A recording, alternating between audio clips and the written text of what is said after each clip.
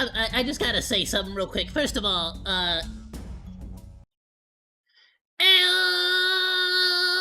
cheese! I hope you're all having yourself a wonderful, fantastic, extra spectacular, and positively amazing day today.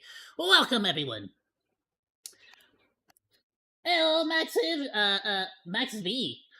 I just have to say one thing right off the bat. Shout out to everyone who's subscribed. I'm gonna start, like, freaking calling out anyone who's subscribed to me in, like, the last 24 hours, right? Today only one, though. Crazy Bald Man. Thank you for subbing on YouTube. But more than that, I just gotta say, the more people we get in this community, the freaking funnier. What a great name on Kick. Counterfeit Heat. Thank you so much for swinging by on the stream. Welcome, everyone. Freaking A. Alright, I wanted to do all these educational videos today. It's gonna be a short video, because I'm kind of freaking sick today. Kind of got the flu. But before we get into the educational stuff, what the frick is happening with... I woke up, like, at 5 freaking p.m., all hella sick with the flu. And I'm seeing all over, like, Twitter and stuff that, Raja Jackson, Rampage's son, is apparently, like, damn near killed a guy? Like, not just killed him, but, like, people were saying he, like, bro was, like, bleeding out his freaking, like, ears. Like, his brain juices were coming out. Alright, let's see if we can, let me look it up real quick. Wow, immediately. The MMA Guru, oh, damn, it's a 30 freaking 2-minute video, but you know what? Why not, right? Even freaking OzDaMonke was already on this. Oh, damn, I'm late.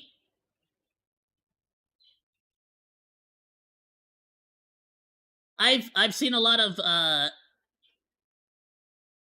oh, we could do legal mindset, but I kind of feel like I already did a bunch of legal mindsets, didn't I?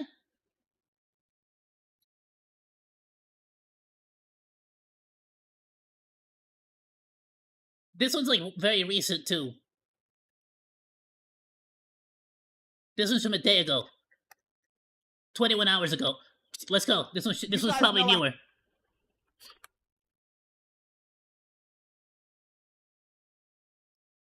Alright, I'm gonna try my damnedest to, like, not pause this at all, and if this guy doesn't talk too fast, I'll increase the playback speed a little bit. Let's do 1.25, though, just for now. Apparently they had prior beef. Now, all I had seen is literally, I woke up at 5 o'clock, edited some videos, and while I was doing that, I just, like, freaking doom scrolled on, like, YouTube shorts, and I've been seeing nothing but shorts.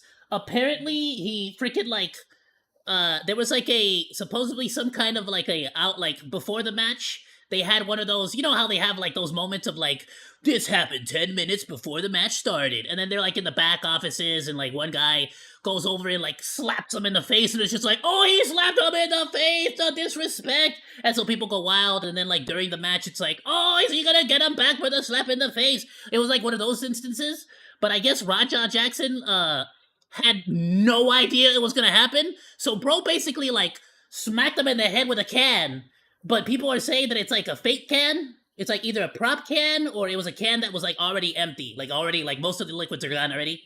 So it was, you know what I'm saying? So it's like, you know, like, if you've ever been in a bar and you wanted to show off with your friends, you've smashed a freaking empty beer can on your head. Like, that's just the thing you do.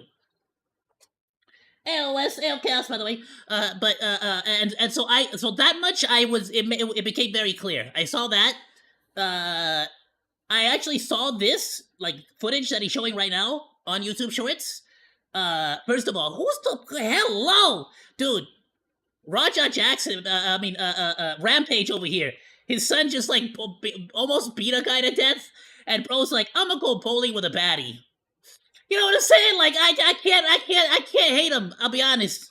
I can't disrespect that. You guys know I had to make a video about this one. Rampage Jackson has been calling me out multiple times on his streams over my coverage of the Raja Jackson situation, and I know that you guys may have thought for a second, and this is very important, before I even get into the rest of this video and go through the clips of Rampage Jackson directly calling me out by name, you guys may have thought for a second that in this situation where Raja Jackson attempted to murder Psycho Stew, and you all saw it on video, you guys may I saw it. I don't even know if I'm gonna be able to show that on YouTube, so I'm not even gonna try. Go look for it. That's like 100%. Like I can't. Y'all gotta understand something. I get in trouble for GTA 5 videos, GTA 4, 3, 2, like videos. Whenever I react to them, you understand? Because I'm a small channel and like every freaking the bots, the AI or whatever the hell the algorithm, it just don't like me. But uh, uh, I definitely can't show that. Like that's like no. Have thought for a second that YouTube would Raja obliterate me. I'm just saying. Jackson was the bad guy in this situation. But to be fair, yeah, no, guy, like it was very obvious. Bro was on the ground, knocked the hell out. Like that was like a ragdoll. Bro was a ragdoll.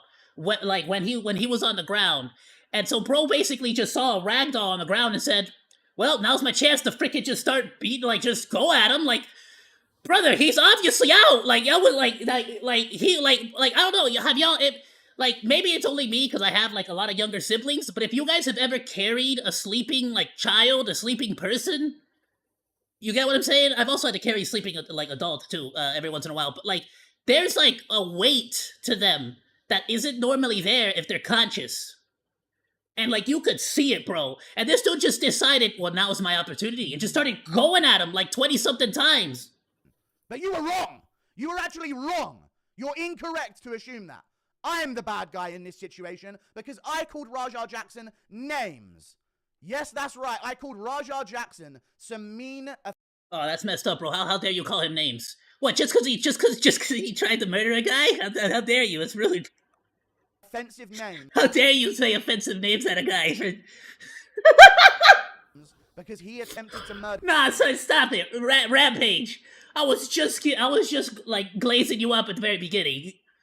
Right? Because it's like, to be fair, like whether it's your son or not, it's like, all right, well, he's gonna go to jail. I'm gonna go bowling with a baddie. You know, like that's you know what I'm saying. I was gonna start saying bowling with a baddie is like basically a way of being like, oh, that sucks. Anyway, you know what I'm saying? Like, but now you're telling me he's like crashing out on this dude. By the way, I didn't know that this MMA guy apparently made another video. I'm late. I'm telling you, I'm late as hell to this. Nothing. And now I'm the bad guy. And let's listen to what Rampage Jackson has to say. I don't understand this at all, but a lot of people are actually agreeing with Rampage Jackson here. And that's what I'm going to cover in today's video. Let's let Rampage Jackson's message. Oh, this is kind of cool, actually. It's like watching Star Wars, because I saw this footage of him at the bowling alley, and I had no idea who the hell he was talking about. I thought he was just, like, generally saying this about the public, judging his son. If you guys don't know about the environment of the clip and some context for this clip, just a few days after Raja Jackson had this situation that's probably the most stressful time in his life. Deserved, by the way. The deserved most stressful time of his life. Wait, so this is actually a couple days after? Bro really does not give a shit about his kid. Damn. He really said, screw it. He's probably gonna go to jail. Anyway. What's up, baby? You wanna go bowling? Like... Well, he's probably sitting at home right now, scared to death. Insane. Get decades in prison. During that moment, right now, his father, Rampage Jackson, is dating whores on stream and bowling with them. Oh, wow. You didn't have to say it like that. I mean, kind of rude, okay? About the entire situation and giving his thoughts on it and calling people out. Just in case you guys needed some context. To be fair, though, I don't know how she affiliates herself. You know, I don't know if she's like an OF model or whatever. Because to be fair, I see ladies on Twitter all the time like, I'm a hoe and I'm proud. Oh, proud to be a hoe. So it's like, I don't really know anymore at this point. I'm actually like scared to say anything. Because it's like, if I say, like, how dare you call her a whore? And then people are like, no, like, we're proud of it. And this is like, all right, then I guess I'll shut up. Like, you know, I can't, I don't know what side to take on that anymore. So I just shut my mouth. That's what father of Raja Jackson, Rampage Jackson, is doing right now. Bowling with whores. While his Raja Jackson is facing what he's facing right now, and it's probably the most important moment of his entire life in terms of a crossroads on what direction his life is going to take. Rampage is bowling with whores and calling out the MMA guru. So I'm more than happy to cover the most important thing on your mind, Rampage. Let's go through it. I mean, to be fair though, like I would honestly do the same thing. You know what I'm saying? It's kind of like what are you gonna do? Like he's gonna guy deserves to go to jail. He should go to jail. Hopefully he goes to jail. And like what are you gonna do? Like, you know what I'm saying? Well, like this is Rampage. I'm gonna be straight. I'm gonna be real with all of y'all. There was like footage of Rampage where he made like a joke about his son, this like Raja, where he said that as soon as they were like he said something like as soon as they were born, I started saving up money for college for my 2 Japanese kids, and then started saving up bail bond for Raja Jackson because Raja's black. Like, damn, bro! Like, talk about friendly fire. I swear, bro, the black community just be keeping the black community down sometimes.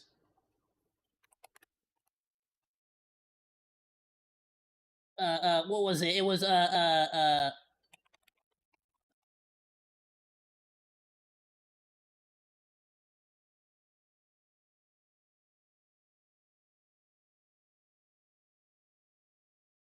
Let me see if I can find this clip real quick. Yup, found it immediately. I knew them two wasn't going to college, and my 2 Japanese kids, I knew they was going to college, so I saved up college tuition.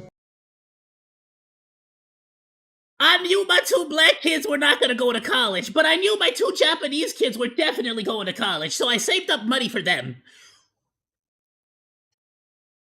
Oh, nah, son. Like, I'm sorry, bro. You set up Raja for failure from the start. Like, come For on. the 2 Japanese kids, and bail money for Roger and his brother, so if you go to Bail jail, money for Raja and his brother. I'm Damn. just going to bail them out.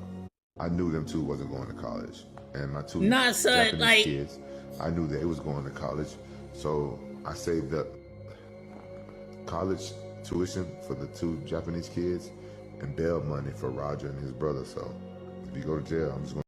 What, did you forget his brother's name? Like, he said Raja specifically, though. Because he's you know, that's what's messed up. He didn't say the name of the 2 Japanese kids or the other black kid. He specifically called out Raja. That is so mean.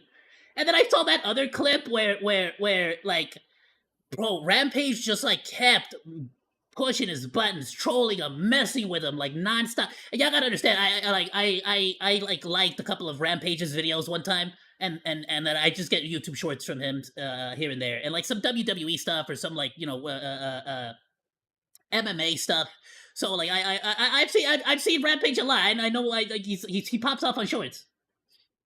It's just like so I've seen stuff like this. People always make fun of him for how bad he treats Raja. Like ignorant people on the internet, I understand that.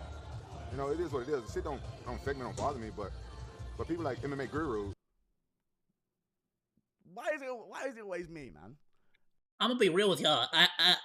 When I watched it, he now that I know that MMA Guru's a guy, like I kind of notice it now. I didn't know. I didn't hear that. I didn't catch that the first time I watched it on YouTube Shorts. He actually calls out Nothing MMA Guru bothers by Rampage. name. Shit don't bother me or get to him, but MMA Guru. Let me talk about this MMA Guru guy. I had the same dude. So many other channels have had the response I've had. Asmin Gold chimed in. Penguin Moist Critical guy chimed in. Said the exact same thing, except you didn't call him a dumb animal. Is it just because I use the terms dumb animal? I don't know why, but either way, I do know why. It's because I said dumb animal. I'm gonna be real with you. If you can't control your damn self, like if your first like instinct after somebody like there's a misunderstanding, your first instinct is to try to murder a guy. Like like fair is fair. Like you're a dumb animal, bro. Like just shut your mouth up. Like has nothing to do with like I know a lot of people gonna try. Like let's just call it what it is. A lot of people gonna try to make this a race thing. Like shut the hell up. You try to murder somebody, you're a dumb animal. You're stupid. You're an aggressive, dumb animal. You're a savage, and you don't belong in normal society. So you belong to be locked up in a room in a box. Let's call it a freaking cage, okay? And you deserve to stay there. For humans, we call them cells, right? But like you deserve to stay there, basically because you just aren't fit for like everybody, like to be with the rest of normal society that are actually able to control their murderous intent. You get what I'm saying? Like we don't even like we're not even asking you to like not like talk shit or like not be like, oh, I hate that guy and like you have freedom of speech. The problem is you started like beating the guy to death. You see what I'm saying? Like you actually took that into action. And so if you can't like you get what I'm saying? Like look at Hassan Piker. Bro is constantly calling for people's deaths. Constantly. Should he go to jail? Debatable. Nah, probably not really, right? Freedom of speech and whatnot to a certain degree. You can make arguments all day, whatever the hell you want. But you're at least asked a question, you know. But if you actually start beating someone to death, there's no question about it. You know what I mean? Let's be real. I know why. But either way. Don't bother me, but people like MMA Guru, you know what I'm saying? That guy's supposed to be some kind of journalist. And Don't ever call me a journalist. Don't ever call me that again, though, for real. Dude, calling someone a journalist is actually an like offensive.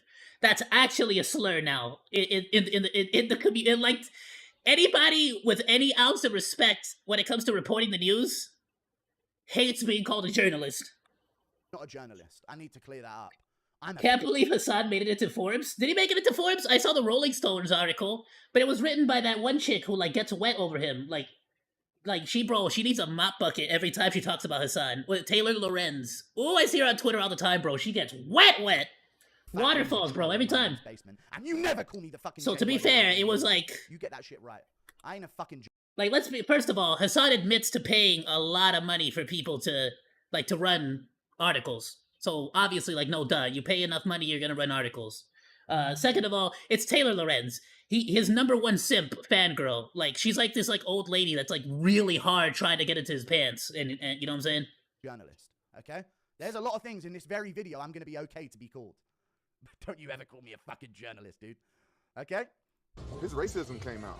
You can call me that, but don't call me a His fucking racism journalist. came out. I swear to God, if you call me a journalist again, I'm gonna get pissed. He The said, fact my he really said, you can call me, my man, he really said, you can call me a racist all you want, don't ever call me a freaking journalist. Bro, I'm telling you, 2025, people don't give a shit anymore. And I'll be completely honest with you, any black person, any Mexican, Latino, brown, Asian, anybody of sound mind that, like, is being genuine, they know that you're not being racist. Like, this is something you immediately jump to if you're some freaking moron from, like, LA, you're some idiot from, like, a woke as hell society. Like the only time you use the race card like this is if you're just the most privileged piece of shit ever. You're so damn privileged that you don't have, like, you have to jump to racism. It's like, it has nothing to do with racism, bro. You're your son is a piece of shit. Like, no, like, I'm not saying Rampage should go against his own son. That's your son, right? Obviously, you don't care about him. Otherwise, why the hell you out here bowling, right? But hey, it's a good thing you already have his bail money, though, right? So you good. But what do you mean, bro? Like, just stop. Don't be that guy. Don't be that, like, let me pull out the race card because somebody, like, is criticizing my son. Like, your son's an idiot. Like, that's what it is. Like, why do you gotta try to pull out the race card for your son? Racism came out of me. It just left my soul. When I was saying those words, dumb animal, it was just creeping out of me. The racism. That's the big talking point here, guys. Okay? Some kind of journalist, and his racism came out. His racism showing. You know what I'm saying? It's 2025, right? Yeah. His racism is showing. It's 2025. You'll notice that they never actually say, "Oh, he said this," and that sounded racist to me. I interpreted that like that seemed hella racist. They'll never actually say, "He said this," and that sounded racist to me. It's the same thing as, like, when people talk about freaking I forgot his freaking name. The other freaking Twitch kick streamer. I mean, but, like, they were like, "Oh, he's a racist." It's like, okay, what part of it was racist? He's just a racist. He's racism. He does racism. He's a racism. It's 2025, yeah. This is sad, bro. 2025 being. Nah, son, Rampage, I was becoming a big fan of yours, bro. Twist and take a certain way in order to make yourself a victim. I swear, the last, like, 3 months, this guy's been just showing up on my feed left and right. Your son just attempted to murder someone on camera over nothing. Over nothing. It's 2025. I mean, come on, you guys. It's 2025. It's 2025. Exactly. Yeah, guys, it's 2025. If you're black, you're allowed to try to murder somebody. Come on now. Nothing. Okay? But no, I'm the problem. It's 2025, Guru. We can't be calling people's names. We can't be calling people names. I mean, come on, that's just a step too far in Rampage's I'm joking. Of course that's wrong. You're just not allowed to criticize, if black people for murdering people. Like that one fool who stabbed that one white guy in the chest, in the heart. Remember that? The guy who, like, Aztec Mayan sacrificed that white guy at the football field? Sorry, it has to be said. People got really mad if you judged him. do shit. And then they come out with the video footage, and it was actually it was dead ass and like an Aztec Mayan sacrificial. Like, bro really came at him with that. Like, it was like People do crazy. shit, It was man. like, Some oh, people- that was just straight some people murder. fuck up. Some people- So, dude, there's a very different line. There's a fine line. There's a fine line before where you can no longer say people fuck up sometimes. When I say people fuck up sometimes, I'm like, someone forgot that I was supposed to be there at this time. You know what I mean? Someone forgot to book me in at this, and the schedule of Nah, he fucked up. You know. Like, wait, what? Like, okay, at what point in, like, what was it, 20 something? It was like 20 something hits, right? So let's say 20 hits. Like, wait, was it after the 10th hit, like, punch in the face? Or was it after the 12th hit in the face? Do you think that it was, like, that it was a mess up? At what point does it become, like, does it go from being, like, he messed up or he fucked up to, like, murder? Is it before or after the guy's brain started spewing out of his ears? Like, you know what I'm saying? Like, appointment got put back. You know, people do shit. People do shit sometimes, man. Some guy tripped over and accidentally bumped into me. You know, things happen. That is not a flippant. real though, like the only time he really said, he fucks up sometimes. Like, he said that the same way I tell Monkey whenever Monkey gets mad at the McDonald's workers for messing up his order. You know what I'm saying? It's just like, you know, they mess up sometimes. Like, just ask for the right thing and they'll give it to you. Who cares? You know what I'm saying? Set of words you can use to describe attempted murder. It just isn't. I can't watch someone try and kill someone, and the only reason they didn't kill him is because someone had to pull them off of them, okay? And then go, come on, guys, things happen. Oh yeah, that's a very important piece of the puzzle too. You gotta understand. He did not stop. Raja Jackson did not stop punching that man when his brains were coming out of his freaking ears. The only reason he stopped punching him is because somebody dragged him off, like pulled him off, and then Raja started punching that guy, trying to get at what the hell, dude? It's 2025. What we gonna sentence the guy? Come on, you know, shit. People make mistakes. You know, people make mistakes. I can't believe this is Rampage's response. And if people make mistakes, Rampage, how about this? What about me calling him words? Could that not have been a mistake? And people just do shit sometimes, and we can move on from it? No, apparently not. Well, no, because you're a white guy on the internet. And Raja is a black guy, and it's his son. You already know. Like, come on, why are we acting like they're playing teams? Obviously, that's his son. Of course, they're gonna play teams. You don't make mistakes. You attack people. Okay, my side makes mistakes. Your side is just evil. That's only applicable to attempted fucking murder. People do shit. It shouldn't get turned into race. Nobody wants to hear a bunch of racist shit about their son, no matter what race they are. Right, yeah. I didn't say anything. Bro, you think he went back home and clapped those cheeks afterwards? I'm gonna be real with y'all. Like, just out of curiosity. Like, bro really, like, came out to bowl while his son is, like, in the middle of potentially going to jail for, like, who the hell knows how long. Bro really said, you know, but I got this baddie on the side that's trying to go bowling. You know what I'm saying? Like, what am I gonna do, cancel on her? Like, yeah. He really does not give a shit about his son, bro. I didn't make it about race at all. In that video, I even said, this guy is funny. I can't, like, Rampage is hilarious. I Show Speed wouldn't have done this because I Show Speed's a dumb animal. And he fucking... Yeah, I Show Speed like a legitimately cool dude. Are you kidding me? He's amazing. People on stream for a living. I Show Speed got famous for fucking barking at people, and I'm saying he's not a dumb animal. Okay, I made sure to say that in the video. I called Raja Jackson a dumb animal because he is. That's one way to put it, but you know, it's not wrong. Bro really does yell. Bro, hella. I love him, bro. Animalistic instincts. That's not. I don't care what nobody says. I still like even with the latest controversies. Both I Show Speed, love him to death. Who else has recently caught a lot of flack? That's like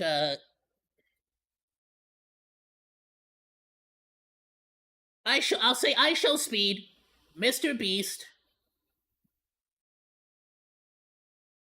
Mr. Beast is on the fence though. Like, it depends. Like, cause honestly, bro is like there's always something new happening with him, right? So I'll put him on the fence. And Kai Cenat, these like three people. I'm trying to think. I try to think. There's somebody else. This like dude from like way back when, like one of the first people to do this. But like I'm trying to remember his name. But like these are like people that like I love them to death because like y'all can talk all the shiz y'all want, but like there'd be moments where bro really just be like turning up at places and just be like helping people out. Like straight up, just turn up to like a restaurant or something, just be like, pay for their meal, pay for that meal, drop $1,000 tip, do this, do that. You know what I'm saying? Like, and that's just cool, bro. That's just cool. I think Emmy did that one time. Emaru, she like dropped like a $1,000 tip. That was freaking dope. I don't, correct me if I'm wrong. I don't know if it was Emmy or if it was who it was, but like but there was also another YouTuber that used to do stuff like that all the time. Like all their content was basically like farming YouTube ads and then like giving that money out to the people basically. And I always loved that kind of stuff.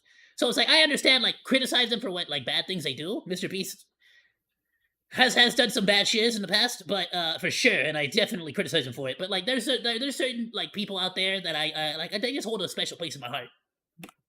Human, you see an unconscious body. And I think Kaisenat right now is probably the biggest one that's like getting canceled right now. But I don't care. Like bro was a real one. Bro's a real one. Yeah, he'll be acting stupid, you know. But like he's a real one. Even if he didn't want to donate, I think it was to the water like thing. It's like, all right, bro. He constantly giving out money, handing out money, hand over fist, donating. He's constantly doing other stuff. I'm not gonna quit wallet watching. I'm gonna defend that fool. I don't care. Going until they cancel me if y'all want. You off or they die. You're an animal. Straight up, you're a dumb animal. I don't know how the hell we got on that conversation. He mentioned Ayoo speed and but apparently he was recently getting canceled for basically like similar situations. People just wallet watching. When I call someone a dumb animal, people have rampages. Not similar situations to Raja, by the way. Similar situations to Kaisenat, which is people like wallet watching him. People were wallet watching Ayoo speed for like a cool minute, and all of a sudden, like people were trying to cancel his ass too. In this argument, you guys have got to stop saying he's talking about us. When I post this tweet, and say dumb animal with no impulse control, that's because Raja Jackson's a dumb animal with no impulse control. I need people on Rampage's team per se here. Wallet watching, yeah, basically where it's basically wallet watching is basically when you basically say this. It's like let's say Mr. Beast goes out and like donates $1,000. Oh, actually, you know what? Best example. I'm gonna give you a real example. Actual example that happened pretty recently. This is wallet watching. Krogan calling Ludwig a cracker.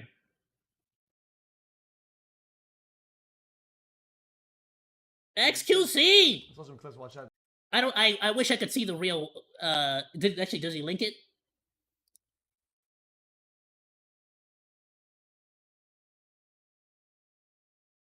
Link the freaking, the live stream fails.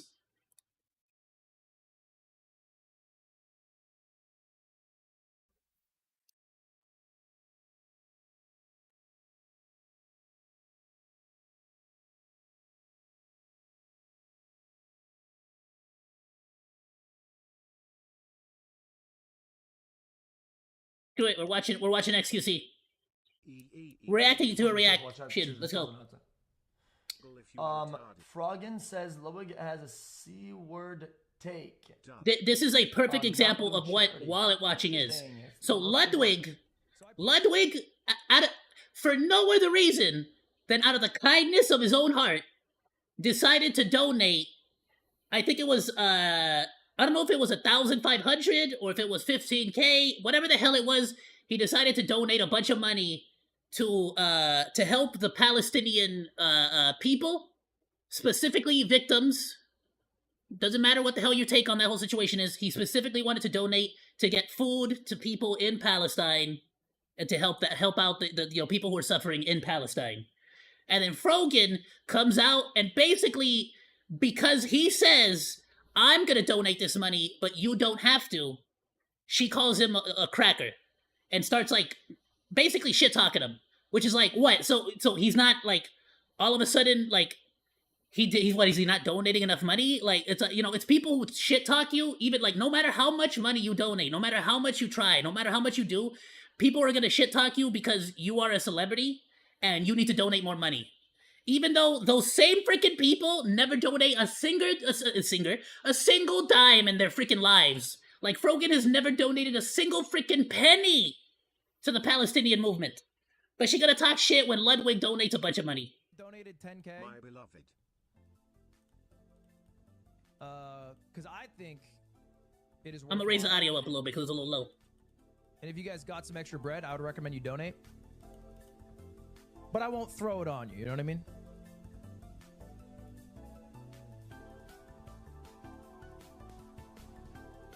And that was it. That was all he did. No thanks. And some people are gonna say that, you know what I mean? That's why it's the This is a cracker take. difference between like, hey, I can put my money where my mouth is, but I don't need to put your money there. I don't need to enter a fucking debate. Which, by the way, W take. I can put my money where my mouth is, as in, like, I will donate to this cause I believe in, but I don't need to wallet watch you. I don't need to go and demand all of you motherfuckers, like, donate money too. Your wallet is your wallet. What you do with your money is your damn decision. That's not had nothing to do with me. Has nothing to do with me. What you would do with your wallet, with your money, is your damn business. You get what I'm saying? Mr. Beast, freaking when he built a bunch of water wells, that was cool. When Mr. Beast goes around demanding other people donate to make water wells, get the hell out of here, bro. What the hell's your problem? What the what? Shut the hell up. How about you go donate more money, Mr. Beast? What the hell's wrong with you? Shut the hell up. Like, what do you mean? Bro started calling up a bunch of streamers like, are you gonna donate money or not? Or are you gonna wait for a bunch of people to start sending you a bunch of hate because you didn't donate? It's like, bro, calm the hell down, bro. Like, Mr. Beast, you've been on the other side of this with Kai Cenat, where, like, because you didn't donate enough money, people start talking shit about you. And then he does that to Kai Cenat. It's like, that's not fair. Like, you've been there. Okay, let's just say that. Rampage's team, Rampage's tanning routine, Yeah, it's squadron, I don't know what they are. It's ungratefulness and demanding. It's like, but like, okay, like, I don't care whether you believe in the Palestinian and Israeli. That doesn't freaking matter. Like, and it doesn't matter whether the person is rich or not either. Like, it's just like, like if you're so damn bent over backwards about how much money is being donated to this movement of yours, then go donate. Shut the hell up and go donate. But you know, go you start guys a need to charity. stop Like, hearing the words dumb. Well, let me bring this back down. If you like, you know what I'm saying? Like, go start a charity yourself. Especially if you yourself are a creator. Go start a charity. Go start a freaking charity, or go do a charity stream or something. Like, go earn money. Go make money. No impulse control and thinking this freaking Hassan Piker earned a bunch of money for freaking like a bunch of money for the Creator Clash. He did like a live stream, and like damn near all the money that Creator Clash made was by Hassan Piker because he did like a charity stream for the event. White guys they didn't make any actual monies from selling tickets. I'll tell you that much. Volunteering yourself as the target of that language. That's not. Raja Jackson was the target of my language, and he is the deserved target of my language. End of discussion. What else has Rampage Jackson got to say? Because this is only one clip. There's 2 clips of him talking about me. By the way, hi, Mr. Sam. No, I don't have kids myself. So how does that apply to any of this? He must not have kids himself, or else he'd understand. They just fucking murder people sometimes. Is that really what we're doing here? This is the dumbest fucking response. And I love Rampage Jackson, man. We can check out that video immediately after this one, and then we'll jump into the actual sciencey videos. Jackson, man. You know how much this hurts to do? When I get into this scene and then all my favorites start poking at me, and I'm like, oh, I'm gonna have to slander him. But it's one of my favorite. It's freaking Rampage, bro. I didn't even know, but I didn't know shiz about this guy. But damn it, his shorts are funny. Fighters of all time. It's one of my favorite personalities in the sport of all time, Rampage Jackson. I just don't understand how he can say that. He don't have kids. I practically just watch fighting like WWE, WWE. I watch all that stuff, even MMA fights, strictly on shorts, on YouTube videos, on highlights. I don't actually watch any TV anymore, I'll be honest with y'all. So he don't understand that they just happen to attemptedly murder someone all the time. That's just something that only parents will understand this one, folks. You got to really be a parent to understand this one. Sometimes they just be murdering people, dude.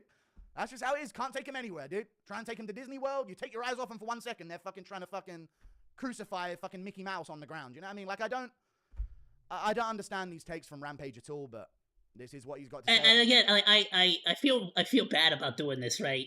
But y'all have to understand something. When I say I've been watching Rampage on shorts for a minute, like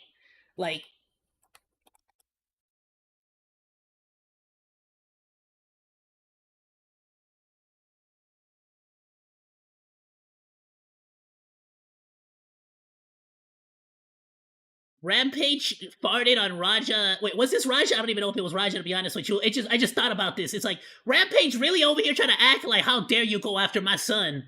But meanwhile, here's a clip. It might have been Raja, it might have been another son. But like, there's a whole clip of Raja basically getting pissed off because one time Rampage supposedly farted in his face as a birthday present. Where do you get the disrespect from? I never disrespect you before. What are you talking about? You know what you did to me on my 7th birthday? You don't remember? No. I remember. Like, I got you a cake. Nah. I got you a gift. I'm gonna tell y'all what he did on my 7th birthday, chat. That I'll never forget. This is what I'm inspired. gonna be real with y'all. Like, this is the kind of stuff that, like, even though like it's messed up, it's also one of those things where it's like, bro, y'all gotta go to a therapist. Like, this is not something you should be airing out on the internet. But at the same time, it's like, bro, how is Rampage gonna be out here talking like, don't talk about my children? Meanwhile, Me to teabag because I never forgot this. He gave me some Ninja Turtle toys, right? And I was like, okay, that's sick, cool. awesome. You want a hug? I was like, yeah. And I went in for a hug. And he farted in my face. I ain't farted in his face. Yes, you did. I would never do that. Yes, you did. I remember. On your 7th birthday? On my 7th birthday. Nigga, that's a year after I got you from Germany. Why would I do that? Why would I? You thought that a year after I got you from Germany. Okay, so this might have been his other son. I'm just sort of saying. It's funny. I don't know what his name is. It was yesterday on my 7th birthday. I would never fart in your face. It was in Big Bear too. You was in camp for that. We were in Big Bear. You were in camp. Bro knows way too many details for this to be like something he made up. You know what I'm saying? But like at the same time. And you laughed. I started crying, and you was laughing. You was over here dying laughing about. Where do you get the disrespect? Rampage Jackson is shocked after finding out his 25-year-old son Raja has been holding a. Oh, it was Raja. Okay, cool. Wait, so hold on. So Raja's after Germany. Is Raja half German? Is that his thing? Damn, he's half German, and you still said that he was not gonna make it to college? That's messed up, bro. Like you really like I have seen nothing but Rampage like messing with Raja. I assumed it was the same like Raja this whole time. I guess I was right, but what do you say? I don't want to repeat what he said, but he said. What did he say? I don't want to say anything because he didn't say shit, did he? He said like he showed his racism. This is what he's got to say about my coverage. What do you say? I don't want to repeat what he said, but he said a whole bunch of. He said like he showed his racism. Okay, I didn't say that too, so I didn't say anything then. So shut up. Like he's being a racist. What did he say? What did he actually like? What did he actually say that makes him racist? That's all, folks. He like, bro, it's not that difficult. He's not asking you to like explain how to build a rocket like ship. Like just say one example of what he actually said that makes him racist, and then that's it. But he's just like, I don't want to repeat it. I don't want to repeat it. It's like, yeah, sure, my guy, absolutely. So you say worse shit every single day on your live streams, on your shorts, on your YouTube, bro. You're not gonna lie to me, bro. I watch you, Rampage. How you gonna act like this, bro? This is actually sad. Like why are you acting stupid? Even this guy knows he's bullshitting right now, dude. Thank you so much, Porker. Have a good one. Thank you. I didn't say anything then. I said dumb animal, dude. I said you put him in a cage. Yeah, put him in jail, dude. He belongs in a cage. He doesn't belong around humans. Straight up. So what did I say one more time for the people in the back, Rampage? What did he say? I don't want to repeat what he said, but he said a whole bunch of. I don't want to repeat what he said. Like he said a whole bunch. Just a whole bunch of stuff. Yeah, we just did it. 2025, 28th of August, 2025. Dumb animal's a slur now, boys. Can't say it anymore. Whoa, you using a DA? Are you using a DA? You can't be using the DA slur around here, guys. That's racist. Bro, people really be forgetting that all of humanity came from Monke. Like, we are all Monke. Like, what the hell you talking? We all animals. What, just because the only difference between us and all the other animals is that we won the evolutionary arms race when we figured out that throwing a rock is more effective than punching you in, like, than our freaking fingernails, basically. The moment we said rock, throw, we won! It's game over! We found the cheat code! Okay? Dumb animal with no impulse control is now, that's been claimed by We're all animals, bro. Like, community. And that's the problem is that, like, why you trying to act like call it, like, you know what I'm saying? It's just like why, like, this is why, like, you trying to invent racism where there is no racism. Like, he's obviously calling him an animal because he's acting uncivilized. Like, and anybody who's honest and anybody who's being genuine understands and sees that. Like, it's not a freak. Like, there's no freaking like mistakenness. Really descriptive. I didn't do it. I didn't do it. Rampage and the boys did. Okay, that's out of my hands. You heard it here first. The terms, and I said this in the video multiple times. Dumb animal with no impulse control. Bro, look at that. This is how he had him, bro. Moments before he Rampage and the boys started did, punching okay? the That's shiz out out of my of him. hands. You heard it here first. The terms. That's him slamming the guy. He slammed him on the ground. Bro is knocked the hell out, and then he just started punching the hell out of him. And I said this in the video multiple times. Dumb animal with no impulse control. Rampage seems to think that's racially targeted language, okay? Now, I didn't say that, but Rampage wants to volunteer it as such. So you know what? Who am I to disagree? You know, who am I to disagree? I'm just an evil guy.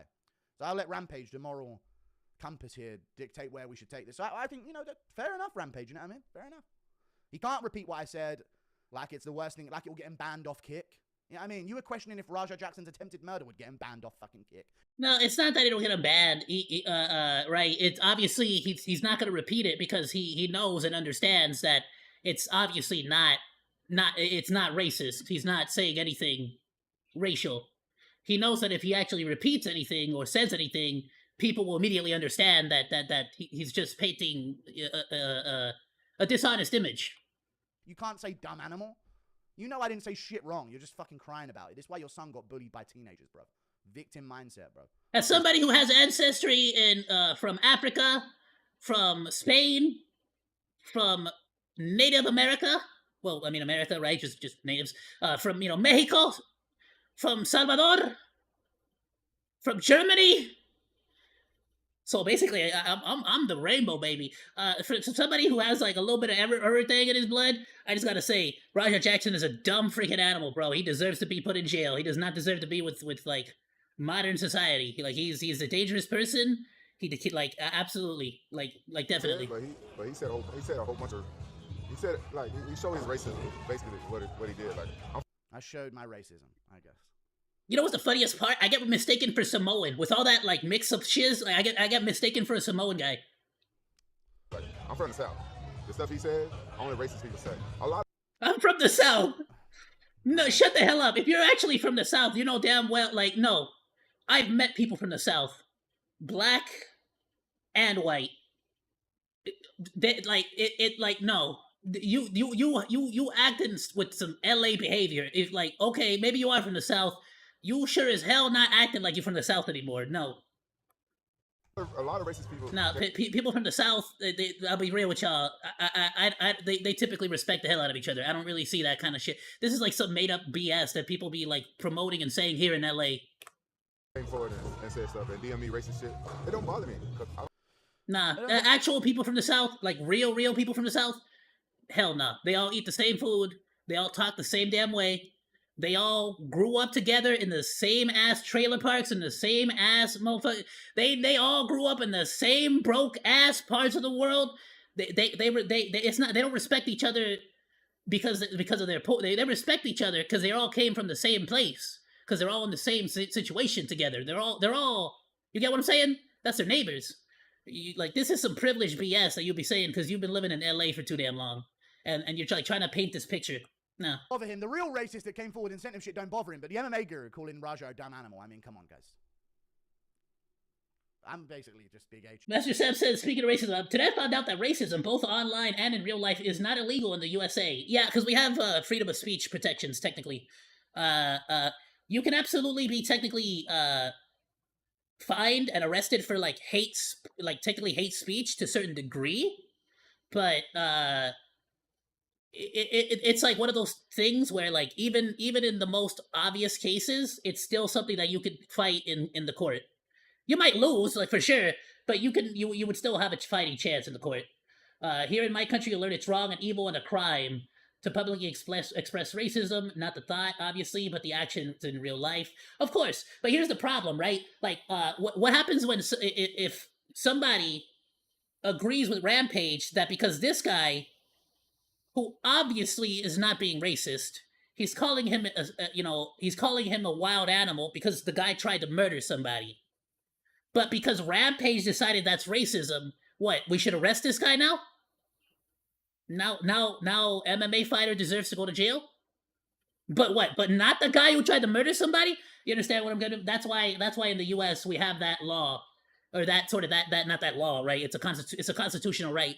We have that right, freedom of speech, because it's like, yeah, like it's racist. You're garbage, and most people no longer want to associate with you. That's just how, you know. Let's be real. That's typically how it works. But you will not go to jail, because at a certain point, it's like it's unfortunately too easy for people like Rampage to start building a false narrative. No barkies, baby. Yeah, he's angry too. He's upset. He's like, "How dare you? This is wrong. I don't." He doesn't like it. As soon as you hear like no free speech, Doggo gets angry. We live in America, baby. We love that shiz. But no, like honestly, that's kind of why that's there. It's not like, yes, we all know it's wrong. Everybody here in the United States of America understands racism is wrong. In school, it's taught to you day one that it's wrong. Hell, the freaking cartoons you watch since like I was a kid had like, look at freaking Captain Planet, freaking Captain Planet, he's a hero. Bro, freaking Captain Planet. Bro, they had like, look, I'm gonna take it down if I play the music, but like, look at the main cast. Who did it start with? Who did it start off with? Hell no! In the United States of America, bro, like racism has been getting stomped out since the '90s, baby. Now, I don't want to hear it. Look at this. There's a white guy, sure. There's a white girl, sure. Asian, Native American. Which, you know, at a certain point, we Mexicans, we kind of just have to, like, lump ourselves in with the Native Americans. Because technically, we were Native Americans, too. For a little bit more south, you know. And to be fair, America kind of won that one war, and they took Texas and California and Arizona and Las Vegas and all that. But that, you know, technically they won that in the war. You know, fair is fair. But you know, it is what it is. But I'm just saying, it's like I don't like it's not like I don't like that people paint such a broad stroke picture that like America is so full of racist people and stuff. Where it's like, no, it's not. There's definitely like, it definitely exists. Beyond a shadow of a doubt, it definitely exists. It definitely exists. Don't get that wrong. But that exists everywhere. Why are we acting like that doesn't exist everywhere? Y'all ever seen like how other races are treated in China? Y'all ever seen how like black people, like, they really be looking at, like, if you go to like I remember watching a video of like people in Finland or something like that, like some Swedish country or something like that. Like they really saw a black guy for the first time in their life, and they was like, "Whoa, crazy!" What doing? It's like they were looking at him like he was a magic trick. Like, it was like crazy. You know what I'm saying? And it's like, now, if you saw that today, people would be like, "That's racist. That's I can't believe that's racist. That's racist." It's like, no, brother, like what? People really take something that's so like, that's maybe a 5 out of 10 racism and turn it into an 11. You get what I'm saying? I'm not saying it's not there, but y'all really be taking a 5 and turning it into an 11. It's there. A 5 is not good. That's definitely not good, right? Hell no, it's not. But it's not an 11. Like, come on now. Himself come back. Uncle A's back, and I'm him, guys. It's just me. Yeah, I shouldn't. And the problem is that it makes real, actual, genuine racism, like, it escapes unnoticed. That was a really bad thing. But those real people that are sending in messages that I have nothing to do with, by the way, because that's just the internet. It's viral everywhere. Raja Jackson did this. It's not yet. I think it had like 700,000 views when I first retweeted this. This now has 75,000 likes, 11 million views on my quote tweet of it alone. Okay? So it then took off to crazy lengths. I saw that video and people said, "What's your thoughts on it?" I don't then think, "Oh, I got to watch and think about what Rampage would think about me saying this." Not for 1 second. Let me see if he actually, it's a long video, so I am gonna move forward.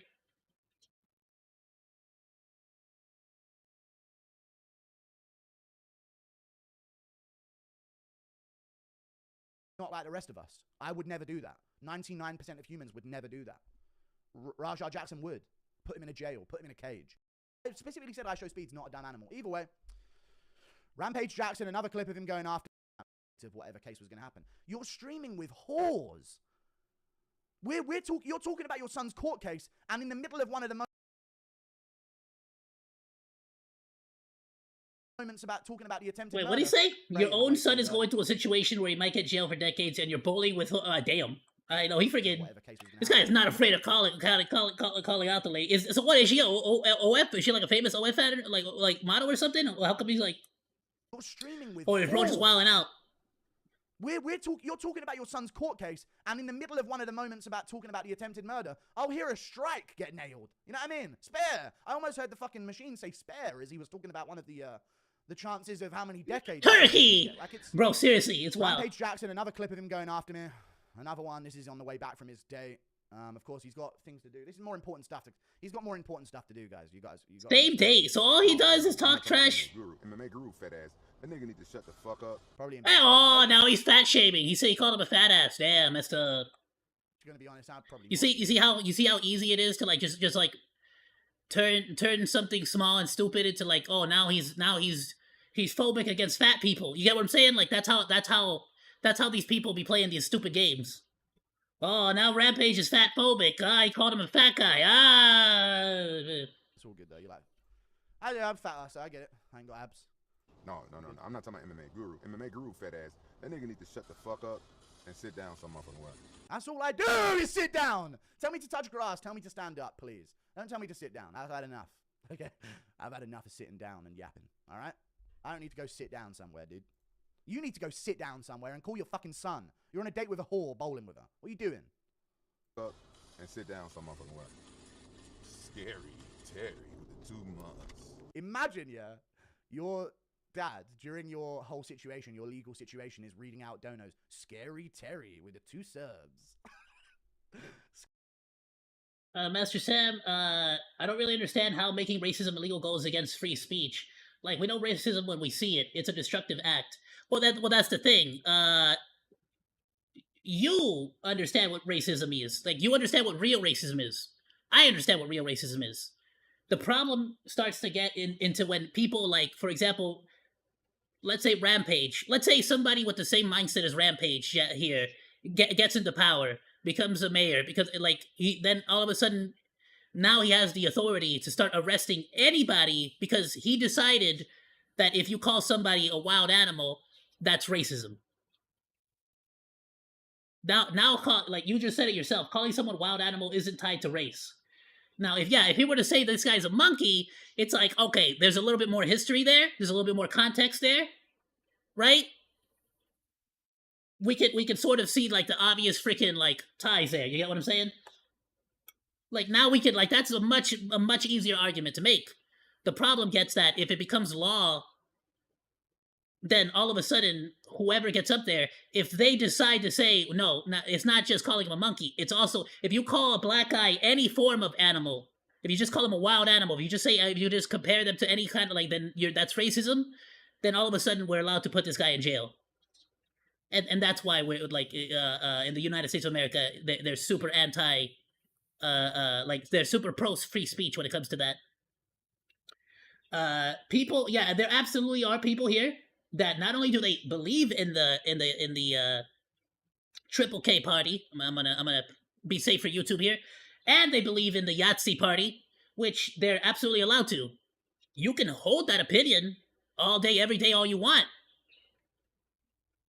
The moment you start to try to enact your belief on somebody else, that's against the law.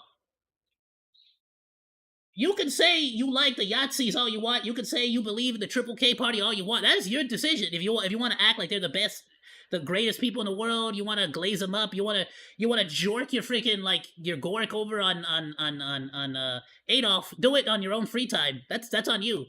You can do whatever the hell you want on your free time. The moment you start to try to like enact that on other people is when it starts to become illegal here in the United States of America. Scary Terry with the 2 mums. This is what Rampage is doing. While Raja's probably fucking sitting there rocking back and forth in a corner in his fucking home.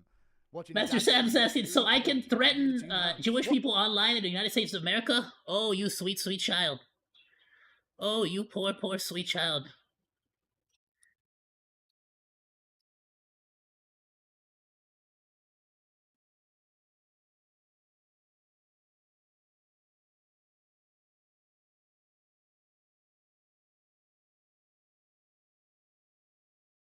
Let me see.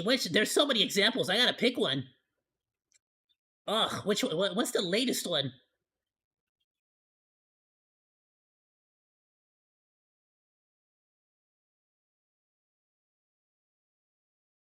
Oh, you know what? How about the Ela Klein one? It's the most latest one, right?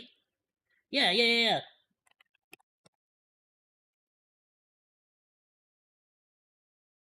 How do you spell Ela Klein? I actually don't even know how to spell Ela Klein. I'll be completely honest.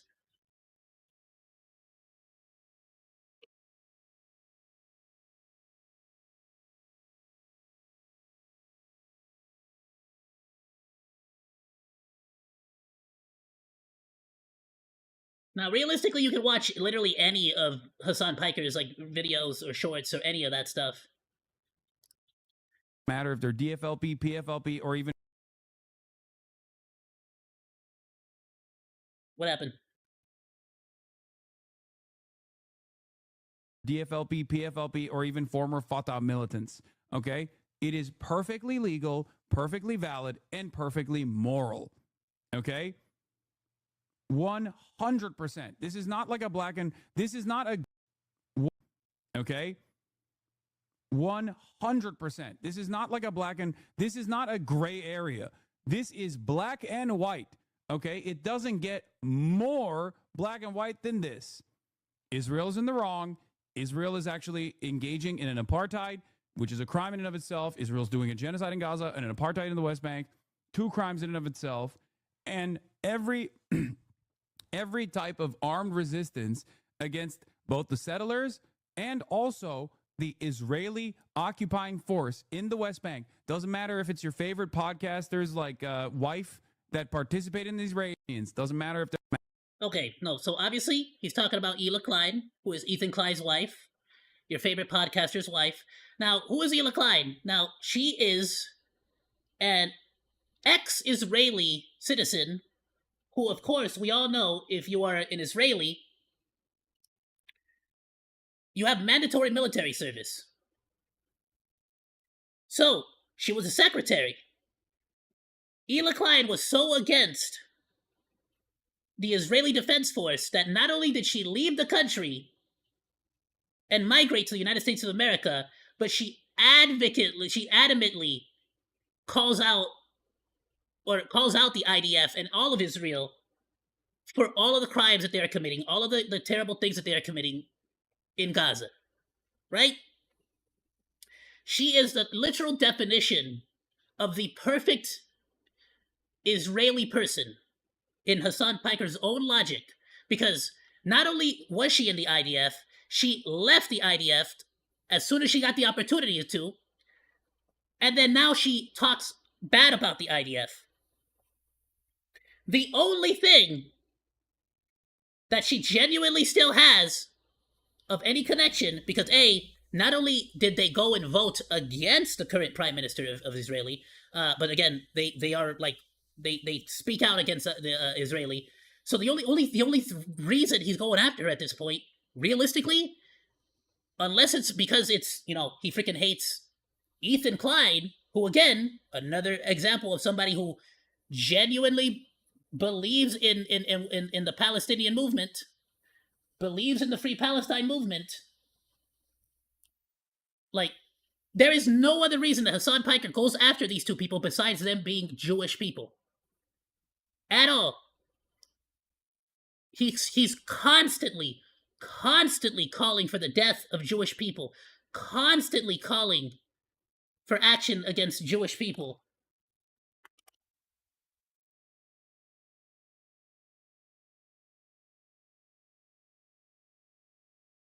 Another good example.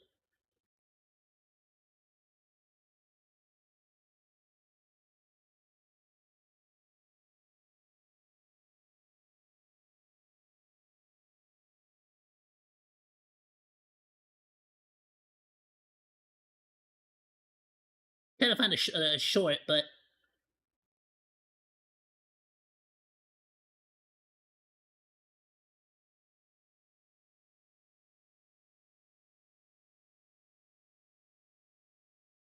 I get why people think that. There are Now, a million different opinions out. Let's not look at Hassan Piker here. Who cares, right? We already know this guy is pretty against Jewish people just in general, right? I'm not gonna sit here and go through the whole freaking thing. There's plenty of videos. We can watch them later if you want.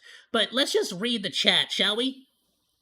Let's just go ahead and check out. So the two people that came out of the Israeli embassy was a couple, a Jewish couple, that really weren't even pro-Israel. They just happened to be a Jewish couple coming out of the Israel embassy because they were Israeli people, Israeli citizens, right? They were not pro-Israel. They were not anti-Palestine. They were not anything. Okay? Tell me why everyone in this chat, two beautiful Nazis, engaged to be engaged. Plenty of people who are using this as an opportunity to be like, this is a heinous anti-Semitic act of violence.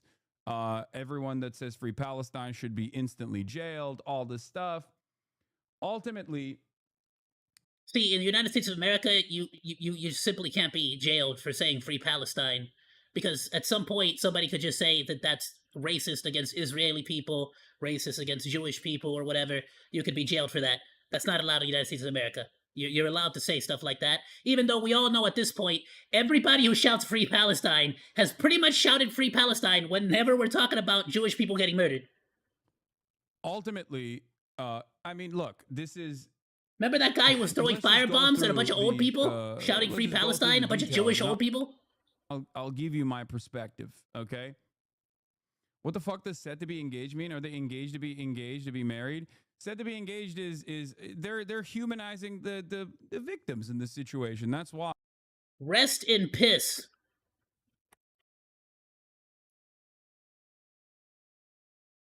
Rest in piss, 07. That's why they're you know, this is how it goes. Obviously, there's no such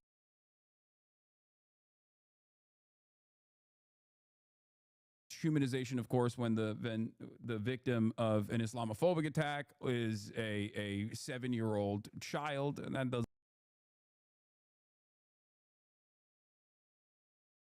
Like this is absolutely, like, even some people find there are actually some normal people on here. Oh, they're humanizing the humans. It's like, yeah, like, what are you guys talking about? There's so many psychopaths, dude. In the United States of America. But see, in the United States, again, in the U.S., even if you're a psychopath, you're allowed to go in there and start typing out like just insane shit like this. Talking about is because he bought a ring to basically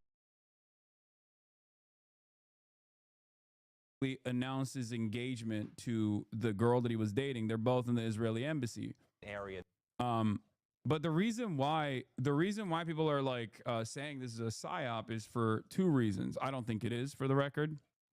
And I'll tell you why.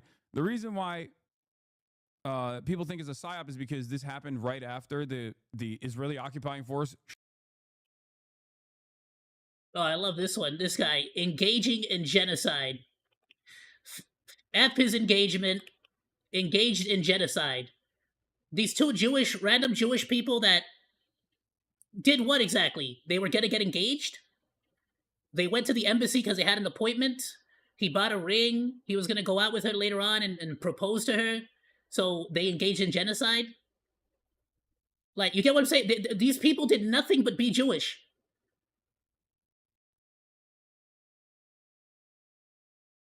What are you talking about? Occupying force shot at diplomats in the West Bank, and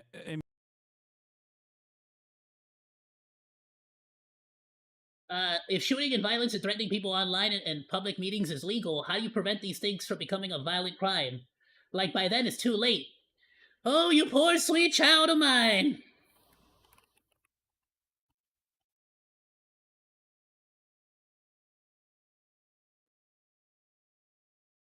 It's exactly what people were talking about right now.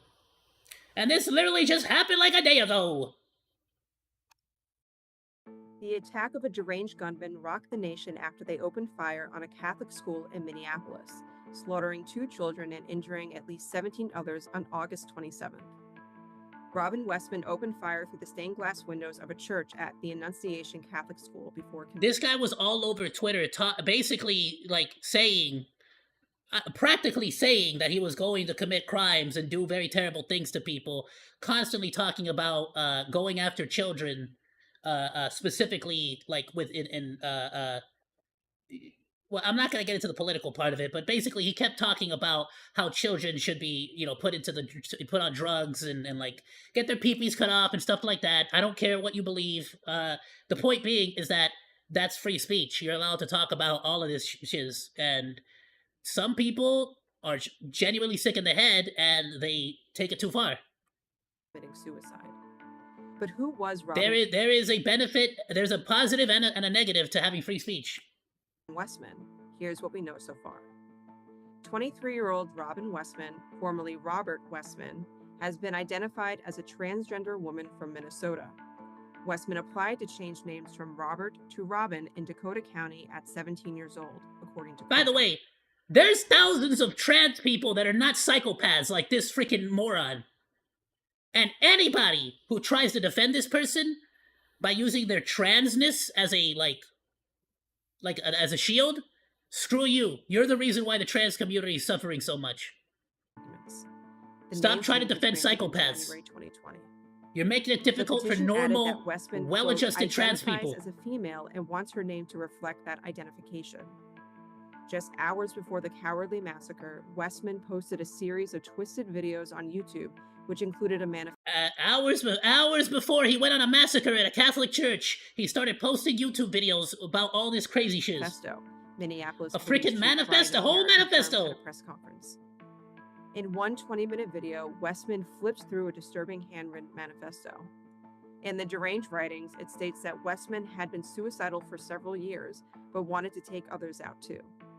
Westman goes on to gleefully fantasize about, quote, being that scary, horrible monster standing over those powerless kids, and inadvertently confesses admiration for the 2012 Sandy Hook massacre, as well as other mass shootings.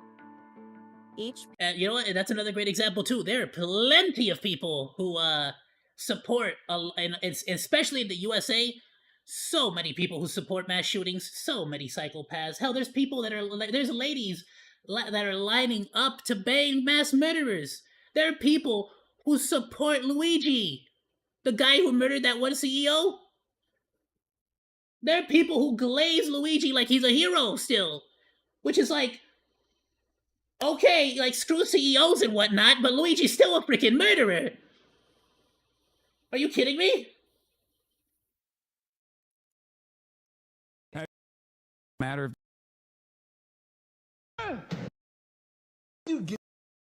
But yeah, we'll leave that there. I knew them too. But yeah, I don't believe MMA guru should like. First of all, I wasn't really. I don't believe what he said was in any way meant to be racist.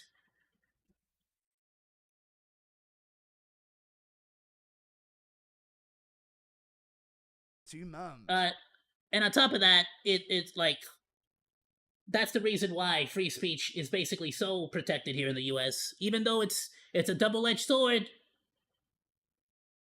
there are more situations where people are mentally sound and are just saying something like not necessarily maybe reasonable, but like they're saying something in a way that like is not meant to be taken seriously either. But people will twist it and turn it into something like as if it's like something for real. Now, of course, if we go and say, if somebody goes out there and says, I want to, eliminate all the population of the Jewish people, of course that people are gonna like go and check up on them. There's gonna be a wellness check. There's gonna be the FBI like, what are you planning on doing? Like they're gonna like keep an eye on you. You know what I'm saying? They're probably gonna, maybe they'll do a wellness check or something. It's not like always going to happen, but like nobody. What's that one fool sitting there?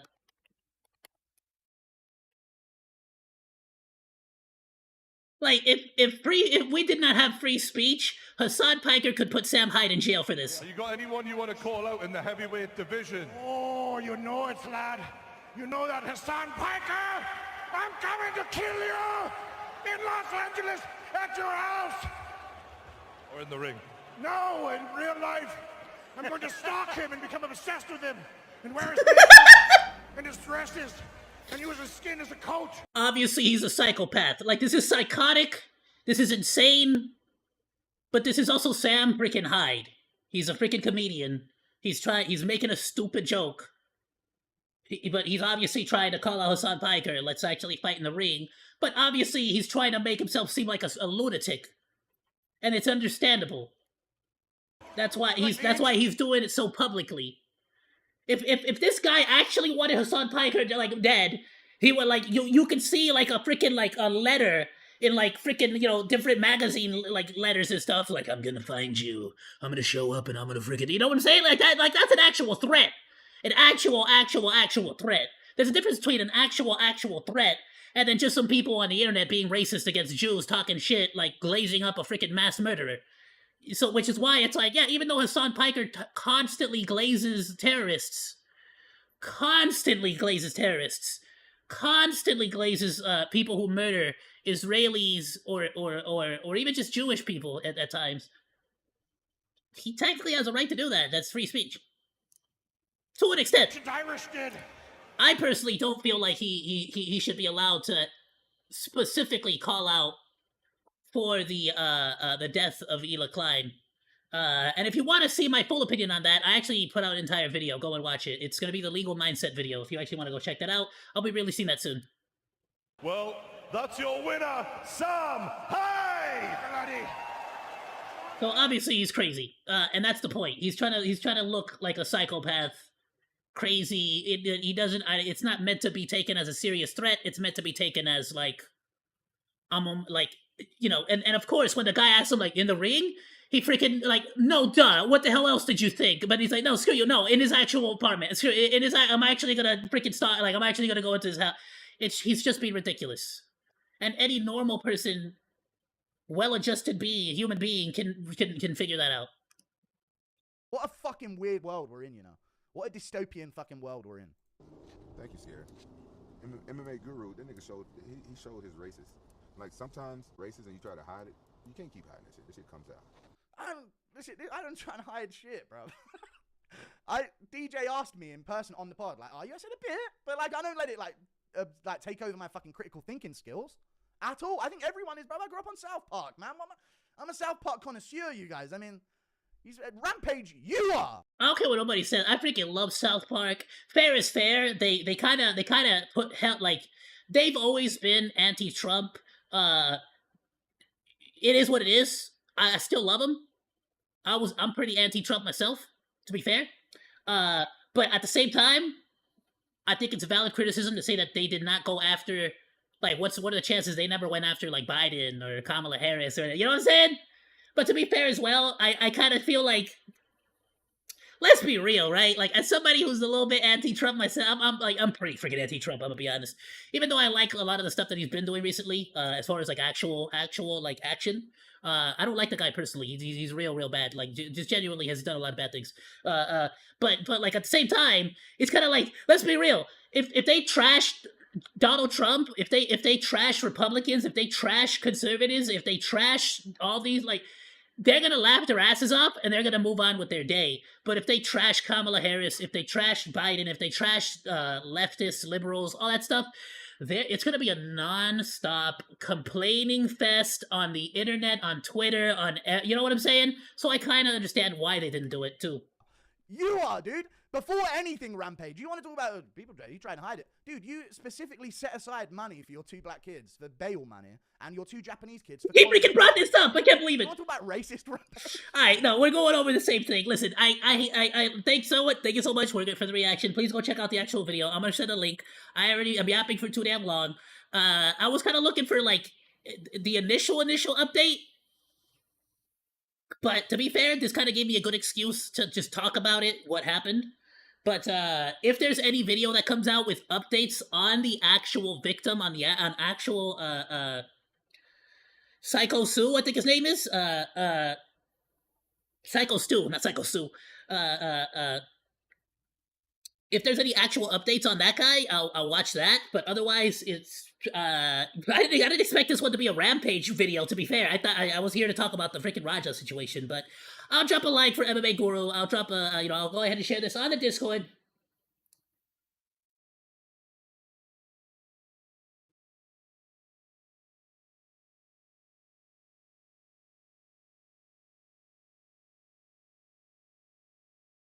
And yeah, I agree with you, Master Sam. Something absolutely has to be done. Here's the problem, though. The people down here can't do squat about it. It's just a bunch of politicians up above shouting at each other like more laws against force multipliers, and then the other guy's like, no, less laws against multipliers, and then they pretty much just keep shouting that at each other since like the year 2000, basically, and jack squat gets done about it. You get what I'm saying? It's a double-edged sword. Like we can't I can't like what am I'm not gonna go out of the way and be like, oh, if you start talking about how like it's like whenever I hear a trans person be like, the Catholic Church hates me and my people, it's like, well, that's your opinion. You're allowed to have that opinion. I disagree with that. Almost all the Catholic people that I know are incredibly tolerant of trans people. My entire family is Catholic, and all of them are. And not only do we have trans people in our family, we fully support them and have never ever spoken bad about them. It's one of the biggest points of Catholicism and Christianity is tolerance, is forgiveness, and the whole part about like you cannot judge anybody. You're supposed to let God be the judge.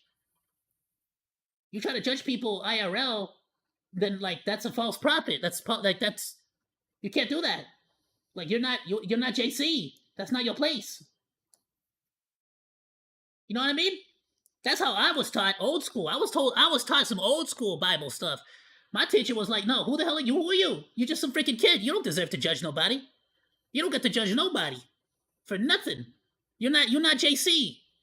You don't get to decide. You don't get to pick who goes into heaven or who goes to wherever. Like, that's not your business. What other people be doing, what other people be saying. You know what I'm saying? So that's kind of like why it's like, I don't know.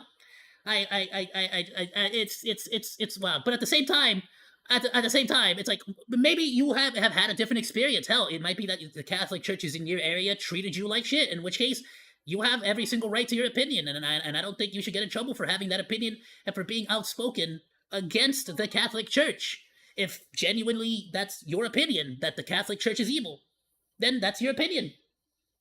JC like Jesus Christ? Yeah, it's my boy JC. What do you mean? You ain't never heard about my boy JC? I love that guy. Hey, so that's kind of where that's kind of, and of course we're only talking about hypotheticals here, and we're talking in extreme cases here because it helps get the point across.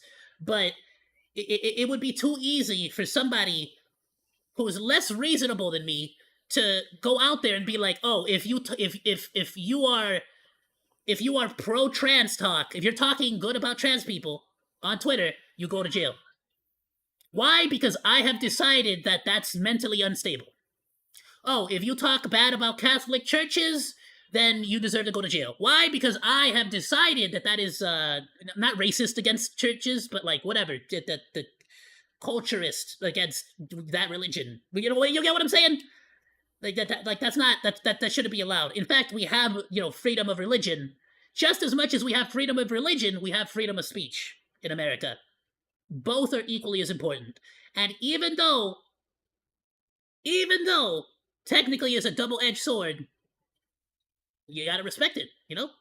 I'm not gonna lie. There's some religions that like you don't think every single Catholic Christian out there wants to ban Satanism?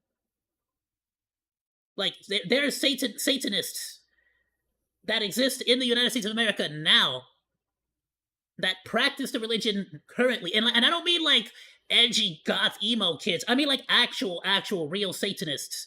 And most of them don't believe in violence or in bad things. They believe in peace. They actually believe in a lot of the same things that Catholics and Christians believe in.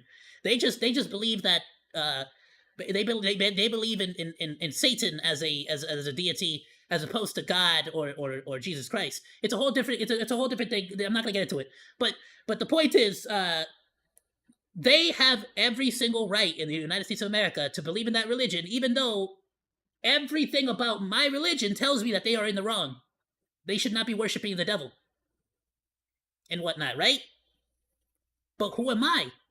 That's not my right to judge them.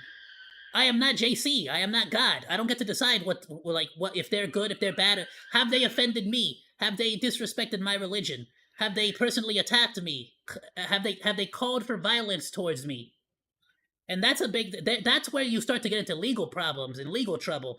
Even with Hassan Piker in the Ela Klein situation, he's probably safe when it comes to like legal terms because he didn't say Ela Klein specifically, and he was also talking technically in past tense. So he's technically safe. But if he ever comes out and fully says if he actually comes out paraphrasing, right, Ela Klein is like, you can totally do something to her, of course he gets put in jail. Of course he does. Of course that you can call the police and you can have him arrested. But it's got to be a pretty definitive threat. It's got to be a pretty definitive threat. Even if it's not like a full-on arrest, you can like ask for like a restraining order. You can like have legal judgment. And if ever something happens, you can bet your booty cheeks that like Ethan Klein, Ela Klein have probably already called the police and filed a report. So if something ever happens or Hassan Piker continues that type of language, they're gonna bring that up in court. If ever something like if he ever crosses that line from free speech to an active threat. You get what I'm saying? There's a fine line. It's a really thin line, but it's there.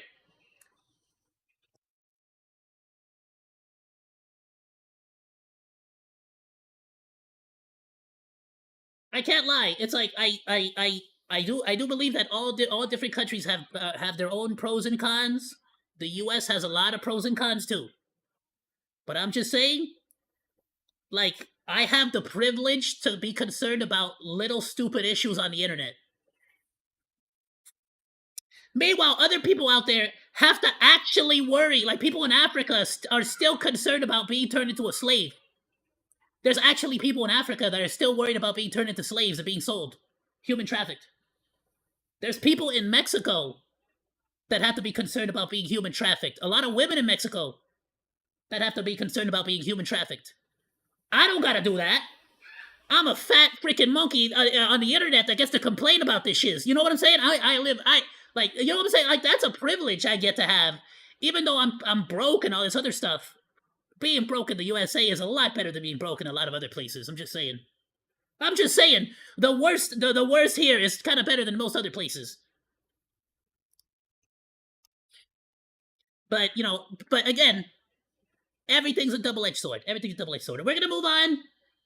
I did not intend this to turn into a free speech conversation, but I actually do like the fact that, but it kind of makes sense. Like, I don't like this whole, like, everything you say, the moment you start to criticize me, I'm gonna pull out my racism card.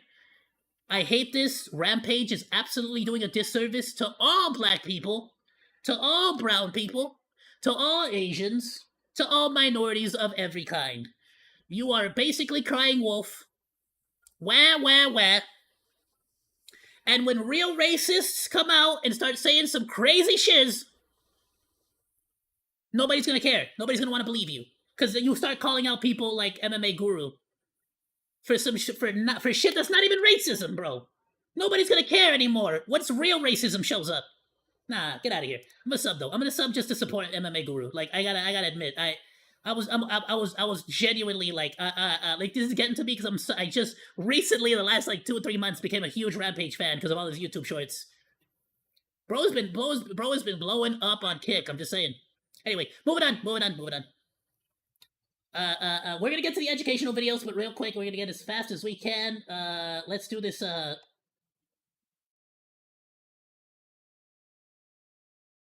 Oh, it's an animated Grand Theft Auto parody.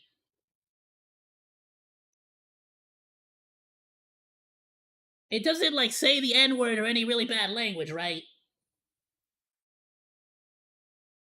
I'm not saying anything wrong with that if y'all like that kind of entertainment. I'm just saying, I'm a small channel and YouTube be getting on my business, bro. Oh, crud. What is this? Hold on, I'm sorry. What is this? Chat, let me can't find the right one. I don't. It's say watch later. I'm it's for my own purposes.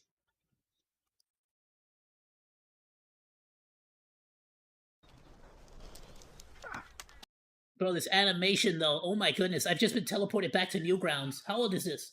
11 years ago. This was absolutely on Newgrounds, wasn't it? 11 years ago. 11 years ago.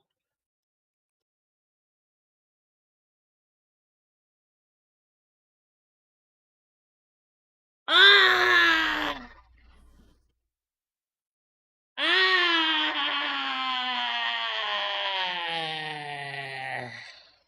Damn!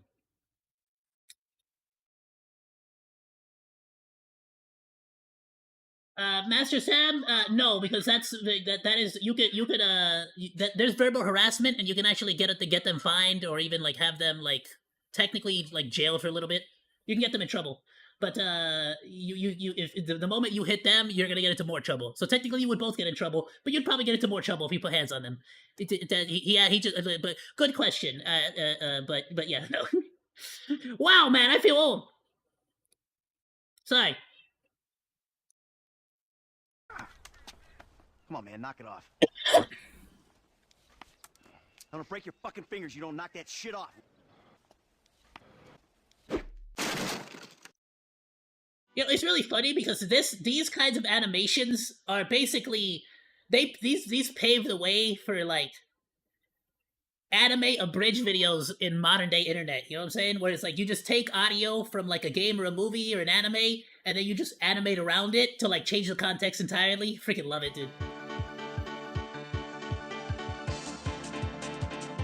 Duck! Oh, I freaking blocked the duck! Nah, y'all gotta look at this duck. This duck was like legit though. Hold up. I can't disrespect the duck like that. Look at this. Eh.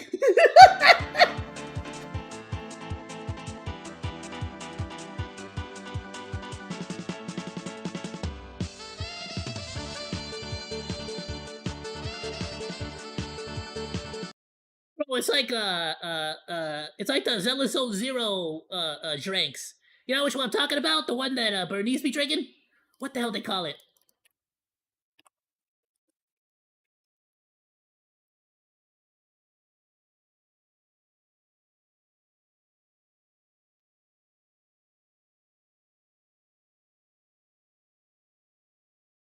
It has a name, but it's like Nitro Fuel. There we go.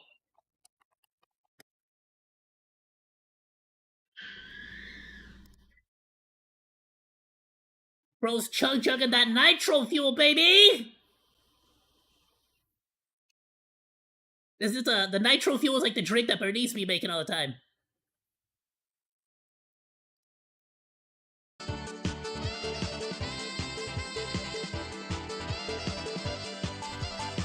The hell? Okay, Franklin's got the tearaway suit. I thought he was the brokest one out of all of them. Yeah, well, I guess Trevor, but to be fair, Trevor's one of those peeps that probably has like gold buried somewhere in the desert. Not his gold, obviously, right? But he knows someone.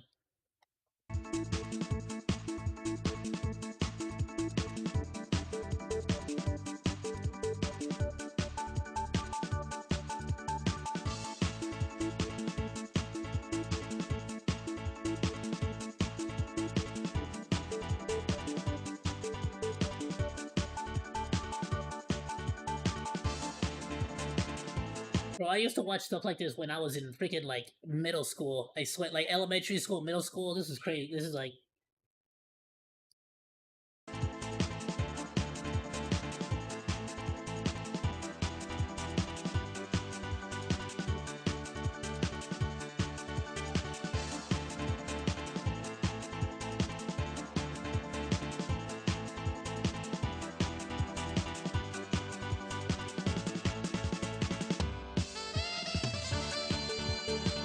Nah, this is genuinely.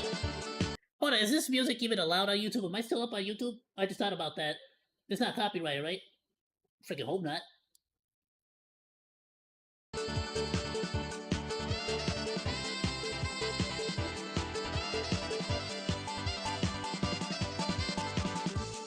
Okay, just freaking. Where'd the bullet hole go?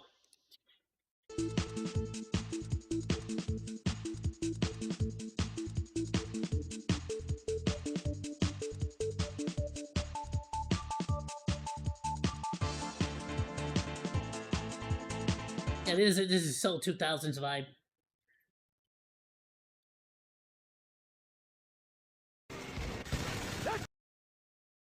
Oh, they actually got audio.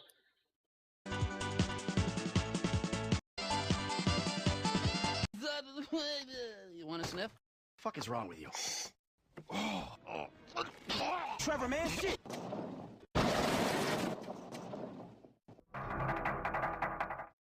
We ready for this? I could use a restroom break.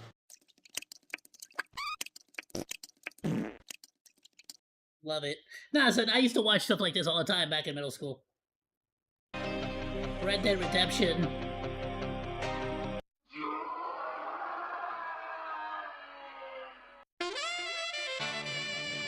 Hey, what's up, my nigga? Good to see you, dog. Alright, yeah, that's enough. Alright, this video, this gonna get me freaking taken down. Alright, thank you for the recommendation. A nice freaking, trip down memory lane. Newgrounds animations were the shiz back then, dude. Alrighty, everyone.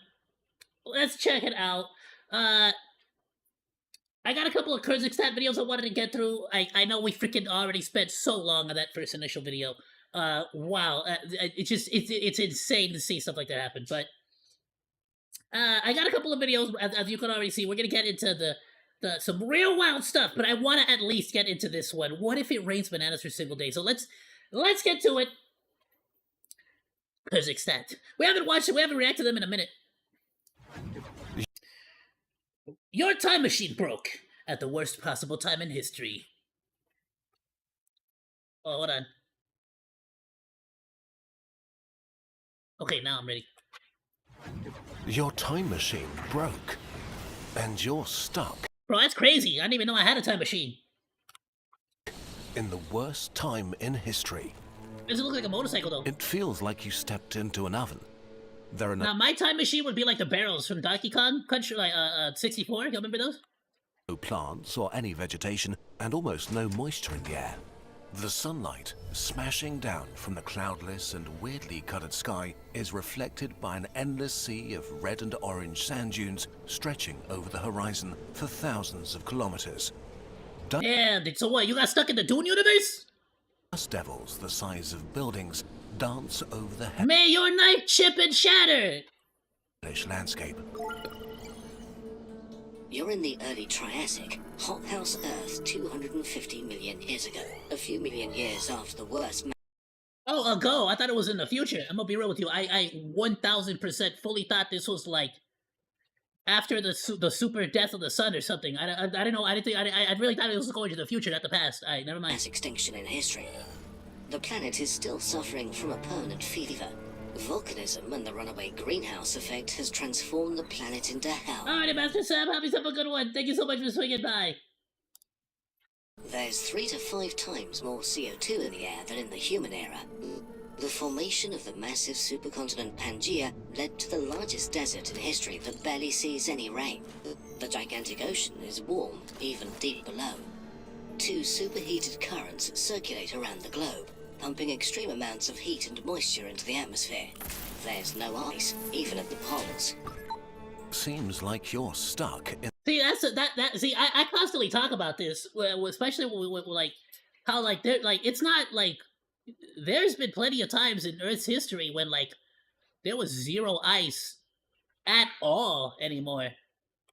the center of the desert. Like the North and the isolated South Poles were completely like melted. by endless ancient land masses, one of the most hostile environments Earth has ever produced.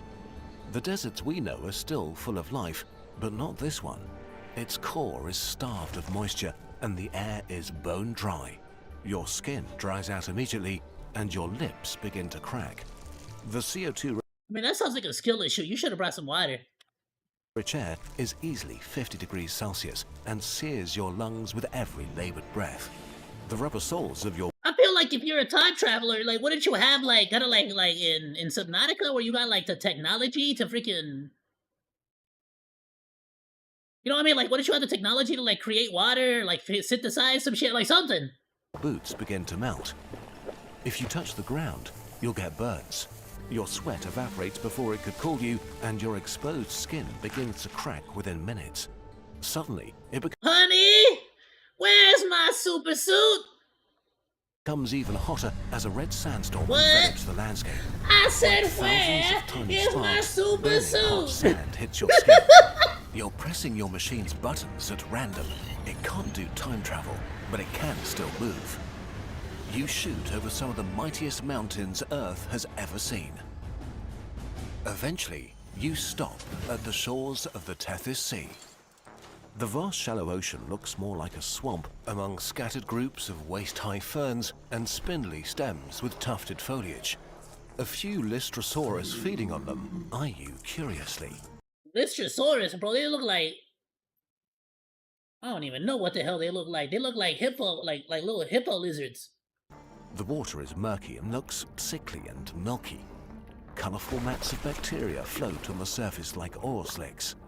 The air is hot and humid like a steam room.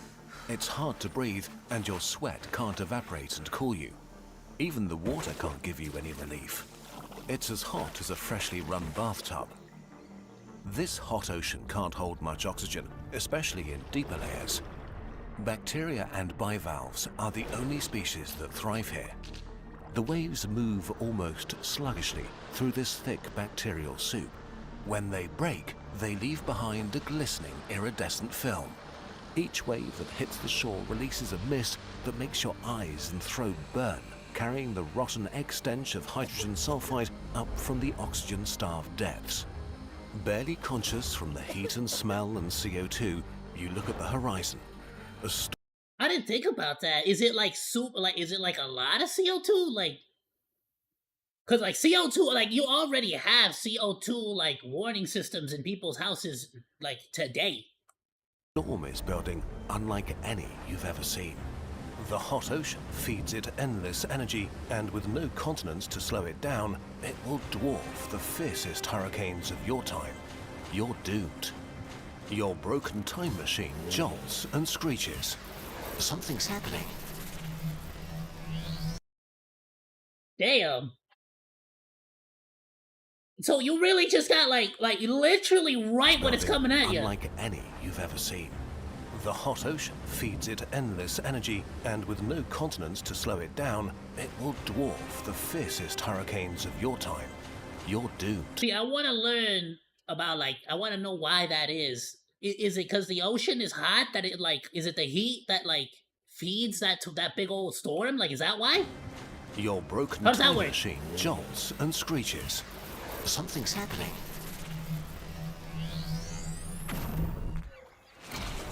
But it's like if the ocean was so damn hot, how'd it freeze? You're near the equator, in the late Carboniferous, 320 million years ago. The atmosphere is thick with moisture. The climate is locked in a never-ending... Oh yeah, we're in the moist times, baby. ...wet super summer, without any other seasons. That's what I tell the ladies whenever I invite them back into my home. I'm like, ooh, you feel that?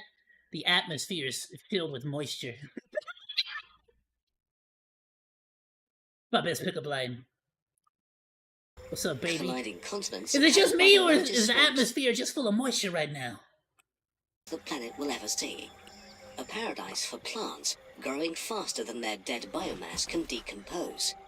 The ground beneath is a warm, soggy mass of decaying vegetation. What will be an endless desert in 70 million years is now an endless alien jungle.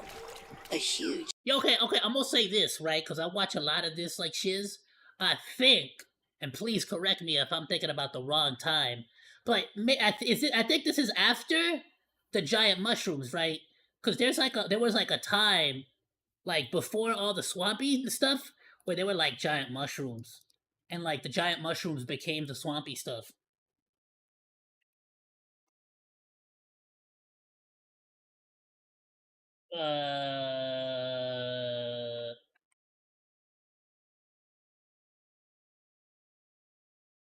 Yeah. So there was like these there was basically like, I don't know why they drew it like this, but there was none of this. There was no grass. It was more like this. It was a lot of moss, and it was a whole lot of like algae, but it was nothing but like giant mushroom trees that look like this. Like, even this grass is unrealistic. Grass did not exist during this time of history. Grass evolved later on in history. It would have been a lot of moss and algae. And they didn't look like that. They only look like this. They look like ginormous tubes. So this is probably the most realistic depiction I've seen. But basically, what happened was these like mushrooms would fall over after like they die. After a couple of years, they'd fall over and die.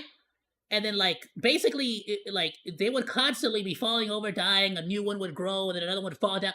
And a lot of what we call dirt now is what, like, now we call it dirt, but a lot of layers were basically just ginormous mushrooms that, like, decayed and just became dirt over thousands of years. So a lot of what we call dirt now and what we call, like, you know, soil and stuff is because of these giant mushrooms that just sort of, like, grew on rocks and like algae, and then like would fall over and die.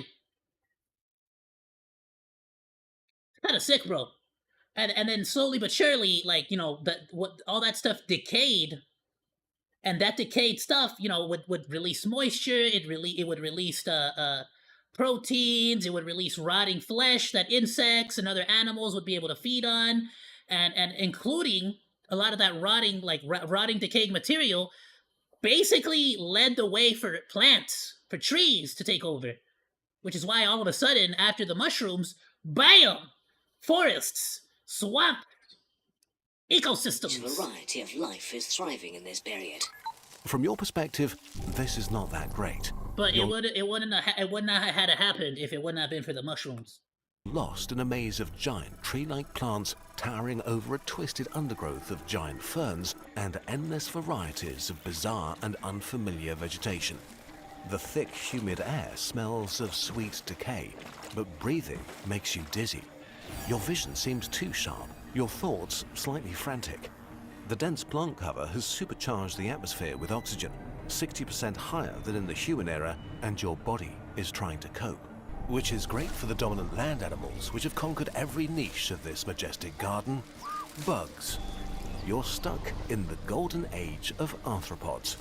In this oxygen-rich world, they have evolved to sizes that will never be possible again. They are innumerable and everywhere. Armored cat-sized megarachni crash through the undergrowth, hunting a swarm of panicked roachoids that scatter in all directions. Above you, a griffin fly with wings spanning nearly a meter and beating like helicopter blades catches a Paleodictyoptera mid-flight. That's kind of sick, though. Not gonna lie. That would have been sick, but I know they were like prehistoric spooters, so I would have hated that shit, honestly. Stumble through the bushes filled with countless crawling creatures. I heard that it wasn't just the oxygen, though. I heard that oxygen for sure was like a big thing, but there was like a bunch of other stuff too that like had happened. Like, it wasn't just the oxygen levels. But it was a big thing, right? Plura the length of a car picks its way through the ferns, moving countless legs in hypnotic waves. You reach a swampy clearing and stumble. And again, the reason why a lot of these creatures like are the way that they are is because the only like way to sustain like surviving during these times after like a lot of extinction events was like, what did you have to eat really, right? Like, you either ate the dead mushrooms or you ate other creatures, other insects. Like, also, like, Arthroplura, the freaking, like, the giant, like, centipede thing, would have likely been eating, like, a bunch of decaying, rotting matter, you know what I'm saying? Into the shallow water, dizzy and terrified as a pulmonous... Oh, and by the way, it was, like, all those mushrooms dying and decaying, they got, like, basically beat out by trees, because their roots were, like, actually, like, longer. Their roots could go down deeper, and other smaller mushroom species helped the trees out to defeat the bigger trees, bro. It was like a freaking war between small mushrooms teaming up with trees to basically try to, like, beat out the ginormous single species mushroom. It was crazy. Obvious rips apart its prey, eyeing you with some interest. Here in the clearing, you can see the sky above the canopy glow shrieking red, intensifying at an alarming pace. The extreme humidity here creates sudden, violent thunderstorms, and the oxygen-rich atmosphere makes everything dangerously flammable. Even the wet vegetation can burst into explosive flame with the slightest spark. Why do all of your trips end in a storm? Well, at least it will take all the creatures that want to eat you with it. Your broken time... You know, it's weird, but we think about it. It's like one of those things that you think about it in the past, where it's kind of like, why would animals eat dead, like, decaying matter? Like, what? You say some animals, like, wait until things decay and rot to eat it? Yuck. But, like, that was probably the default for a long time, you know what I'm saying? It wasn't until later that we decided, like, oh, I'm gonna start eating you, too. No, but to be fair, though, cells used to eat each other, right? So probably, yeah, I think everything started off as carnivorous. But then it started becoming a little bit like, you know, it was a little bit like easier. Like, what if I like remove myself from the food chain and just eat all the decayed bodies and stuff? You know what I'm saying? The machine jolts back to life. The world is folding in on itself. You've woken up in the early Devonian, 400 million years ago. Most of the planet is covered in shallow seas, while the land is mostly rocky plains and mountains broken by braided rivers and mudflats. Earth is in a state of transition. For about 100 million years, life has begun to break down rocks into soil, a soft layer that enables plants to grow and life thrive. Rocks and mushrooms. The ozone layer is slowly building up. And technically, both the rocks and the mushrooms had algae or some kind of moss growing all over it too. I think they had evidence of like potentially very, very, very tiny little insects burrowing little holes into the mushrooms. You get what I'm saying? But it didn't really matter because the mushrooms would just keep growing taller and taller and taller and like growing over the old holes made by insects. Fed by organisms releasing gases. Recently, this process has been speeding up. The land is turning from toxic to semi-habitable. The sky looks wrong somehow. The sun blazes harsh and white, barely filtered by the unfamiliar atmosphere. The air feels thin, with only 15% oxygen compared to today's 21. Each breath feels shallow and unsatisfying. You're on the verge of passing out and can only move slowly. At least it's currently moderately warm and not stormy. But it's what dominates these lands that makes this world truly alien. Reaching up to 8 meters into the sky, a massive obelisk... Ah! You mentioned the mushrooms! Ah! ...prototaxites. As you walk closer, you notice spores catching the sunlight, drifting through the air like tiny stars. Your movement disturbs more I don't know why I freaked out about that. It's like, I knew about that!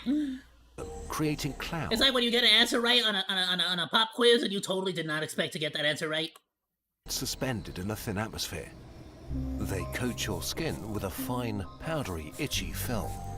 You try not to think about how many you're inhaling with every breath in this oxygen-poor air. The ground feels nothing like soil. It's mostly rock, partly covered by a thin, slightly springy layer of decomposing matter. Which would have been other mushrooms that like fell over.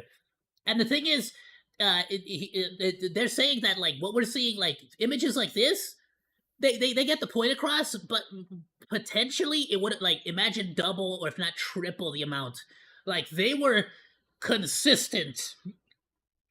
It was basically the only life. It was either nothing but like, whoops, sorry, I smacked the hell out of my microphone. It was either nothing but flat lands or it was these giant mushrooms, and there was a lot of them. They dominated, bro. Waterfalls reflect the pale alien sky above. It would have been flat lands and Between mushrooms. the fungal towers, there's a carpet of smaller fungi and a few alien-like primitive plants. No flowers, no leaves, just strange green stalks and fern-like structures that reach. And so actually, literally everything at this time multiplies by the use of spores. I don't even think seeds existed at this time. Like seeds like changed the game. Your ankles. Around you, the fungal towers rise like pale pillars. Their surfaces neither smooth nor rough, but something in between. They're neither wet nor dry, slightly yielding under your touch. Small patches of what might be lichen create splashes of muted greens and yellows on their surfaces. The only animals you can spot are a few insects burrowing into the large mushrooms. Everything is eerily quiet. supposedly these mushrooms were so ginormous, and the insects that like were living inside of them, not only did they just barely evolve to start like moving inside into these mushrooms, so basically they were like they had damn near no competition inside of the mushrooms, but they would actually eat the mushrooms. They basically said, hey, what's the point of eating other insects? What's the point in waiting for like all this stuff to decompose? I could just like pick a mushroom, move in, make my own insect hotel, and I could just eat my own house. Like I could just eat the walls. And, oh, am I hungry today? I'll make an extension to my living room. It was freaking like, dude, these insects were geniuses. You sit down on a rock. Is this it? As the night approaches, the pale sky shifts into sickly purples and greys, bleeding into the darkness. And of course, the mushrooms were so ginormous that it's like it would take who the hell knows how long for an insect or an entire colony of insects to even put a dent into a freaking mushroom tree. And even then, the mushroom tree was constantly growing, so it like some of the like tunnels that they would create would just like get covered up again. They would just regrow. No animal sounds announce the coming. But a lot of times, potentially, like, these same insects might have, like, dug too much, and that might have, like, helped snap the freaking mushroom trees in half, and that's what, like, caused them to fall. That's what caused them to, like, fall down and then rot. Night. Just the solemn whisper of the prototaxites creaking in the wind. Through the thin atmosphere, the stars and the Milky Way illuminate the scenery with unsettling clarity. The fungal towers loom as pale shapes against the starlit sky, their silhouette. I also heard that, it was probably around this time when, like, thunder strikes and, like, certain volcanic activity would, like, create ozone, which started to basically create the ozone layer that we have today. Seeming even... I bet you I didn't know that. Lightning creates ozone.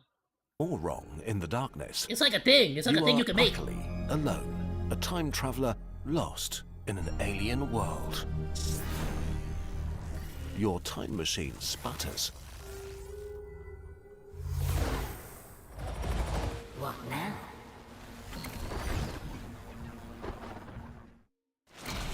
Time to start rebuilding civilization. And while a hammer and saw would come in handy, the single most important tool you'll need is your mind. Enter our friend. Oh, I thought it would be my hands, because I can't really use the freaking hammer in the song without it. At Brilliant, who can transform your mind into a Swiss Army knife capable of tackling all kinds of problems. Brilliant helps you get smarter every day with thousands of bite-sized interactive Now, I still think possibly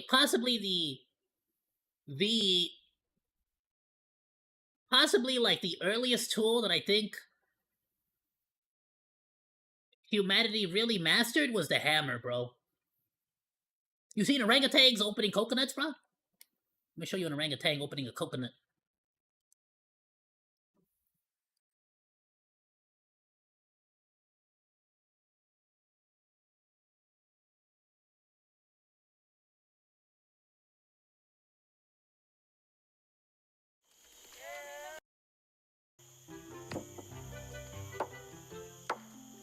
With his distinctive See what pale I'm saying?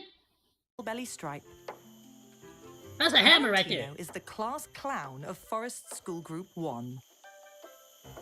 But then you got the pro, the experts, right? Not much age that divides groups 1 and 2, but ability. Little Meryl has learned how to husk her coconut so she can enjoy the sweet milk. See, but then you have the people that were like, what I gotta go through all that? I could just smack a rock on it and bam, it just opens and I get to eat it. There's not a lot of other energy being exerted. Let me show you, this guy. Look at this fool, look at this fool!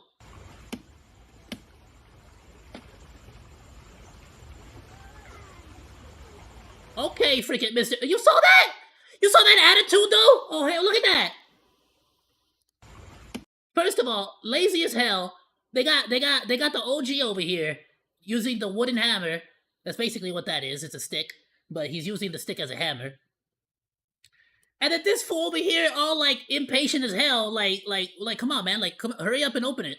Look, look, look, look, look, look, look at that hand. Look, look, look. Go get your own hammer and open your own damn coconut if you're so damn impatient. Like, are you for real right now? Lazy as hell, bro. Just because you're too stupid to learn how to use a hammer like he did. Swear, bro. Selfish. Selfish. Lessons on anything you might be curious about. Level up your skills in maths and logic with hands-on visual challenges that feel like a game. Learn to think like a scientist, exploring the physics of everything from a game of pool to black holes. And plug into the big ideas powering technology as you build real skills in programming, AI, data analysis, and more. Brilliant has a huge library of lessons to explore, with new lessons added each month. In each one, you learn through discovery by trying things yourself. In just minutes a day, you'll become a better thinker and problem solver, with all the tools you need to transform the world for the better. To explore everything Brilliant has to offer for free for a full 30 days, visit brilliant.org/nutshell or click on the link in the description. You'll also get 20% off an annual premium subscription. Hey, yo, deadass, how has nobody, like, done a stream like that? Like, what's up, Brilliant? Sponsor me. I'll do a whole ass, like, stream just going through all those things. Like, you know, like a Let's Play. Welcome to the Kurzgesagt Lab. Let's conduct a few stellar experiments.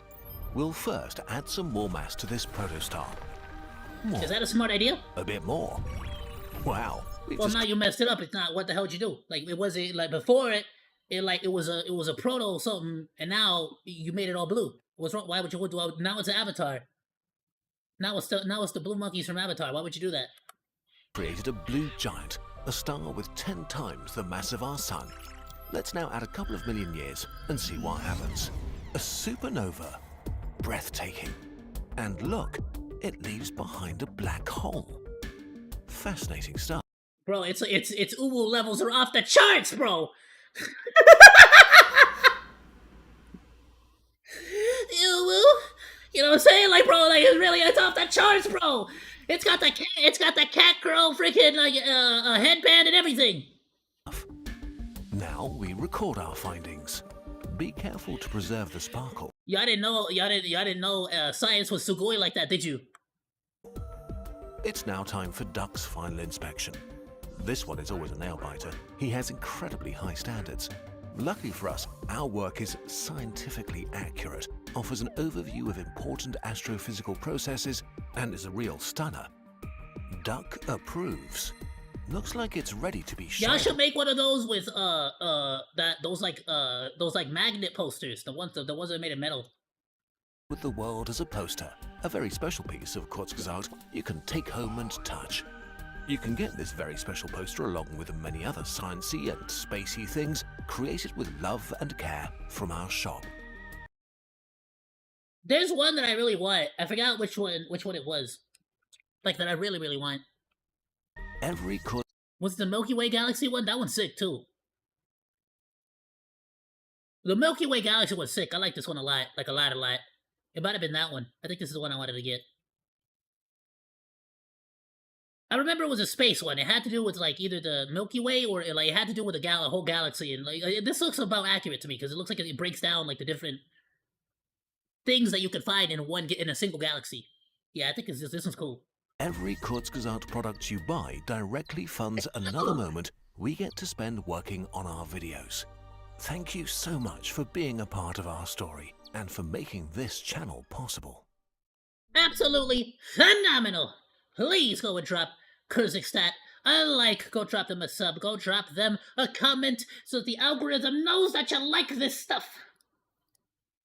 I'm gonna go ahead and link it on Discord, and I'm gonna link it in the VODs down below in the description. So please be sure to go check that out.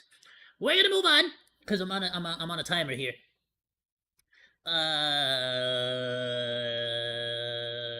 This one's kind of actually related to more modern stuff going on right now. Children, get out. It's adult time. So, anyways, let's find out why people are so crazy about Fent. I'm gonna be real. I'm a monk. I'm a simple monkey. I have not tried Fent. And frankly, I don't know if it's like a pill or if it's an injection, but especially if it's an injection, I don't like needles. Screw that. I don't deal with that stuff. Fentanyl must be amazing. Loads This of is the stuff that the cartel be bringing over like constantly from Mexico right now, right? people give up on everything that makes life good for it. Their loved ones, any other possessions or pursuits, homes, their dignity, and even their lives. Bro, it sounds like iDubbbz with Anissa. Damn. But actually, fentanyl is garbage heroin, inferior in Telling you, bro, that's what good poontang does to a man. every single way but one. It's the perfect drug Okay, it is a pill. for dealers. And while we hear a lot about how deadly fentanyl is, many people it kills are not even fentanyl addicts. It's truly the dumbest drug to ruin your life for. Let's learn what fentanyl does to you, what it feels like, and why it's so much lamer than heroin. Let me get first of all, I love it's so much lamer than the stuff. Heron is already in like a needle stuff. Get the hell out of here with that. No. But on top of that, it's like let me guess. It's anytime there's any drug that it's like in pill form, I can guarantee you it's gonna be cut with some like some powdered Clorox or something. You know what I mean? Like they're gonna find some nonsense thing to like try to like junk it down or water it down, so to speak. Pain and pleasure. Maybe the two most important forces that guide our survival are pain and pleasure. Pain may be the most visceral physical experience. A claw ripping your flesh, a bone cracking, rejection eating your soul. Pain can be scary and unbearable. It's the strongest signal our bodies have to make us avoid harm. Pleasure is what makes life good because it feels, well, amazing. Eating things that are sweet or high fat, having sex, or opening another booster pack with your friends. Let's Anything that makes you go! feel Dude, equal though, actually. Like, having sex and opening a Pokemon booster pack, like, actually, like, same amount of dopamine. Like, for real though. Pleasure makes you want to do it again. These two opposing forces guide you through life. Pain shouts, "Stop, this is bad." Pleasure cheers, "More, do that again." But while they are opposites, they're also linked. Sometimes our body needs to end pain and create pleasure at the same time. After giving birth, pain gets toned down and the mother is showered in happy hormones so she can bond with the newborn child. During an I had no idea that was the case. I'm gonna be real with you. Is that really so? So, like, as soon as you're done, like pooping out the kid, like your body just like it like goes full on like endorphin mode, like dopamine rush. That's kind of cool. I mean, it makes sense, right? Because if that didn't happen, then potentially we would have had in the past like cave women, like just not giving a shiz about the kids, right? Like think about like in animal history, realistically, how many animals actually stick around to raise their children, and how many just sort of ditch them wherever the hell and like figure it out, fool? Like, you know what I'm saying? intense hunt, the hunter forgets the physical exhaustion and minor injuries. Both are technically not great experiences, but need to be repeated for our survival. And nature invented a powerful mechanism to achieve this: the mighty opioid receptor. It's like a keyhole on the neurons that control pain and pleasure. If activated, it reduces pain and how much you care about pain, and it creates pleasure and good feelings. The details are complex and not relevant for this story. What you need to know is that any molecule that can fit into an opioid receptor like a key is called an opioid. Opioids are extremely powerful, so when your body uses natural opioids like endorphins when you laugh, it releases only a tiny amount exactly where they're needed. So the effects are mild. That's kind of like why people tell you that you should, like, as a part of your normal, like, daily thing, you should, like, there's, like, 3 things you should realistically do every single time you wake up in the morning that scientifically will give you, like, a slight improvement to your day and, like, overall, like, just overall, like, life. You should be taking a good, like, 10 slow, sort of methodical deep breaths. So 10 deep breaths in the morning, just like sort of like to get your blood full of rich, clean, brand new oxygen. Just start off the day strong. Go get a glass of water, because like damn near everything that happens in your body needs water to make it happen. So you gotta get those processes started.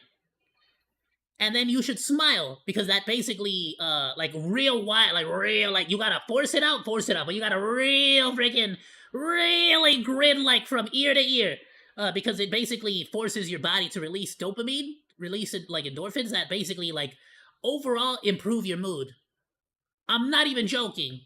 This is coming from somebody who's like been through depression and been through like really tough times, and like this stuff actually works. Like it genuinely like I'm not gonna tell you it's gonna like, oh, this absolutely like, no, it's not like some freaking, but like generally speaking, these little things are like real actual scientific things that you can actually do to like, you know, give yourself a better morning and like start the day off right. Like this is like a real thing. And localized. Your sprained ankle feels better, a painful memory subsides, you get a boost of happiness meeting an old friend. And now we're getting to drugs. Humans found opioids in nature like morphine and were quite taken by them. They got refined into a whole family of drugs used in hospitals and to relieve patients that are in immense pain. And isn't that the messed up thing, that the majority of these things were like meant for medical purposes? Codeine, OxyContin, Vicodin, and of course, heroin, and the worst of all, fentanyl. Before I'm currently on, what is it, Keppra? For my seizures? Let me tell you something. There is no other drug I have ever taken in my life that knocks me the hell out, dude. My sleep schedule has been annihilated with that freaking, dude. Good lord, like that is strong, bro. Good luck staying awake with so like. We can explain why fentanyl is the most. Honestly, it's like I don't even want to start like promising any freaking like regular streams until I'm like off of this medication, bro. I got an appointment already to see my neurologist. I want to get off of this freaking hate. First of all, I don't like needles, but I got a big dislike of needles. Second of all, hate pills. Just don't like pills. I don't hate them. I dislike them. Mama Monkey always drank a lot of pills because she's always been freaking like she's had a lot of medical conditions.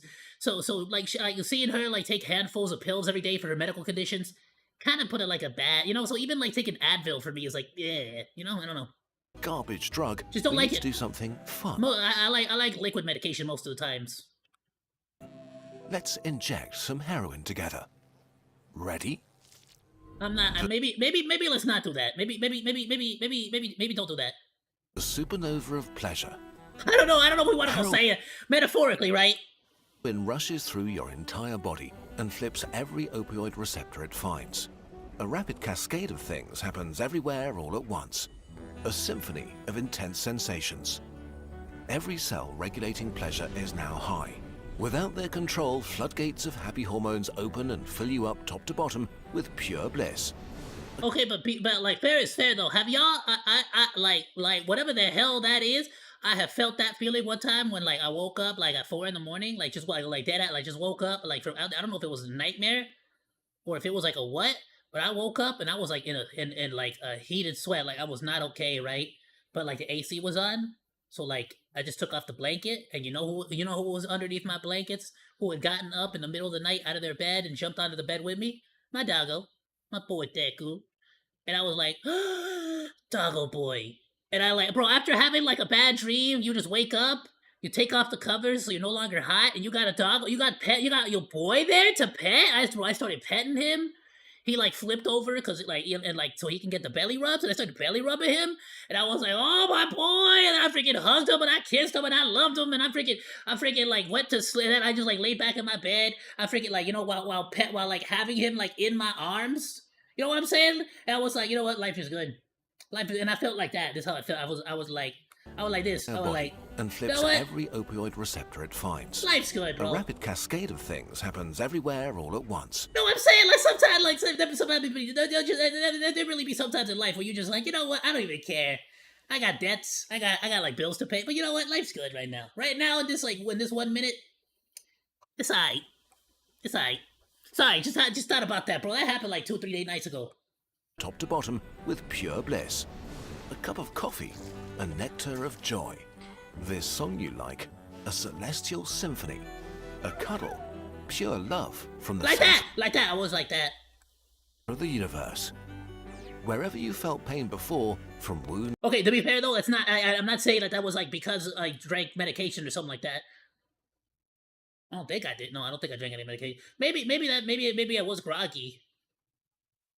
I probably was like it's still half asleep. You know what I'm saying? Like you know how like your brain is still like half asleep. So maybe that's what it was, and probably why I was like super like oh doggo. You know what I'm saying? So maybe that's what it was. But I wasn't like I was not like on like heavy medication or anything like that. Or aching joints or menstrual So cramps. don't think I'm over here saying like oh yeah bro I was like freaking dropping pills left and right and that's why I felt I just meant like like that like it's very rare but sometimes you will get like a dopamine rush from just like life. You know what I'm saying? Or loneliness or self-loathing, it's gone now. You are simply unable to feel pain or care about it anymore. Like dimming the lights in a cozy room, your brain's alert system is put to sleep and you feel at ease, warm and serene. Any stress melts away and dissolves into a dreamlike haze. You're no longer worried. I wonder, out of genuine curiosity, does that mean that if there's like a genuine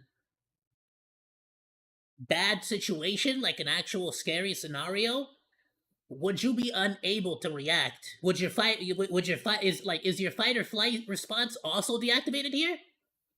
And are you basically just like useless, or can you actually like can it be reactivated if like adrenaline is introduced because you visibly see something? You know what I'm saying? Like if somebody broke into your house and you like tripping and you see it happen, like you see him bust that door open, you're like, that's not right. Even if you tripping out, you still like that's not supposed to happen. That's not good. Like or are you just like wow, that's crazy. He broke that door down. Like you know what I'm saying? Like what? How? Like does somebody? I'm not saying like acute like out yourself, but I'm just saying like. You know what I'm saying? Like, is that how it works? Is that like are you just useless? About anything. This piece even spreads to your essential organs. If anyone out there made a mistake at some point in your life, and definitely totally do not do that any longer, like let me know. Like, is that like you just like no disrespect? Like, are you just useless? Like, how does that work? Slowing your breath, soothing and slowing your intestines. Oh, you poop slower? Your chest rises and falls like the gentle waves. That's true? Hold on. So if you do heroin, you actually poop slower too? That's an actual thing? Of a quiet shore. You're sailing a sea of calm and happiness that feels perfect and eternal. The full load of a strong opioid like heroin for the very first time is one of the most amazing feelings humans can experience. For a few hours, you're in heaven. And this is exactly the problem. Your brain is not equipped to handle anything like it. You feel too good. But nothing lasts forever, and now you're in trouble. You just experienced the best feeling you ever felt. Your brain's reward center is completely fried and can't comprehend what happened. If what you did felt this good, it has to be amazing for your survival, and you should do it again. Except you can never ever feel this good again. This will be your peak life moment forever. You may. Oh, I see. You know, because you always get that line, like, whoa, man, it feels like the first time. It feels like the first time. It's like, wild, okay, so, but it's genuinely like a first impression. No matter how many times you go back for it, like, the dopamine receptor is just like, huh, odd. That time it wasn't like as good as the first time, which means I did something wrong. I need to do it right. Like, you just set up for failure at that point. Forever chase this feeling you had this very first time. And now you're back in the regular world, with your insecurities, where your knee hurts, regular tasting coffee, That's too real, though. My freaking knees start hurting again. To work hard for happy hormones.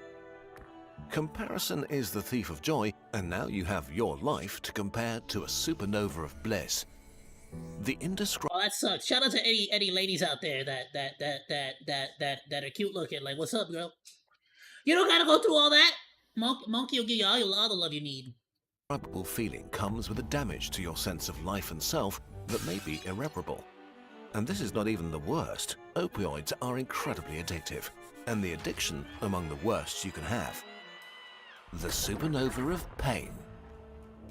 I've seen how some places out there, like in somewhere like Sweden or Finland or some one of those places, they have like these centers where if you go there, they will give you like the bad drug, but only in very, very tiny amounts so that you don't have any withdrawal symptoms. And it actually helps people sort of like weed themselves off of it slowly but surely, and like sort of get reintroduced into society and like get a job and stuff. It's cool. It's the way that they're doing it. It's cool. Once you've taken opioids a few times, your brain has had enough. The cells controlling pain and pleasure are constantly high and drowsy, so it boosts them and makes them hyperactive. This happens very fast, sometimes after a few days of use. You've developed an opioid tolerance, toning down all the nice effects you're doing the drugs to achieve. To feel like before, you'll need way higher doses. Now, you're at a crossroads. Quit and have your system go back to normal fairly quickly, or keep going and take more. You take the wrong turn. Over the next few weeks, your brain keeps pushing back and you keep... I'm gonna be real with you. I think that right there is that's the freaking point where I feel like is a difference between an addict and a social drinker. You know what I mean? Like when it comes to beer and stuff, there's that point right there where it's do I continue or do I moderate? You know what I mean? Or do I take this in moderation type of deal? And some people, I feel like they just do not have the personality to be able to be you know what? I think that's enough. Some people just don't have it in them to be that's enough. That was fun, but this you know what I mean? I should allow myself to sort of go back to normal. And I think that's the problem. Keep taking more. The effects are not quite what they were, but still mildly nice. Until one day, you can't get opioids and realize your body is now your enemy. Your systems are so hyperactive that they make you feel the opposite of what the drug was doing. Welcome to withdrawal. It all starts with a creeping unease. Instead of being euphoric and happy, nothing feels good anymore. Your cough. And what's crazy about it is it's because it's you've basically trained your system to be this is good, this is dopamine, which means if I feel good, that must mean it's good for my survival. So if you're not doing that, then it's bad for your survival. So I'm gonna make you feel terrible, make you feel like shit. That's crazy, dude. And it's it's insane because it's your own body basically demanding it, but because it's misunderstanding what the hell's going on. Humans really are just not built to be able to handle drugs. We're not evolved enough to be able to tell oh, this is not an actual survival reaction. This is a purely what would you call it? Recreational dopamine rush? I guess. Is tasteless, your favorite song lame, your loved ones distant. A storm of negative emotions shatters your sea of calm. Serenity is replaced by anxiety and angst, like something terrible is imminent. Your worries, insecurities, and all the fears you suppressed aren't just back, but amplified into an existential crisis. You're so restless you can't sit still. Your heart is beating too fast. You shiver, sweat, hyperventilate. Your pain circuits are now oversensitive, so your bones and muscles ache and hurt for no reason. Old wounds, physical and mental, torture you. You have belly cramps and diarrhea and have to vomit. You're too agitated to rest. A war inside your body that you can't escape. And of course, there's the craving, screaming for you to make it stop. Your mind and body beg for a hit. You can be in this state for up to 2 weeks, or make it stop right away. Okay, so why not just take... Damn, you could be in that state for 2 weeks. So you really gotta get one of your boys to just lock you down, quarantine for 2 weeks type of deal. heroin forever and feel amazing always. The fun thing is that it doesn't work this way. You get tolerant to the nice effects like euphoria faster than to the bad ones like dangerously slow breathing. So it turns from touching the love center of the universe to mostly drowsy numbness and relief from withdrawal. Now you don't take opiates to get to heaven, but to avoid hell. You're in a prison of your mind and body, unable to connect with all the things that could actually make you feel good. Opioid addiction is brutal and extremely hard to escape. It should be pretty clear that you need to be extremely careful with any opioids, and if you have the chance to do it for fun, just don't. There's a very real risk that your life might just be over, and that you'll go through hell. Now that we've seen the heaven and hell of heroin, we can get to fentanyl, the garbage drug. Fentanyl is really garbage heroin. Bro, we really just got through heroin. We haven't even gotten to the fent yet.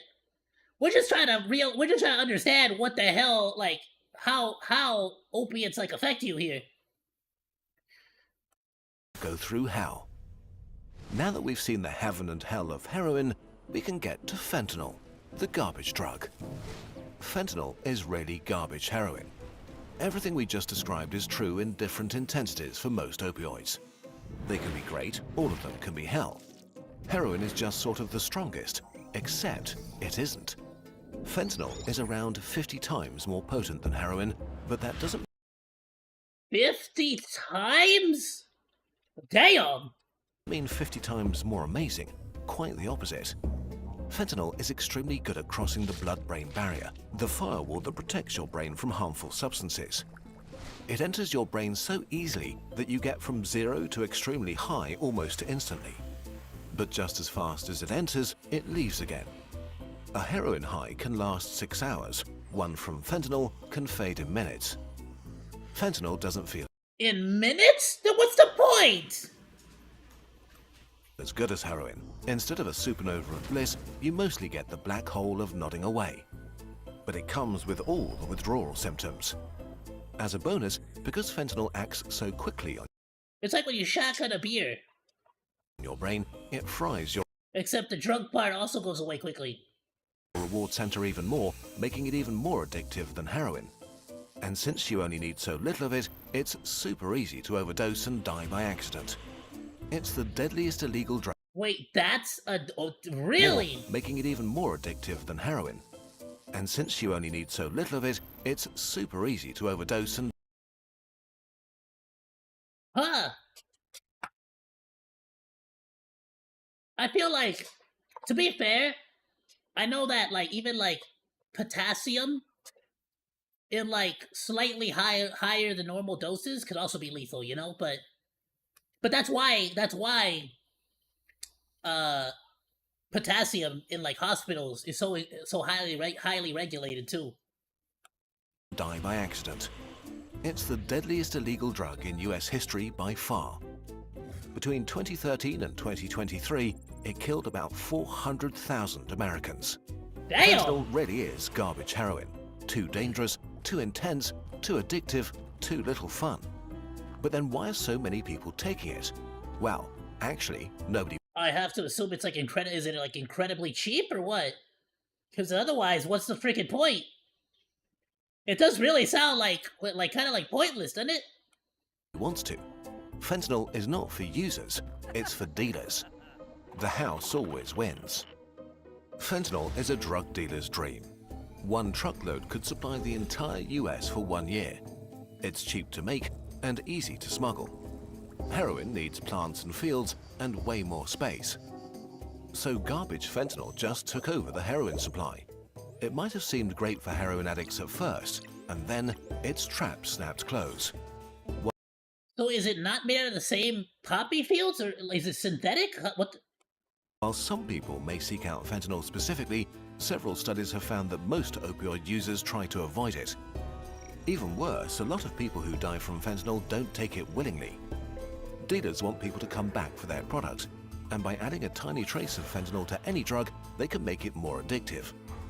Even Oh, what the frick? Really? So basically, people are so dealers would be like cutting in the fent with like other stuff. if people don't realize they took an opioid, they'll feel its effects. So dealers started to mix all kinds of drugs with fentanyl, turning the entire US drug market into a minefield where any trip can be your last. Because way too often, they put a bit too much in their mixes.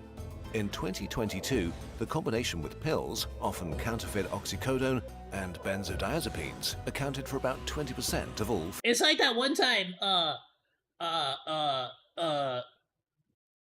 there's like this one time, I heard this story, I think it was by Joey, Coco Diaz, where like there's this one guy who like, was like making the freaking pills, and like, he said that like, during the process, cause like, the foundation of the building was like slanted, so like, all the opioids went to like one side of like the tray, effectively, when they were like creating the freaking like I guess like mixing the stuff.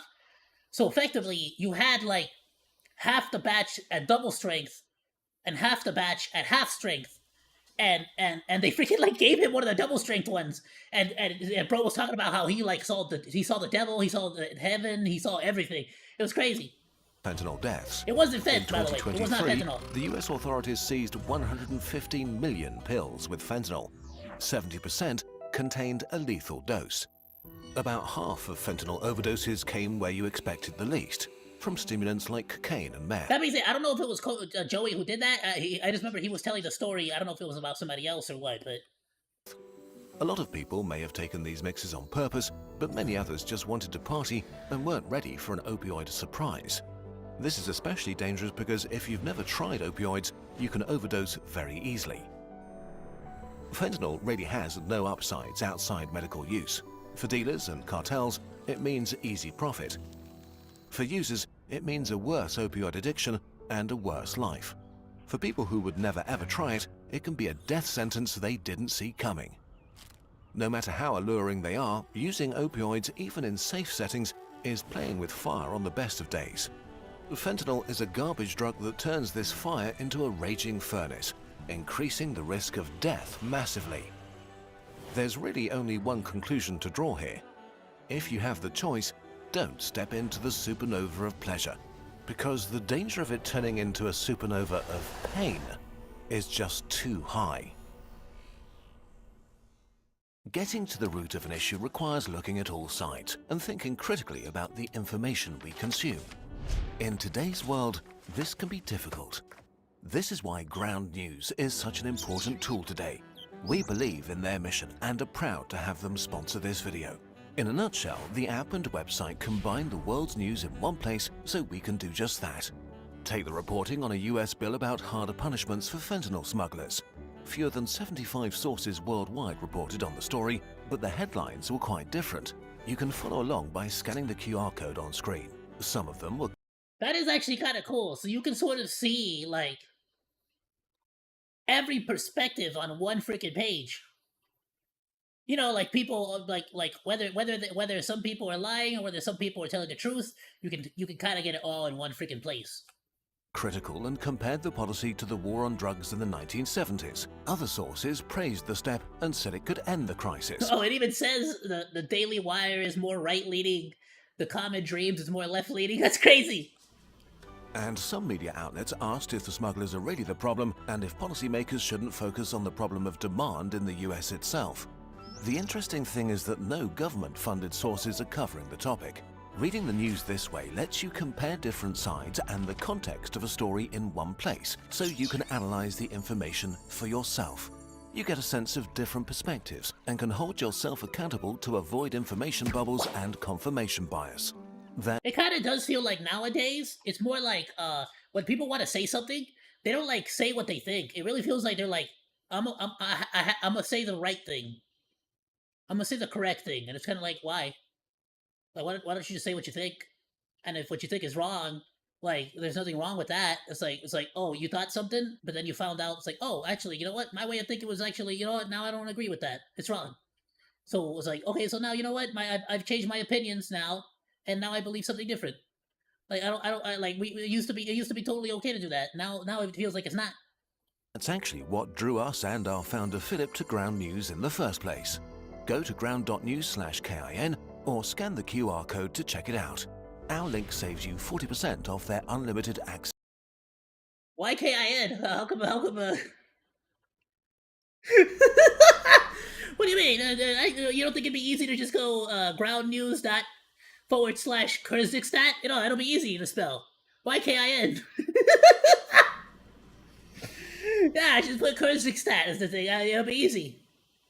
Access Vantage subscription. Just like us, Ground News is funded through their subscribers. By subscribing to them, you're accessing context that is now more important than ever, and you're also directly supporting our channel. Sign up through this QR code or our link below to get the tools to think for yourself. If you also want to support us, come join our Patreon flock. In return, you'll receive perks like your own Kurzgesagt burb, exclusive behind-the-scenes insights into our work, or sneak peeks of our next topics. Become a patron, become a part of Kurzgesagt, and help us provide trustworthy science content on the internet. I've always wanted to like add more rewards for my communities and stuff, but I definitely can't do a lot of the stuff that a lot of other people do. Like, what am I gonna do? You want me to make content about me making content? Like, I already have barely enough time to edit the freaking videos I put out. You get what I'm saying? Like freaking. So it's like at this point, I'm just not offering nothing. But maybe someday I will. Absolutely phenomenal video though. Bikers Extat, please go drop a like or drop a sub. Please show some support. Links will be in the description below if you are watching the VOD, and I will also be linking it onto the Discord for everyone else.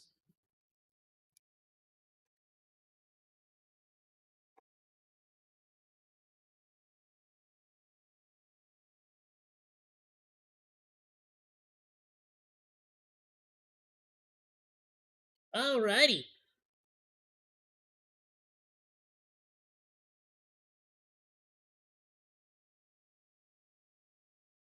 Today, Alright, this is the one the one we've been waiting for. The coup de grace. Is that what it is? What's coup de grace stand for? I just wanted to say it because it sounded fun. What if it freaking rains bananas? Like, what if the world just started raining bananas, like, forever? I think it would be the most amazing thing ever. I think the world would finally know peace. Honestly, I think it would be the cure to all the world's problems. Today, we're answering the stupidest. Okay, wait. The best and most. Thank you. I was about to be offended. You know damn well it's the best question ever. Amazing questions from you, our viewers. At Kurzgesagt, we're experts when it comes to tackling stupid questions, and on top of our own, we get hundreds from you on an almost daily basis. So, let's very seriously and scientifically answer some of them. Question 1. Oh, so it's actually more than just one. Okay. How many jellyfish do you need to power Tokyo? Oh, damn. All right.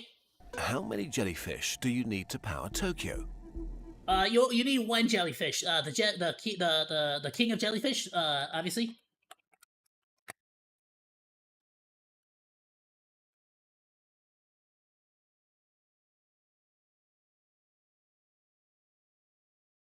I've never been. Heaven. That's right.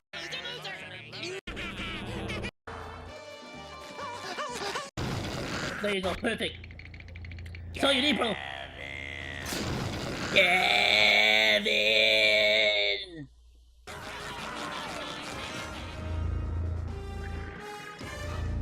Kevin! Get out here, Kevin! That's all you need, bro. You need one king jellyfish, and you got all the power you need for Tokyo.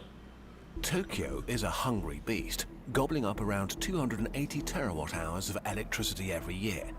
That's more energy than these 20 countries combined, and more than all of Australia. Bro, tell me why. Up around 280 terawatt-hours of electricity every year. That's more. Bro, Tokyo looks so ooh-woos, you know what I'm saying? More energy than these 20 countries. Look how cute Tokyo looks. Combined, and more than all of Australia. Can we power Tokyo with our innovative renewable energy source? Some jelly species like Aquaria victoria or crystal jelly contain fluorescent proteins and glow in the dark. If you put one of them in front of a tiny solar panel, you'd end up with something like a microwatt hour of energy. To meet Tokyo's outrageous energy demands, you'd need a quintillion, 300 quadrillion glowing jellies. I feel like people misunderstand that I don't think jellyfish. Like, I get that I showed the SpongeBob video, but y'all do realize that jellyfish don't electrocute you, right? They sting you. I think they're venomous, right? It's electric eels that generate electricity. That's too many. Can we use bigger ones? How about Nemopilema numeri, the Nomura jellyfish? Really chunky boys, weighing about as much as a piano and growing up to 2 meters wide. They're armed with around 1,000 spindly tentacles that grow up to 4 meters long and help them suck up plankton from the water. In recent What the hell? That's a freaking huge shell. What is it called? And growing up to 2 meters wide, bigger ones. How about Nemopilema numeri, the Nomura jellyfish? Really chunky boy. The Nomura jellyfish.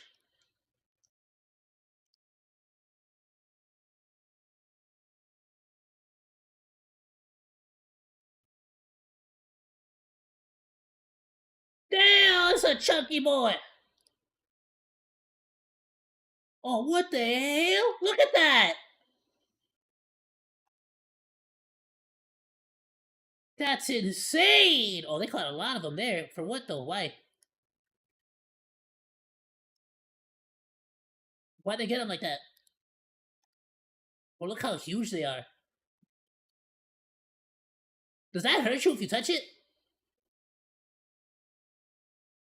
From the water. In recent years, their numbers have been exploding, wreaking havoc on local ecosystems. Oh, that's why. Got it. Okay, that's why they're collecting them like that. These fridge-sized jellies to power Tokyo will finally give them something more useful to do.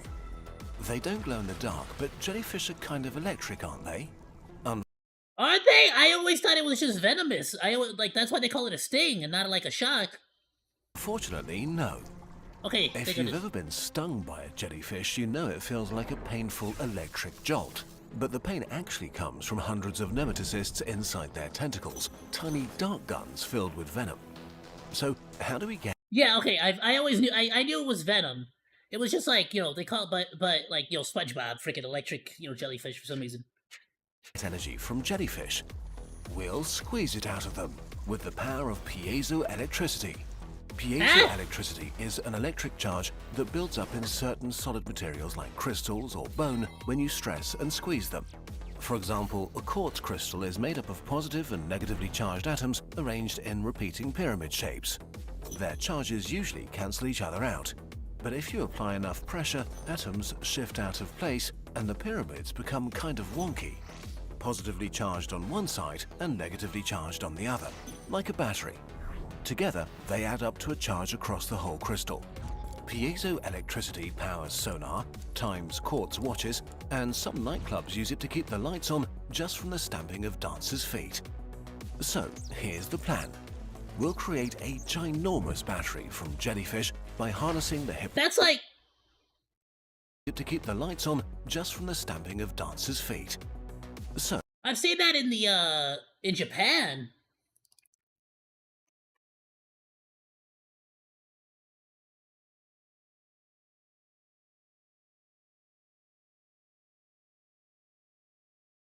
Yeah, basically you step on these panels and it creates electricity. So they want to like put these all over the city in Japan, in Tokyo, to basically like help power the cities. So, here's the plan. We'll create a ginormous battery from jellyfish by harnessing the hypnotic movements of Nomura's hundreds of long, thin tentacles. First, we squeeze our jellyfish, one tentacle at a time, into a kind of wetsuit made from nylon 1111, a cutting-edge material that's been optimized for power production and has the same piezoelectric properties as quartz. Next, we watch as each twitch of a tentacle bends the tiny nylon nanofibers of the jelly suit, converting its movements into electricity. All we need to do now is to plug our jelly into a current collector with a copper cable to be utterly disappointed. Even with around 1,000 tentacles wrapped in How the hell are we gonna, like, wait, so how do we create that suit? Is it just by you squeeze them and they naturally turn into that? energy-generating nylon, the electricity generated only adds up to around 1 watt or 10 kilowatt hours per year. Enough energy to run your laptop for a year? 20 days. Not bad, but we want to power Tokyo here. We need more jellies, way more, about 29 billion.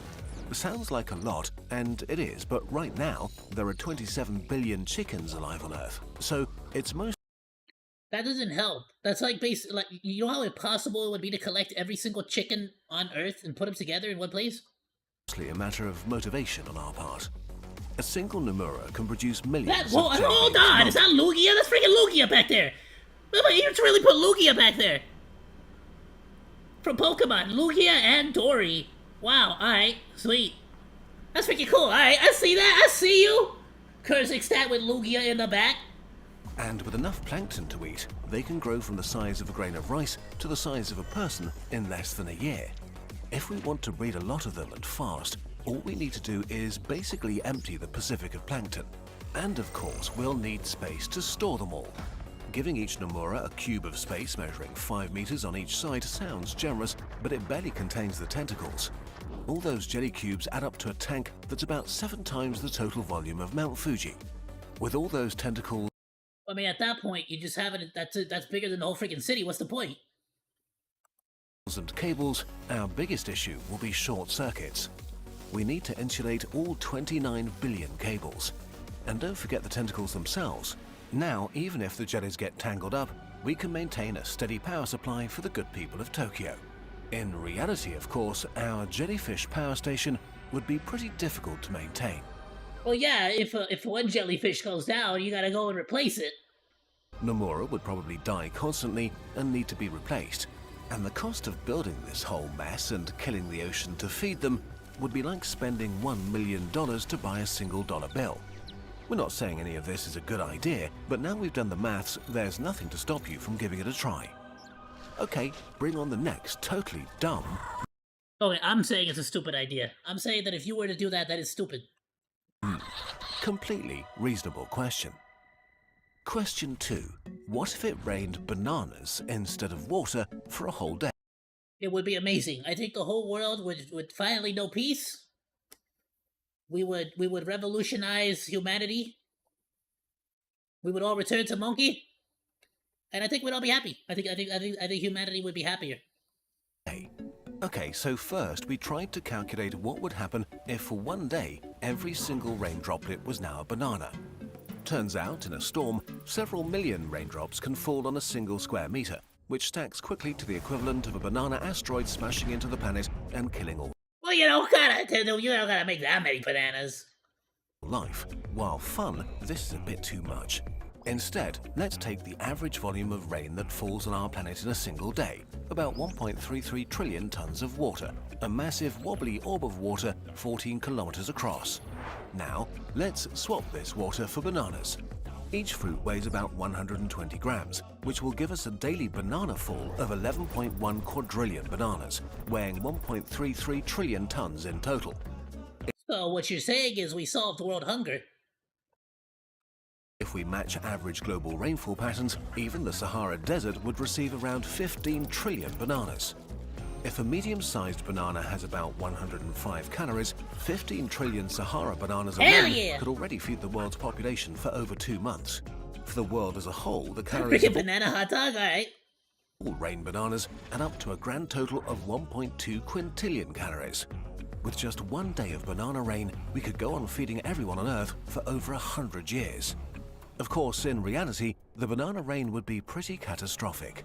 Nah, don't worry about that. Don't think about that. The world's fed. It's fine.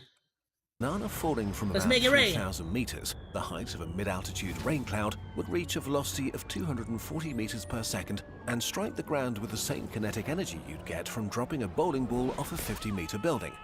And we're dropping over 11 quadrillion of them across the planet. One of the rainiest and therefore worst affected cities is London. It would face a Bro, it'd be like banana bullets just friggin' raining down on London. storm of 21 billion bananas, or 2.5 million tons. The shower of yellow death breaks roofs, shatters windows, and decimates national It would break freaking roofs, damn it! monuments. Human bones are no Listen, match for it's fine. Just make banana catchers. It's cool. this monsoon, so we'd need to take shelter from a banana blitz inside or underground. All around the world, cities and infrastructure, rivers and rainforests are severely damaged and clotted with a layer of banana smoothie that's already beginning to rot. Trillions of mashed bananas are floating in the ocean. That's good. That's bioorganic material for plants. Now you can use so we can get more bananas. Clogging up coastlines. Bro, imagine the amount of banana trees that would start to grow. Actually, though. Oh wait, but it wouldn't though, right? Aren't bananas like cannibalistic? Don't like banana fruits like destroy the banana tree? I don't think it would grow. Picture the aftermath of all the worst oil spills and superstorms combined, but way worse and kind of everywhere. And our problems are just getting started. The rotting banana mush contains 160 billion tons of methane, 280 tons. You're telling me we'd have to deal with a bunch of banana farts? times our current annual emissions as a planet. Methane traps around 28 times more heat than CO2. Adding this much greenhouse gas this quickly will lead to a catastrophic and sudden spike in global temperatures. Most ecosystems won't be able to handle it and will witness a devastating mass extinction event. First of all, I love the peeper from Subnautica, but so you're telling me that the banana rain would actually, like, expedite global warming? Like, the polar ice caps melting? Damn. In short, banana rain is an apocalypse-level catastrophe. Okay, hopefully your question has been properly answered. It's time to wrap up for today.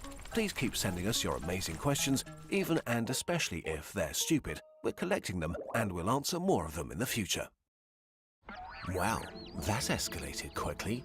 Like that time I downloaded some random software from a sketchy website. This fool. But, dude, no, honestly, the freaking, like, I say worth it. Like, honestly, worth it. Like, I at the end of the day, you know, well, listen, you want to solve world hunger or not? Not stupid at all. We tried out NordVPN to avoid that sort of catastrophe. Go to nordvpn.com/kurzgesagt to make sure malicious websites are blocked, web trackers stopped, and pesky ads are hidden. NordVPN's threat protection scans files during downloads and removes malware and trackers automatically, and they warn you of any apps that seem risky. I'm looking at you there. On top, NordVPN offers many more features. Summer is travel season, and NordVPN encrypts your connection when you connect to unknown Wi-Fi stations in hotels, airports, or cafes. You can choose from over 7,000 fast servers in 111 countries around the world. Honestly, basically, whenever I had NordVPN, I basically would just jump from one discount code to another. I basically had NordVPN for like 3 years just because I kept using YouTubers' discount codes. Like, I never got NordVPN just normally. I always used a code. So you can also access your home content from abroad. You can also book flights, hotels, or rental cars more cheaply thanks to the price difference in different countries, regardless of whether you're surfing with a computer, tablet, or smartphone. NordVPN is compatible with all major platforms and can be used. I will say, compared to a lot of other VPNs, like the free ones, NordVPN, how do I say this? NordVPN will even help you with your ISPs in case you don't want your ISPs to specifically know what you're downloading. If you value your privacy that much, some VPNs that I've used, I still you would still be able to. It's just like not very good encryption, or it has encryption that most of the data center, not the data centers, but like most of the what would it be a data center type, or like not data center, you know, that's a different term, but most of the actual shared data pools, I guess, of that are like shared by most of like the massive ISPs, like they've already decrypted, they already figured out how that works. So NordVPN tends to be a little bit more ahead of the game, but that's not to say like there aren't free ones out there that exist. I'm just saying this one's like super convenient because you don't gotta like go trying out different ones. You know what I'm saying? Used on 10 devices simultaneously. If you want to discover all the services NordVPN offers, go to nordvpn.com/kurzgesagt. Bro, y'all remember back when they used to give you like it was like 4 logins, and they used to be like, yeah, that's good, isn't it? Not NordVPN, but like there used to be a time where VPNs used to offer you like 4 devices, and they were like, isn't that great? Like, shut the hell up, bro. You know damn well you could do more than 4 devices, and it wouldn't cost you a damn dime more. And look at that, 11 to freaking 10 devices. To get 4 months extra on a 2-year plan. It's like freaking stupid Netflix with their like, oh, you get like 6 devices. It's like, shut, you know damn well. Get out of here, bro. All risk-free with NordVPN's 30-day money-back guarantee. Well, I'm trying to think, just right now by myself, I got my cell phone, my computer, my TV. That's already 3 devices. I haven't included my laptop that I used to like what I take with me when I travel. And that's just me. You know, so that's 4 devices right there.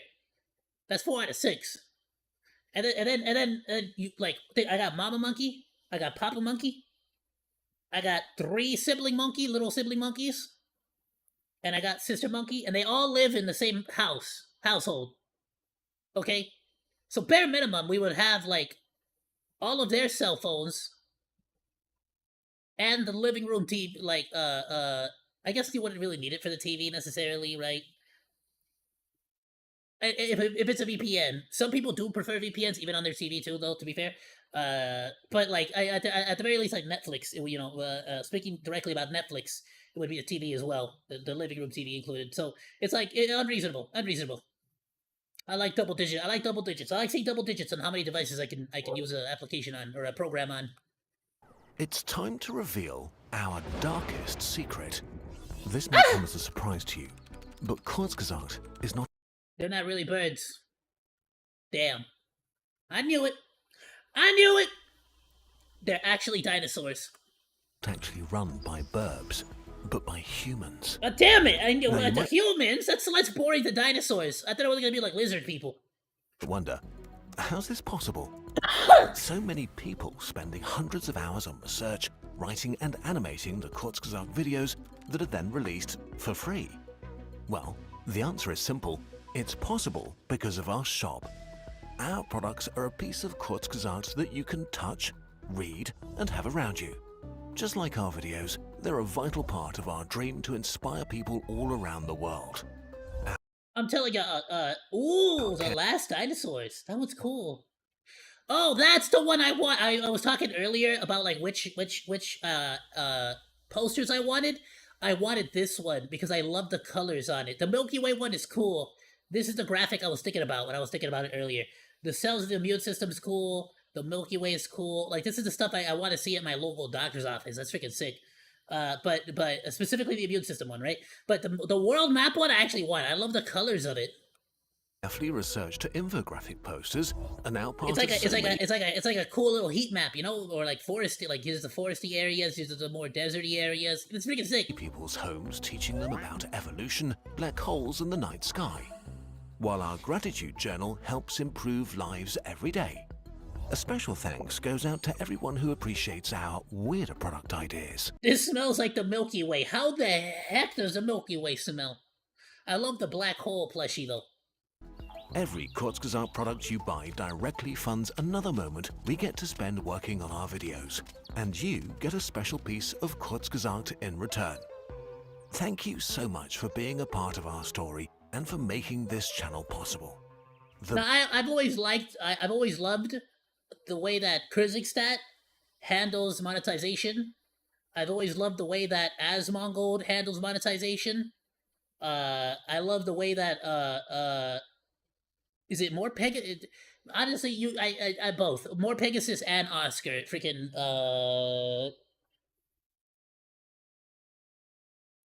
you know who I'm talking about? Freaking Oscar. Freaking Sensitive Society. Is it him? Where they're like no memberships? Whoever that was, because like because it's like or no, it might be Roanoke Gaming actually. I like the way Roanoke Gaming does it too. The point I'm trying to get at is Game Grumps does it amazing too. I like this like the sort of like Moist Critical. Charlie, another great one. I like the way that they do things where it's kind of like, you know, don't just give me money to give me money. You know what I'm saying? It's kind of like watch my videos so I can get ad revenue, and when possible, I'm gonna make merchandise, and you can buy the merchandise. That way, you're not just giving me money; you're actually getting something out of the you know, you're getting something out of it.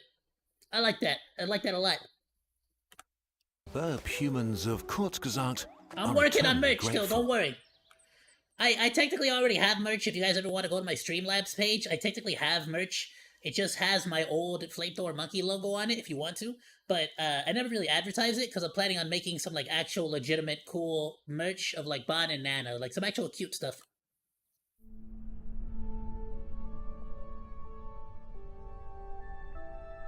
What a phenomenal video by Kyrgyzstan.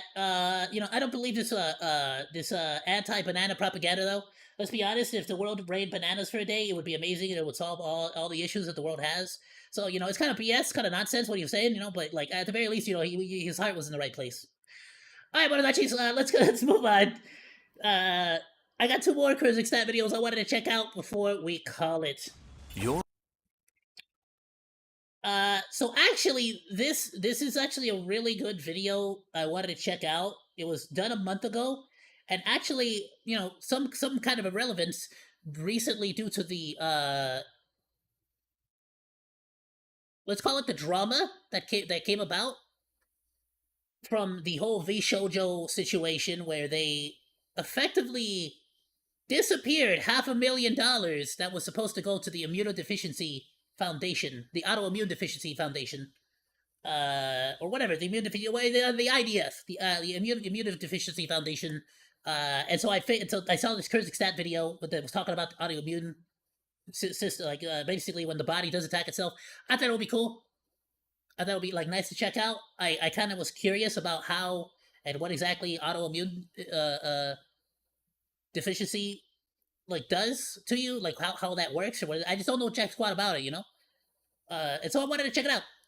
Let's get to it. Your immune system is an omnipresent, terrifying entity made of billions of nuclear weapons and kamikaze bombers, saturating every little tissue, bone, and fluid in your body. It's You're making my body sound awesome, like because oh my bad, I smacked my microphone. Cause like normally, like normally I'm just sort of like chilling, like sitting in my in my chair playing games or like sleeping in bed. But you make it seem like I'm like my body's way cooler than it actually is. Scans, patrols, and when it finds an enemy, it kills. But what if it's It's so cool. How come my knees hurt? decides that you are the enemy? This is the betrayal of autoimmunity. Hey, how come my knees disease. hurt whenever I move forward to you know what I'm saying? Like sometimes I angle my knees the wrong way, I straighten my knees out too much, and they like snap into place, and then it hurts, and it hurts pretty much the rest of the day. How come that happens? It was so cool, huh? Is like type 1 diabetes, multiple sclerosis, celiac disease, lupus, and Crohn's disease, and many more. Literally every tissue can be affected, from your nerves to your Oh shit, my bad. Hey, thank you so. What the hell, Streamlabs, OBS. Thank you, Amber Scott, for the follow on Twitch, and Frank37. Thank you so much for the follow on Twitch. My bad. Thyroid or joints. They are all unique and different kinds of bad, from manageable to life-changing to deadly. All share one fundamental property: your immune system I'm thinks sorry to pause the video, but let me just test it. This is working, right?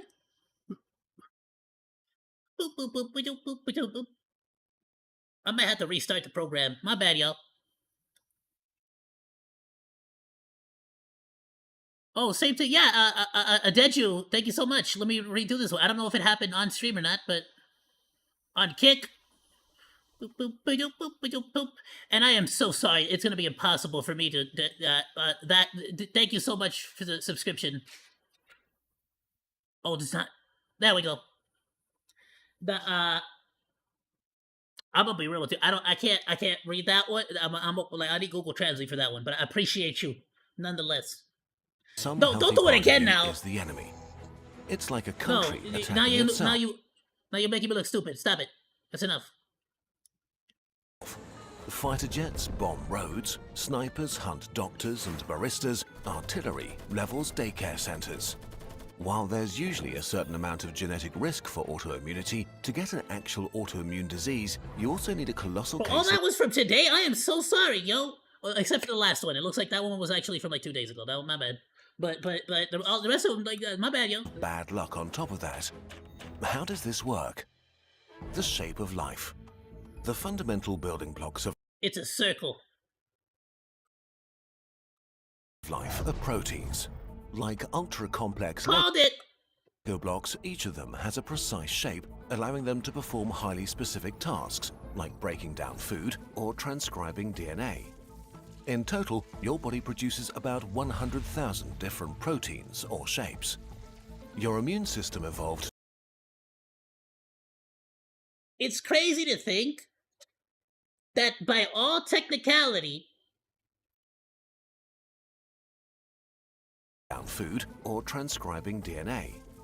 In total, your body produces about 100. by all technicality, it's not that we are one human being.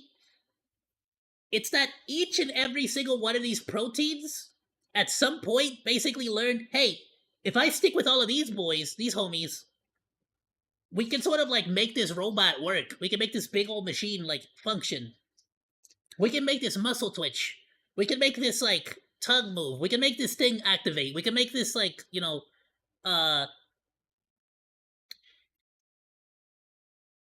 brain matter send a like electric shock. What does that electric shock do? Well, that doesn't matter to us. We just know that we can do it. And when that happens, something positive as a reward happens because some other cells somewhere else knew what to do with that electricity that we sent out. So basically all of these cells just like individually would have had to evolve specific, like, and I mean actually evolve, like each cell would be dividing and dividing and dividing and dividing and dividing and like individually learning a different job until eventually it became so highly specific that it's just like, this is my one job. This is what I do. And if every single one of these cells did not at some point learn to do this one job the right way, then just humans wouldn't be a thing. Not just humans, right? Every single creature, everything, plants, all of it. But it's just wild to think about that each individual single freaking cell had to evolve to learn how to do a specific job to make you function. So it's like, it's not even that like, when something goes wrong in your DNA, it's like, how is it, like, I actually wonder more often than not, like, how is it that things don't constantly go right? Like, it should be, like, there should be things going wrong in DNA more often. Like, it should be more consistently going wrong, but somehow all these cells have been, like, as far as, like, numbers go, right, statistics, they've been on a pretty good record as far as, like, doing the job right. 100,000 different proteins or shapes. Your immune system evolved to constantly check the proteins of your cells and look for shapes that are not you, and to kill. Exactly, like that's like one of those things. Like this fool has to know that all 1,000 whatever the hell cells are like, okay, those are my boys. They're fine. They're good. You know what I'm saying? Whatever's attached to them violently and brutally. Autoimmunity is when your soldier cells suddenly think that your own healthy and natural proteins belong to an enemy. We explained this in more detail in this video, but in a nutshell, this is such a critical danger to your survival that your body created an entire murder university to prevent this from happening. And like, that's the thing, right? Like, what you start to wonder, like, why doesn't it more often confuse friendly cells for non-friendly cells? At some point, there was like a creature that was born that did not have that defect, that like, what is he calling it here? Here, young immune cells go through ruthless training. If they recognize the shapes of your own proteins, they're executed immediately. But sometimes, through sheer dumb luck.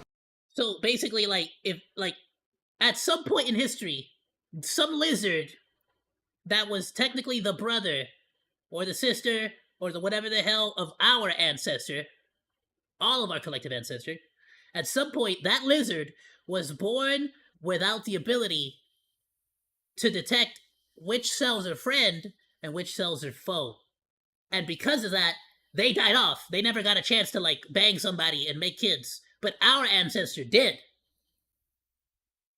And that's why we exist. Like, that's freaking insane! But it's not just that. It's every single protein that happened, but for every single one of these fools. Every single one. If some brother, sister, cousin was born with the wrong one, they're dead.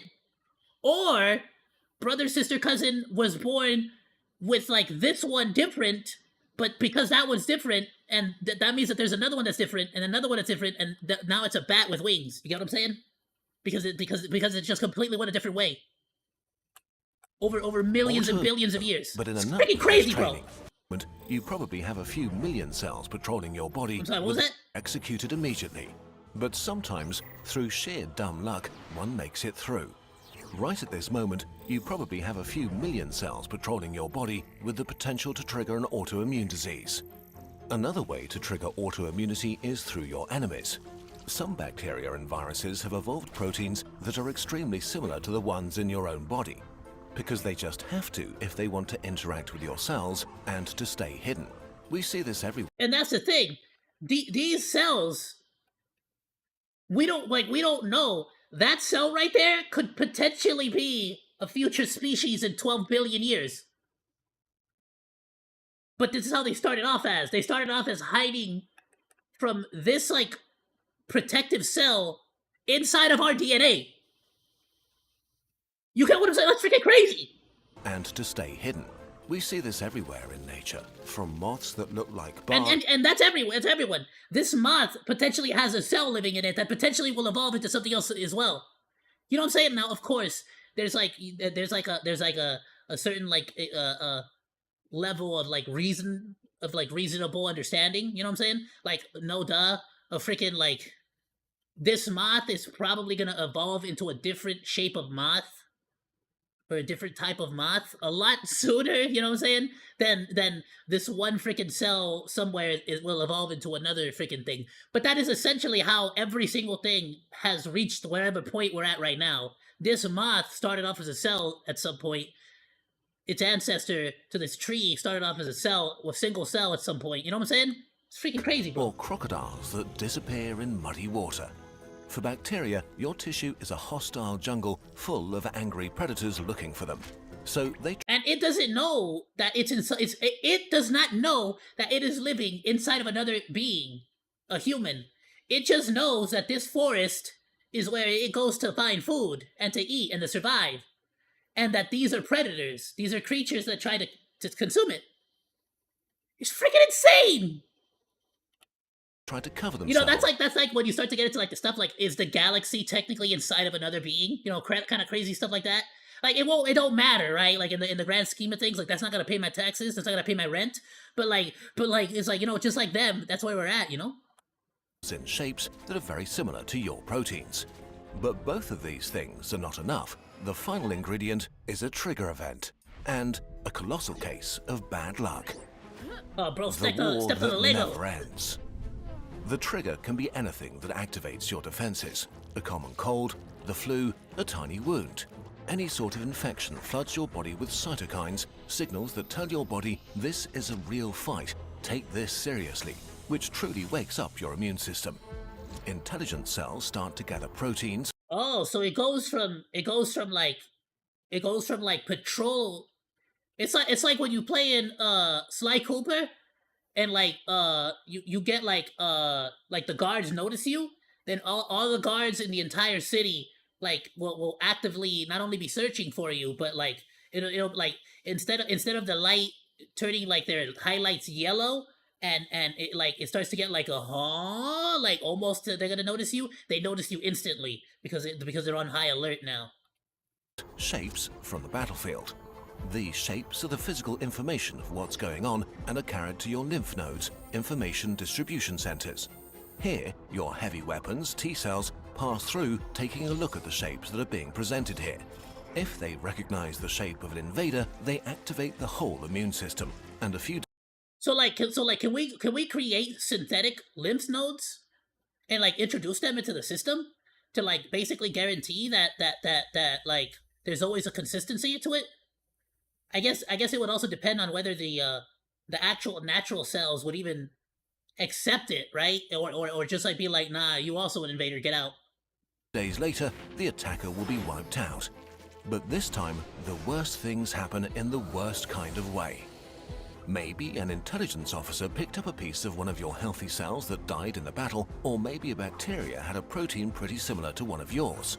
And by sheer extremely bad luck, a few months ago, a single T-cell that can recognize this shape survived the murder university. And today, exactly this T-cell happened to pass exactly this lymph node and is activated. Like, bro, it's like it really is just sometimes like that's the scariest part. It really is just like sometimes like just sheer stupid luck. But to be fair, that's like every single step of the way in evolution. It's just sheer simple like stupid luck that we're even here. This single T-cell now starts a big immune reaction against your own body. It clones itself thousands of times. Like, think about it, bro. The Neanderthals, like, they got banged out of existence. That could have been us. It could have been the Neanderthals taking over right now. times gathers other cells for support and streams into your tissue. When the misguided immune cells arrive, they see nothing but enemies. The proteins they're looking for are everywhere, which can only mean that there's a full-on invasion going on. They I think like the next step of like the next real step in like evolution is when we get to the point where we can like modify the like DNA like this, where it's kind of like, oh no, now every human is like genetically altered so that this never like it's a theoretical impossibility for this to happen. You get what I'm saying? If we're able to genetically alter this and like create lymph nodes that would like basically guarantee we would never show the wrong information, that would be, I feel like, the next step in what I would consider synthetic evolution. You know, like that's like ooh, because like another thing would be like another big thing that I think would be like a big step in evolution would be like, you know, colonizing Mars, colonizing another planet. Because theoretically, right now, it takes 4 months for us to go to Mars. You get what I'm saying? So we could get there. It's just like, what's the point? Like, there's no point there. Like, what are we gonna do? But like, if we were to actually be able to go there and like set up in a stat like a post, an outpost, like a place, an actual like living condition there, like that one fool in that one movie, it's like I feel like that would be like, oh, this is a step in another big major step in evolution to me, right? Whether you call it natural evolution or whether you call it synthetic, it don't matter. But the point being is that it's evolution. It's just it happens to be evolution that we ourselves consciously decided to push forward, you know, to progress. But at the end of the day, you know, isn't that the same thing with all the cells? Every single cell consciously decided, I'm gonna start defending this place and I'm gonna start attacking these cells, you know? spread out and start attacking and killing your tissue. How bad is this? Well, it depends. There are more than 100 different autoimmune diseases, and basically any tissue can be affected. In multiple sclerosis, your immune cells are attacking the insulation of your nerve cells, making them sort of short-circuit or slow down dramatically, causing numbness, muscle cramps, problems with your vision and concentration. Damn, Mama Monkey got fibromyalgia, which I've been told that I might get later on in life too. That sucks, because like she's like in like pain 24/7 for her like muscle pain 24/7. It's like, oh damn, that's gonna suck if I get that, bro. Type 1 diabetes, your immune system... I can barely handle it right now that I got like some spinal fracture, you get me? And it's like, I'm constantly on Advil. Kills the cells that produce your insulin in your pancreas, starving your cells of glucose and turning your blood into acid. In rheumatoid arthritis... In type 1 diabetes, your immune system kills the cells that produce your insulin in your pancreas, starving your cells of glucose and turning your blood into acid. That's how that works. I mean, I knew everything about that. I just didn't know your blood. I guess I just didn't know that your blood became acid. I didn't know what was left.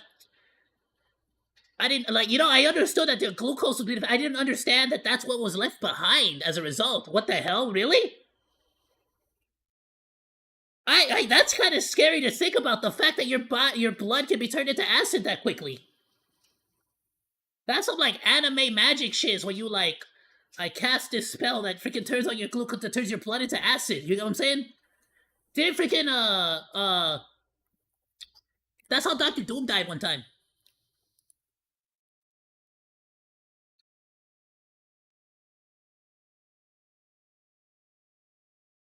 Hold on. Hey, let me Google it. I don't think it's gonna be a YouTube video. Dr. Doom, blood turned to acid and thrown into past to be eaten by Megalodon. Y'all think I'm joking, by the way. Listen to this.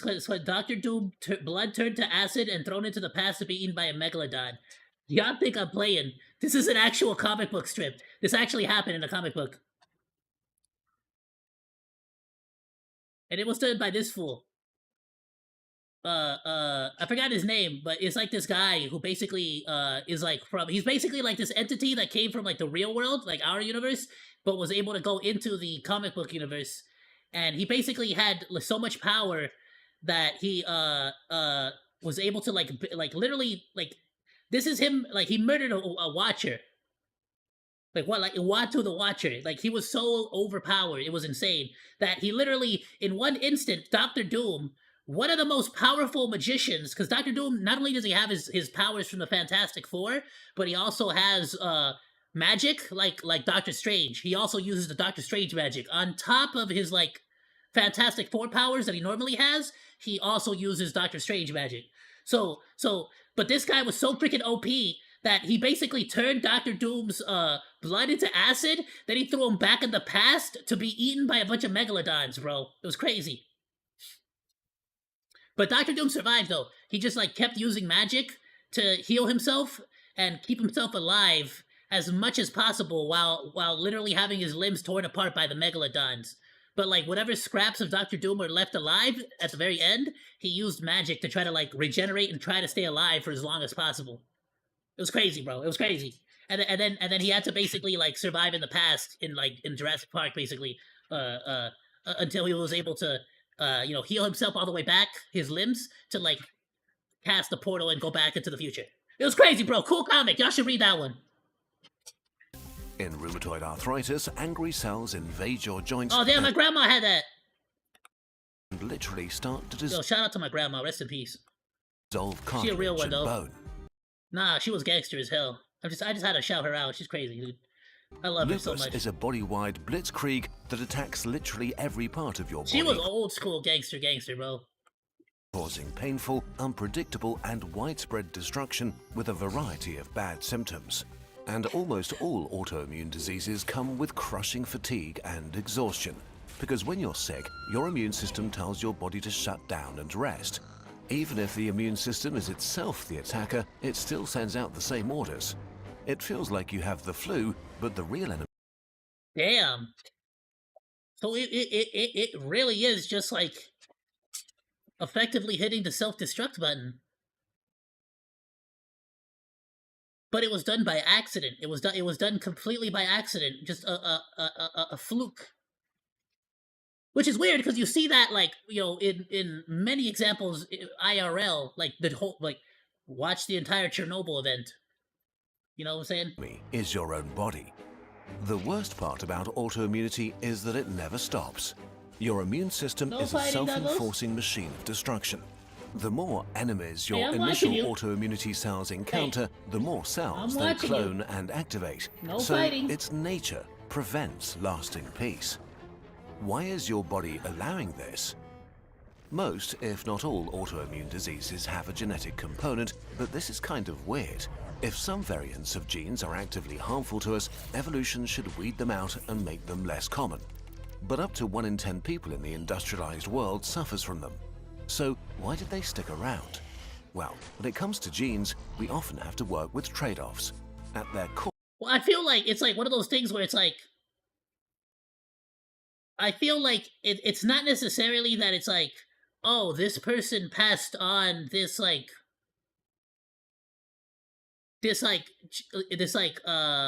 wrong sequence of DNA. It's more like, no, we all have a possibility. Like this is just this defect it's like possible with all of our cells. It just sort of like is a defect that exists.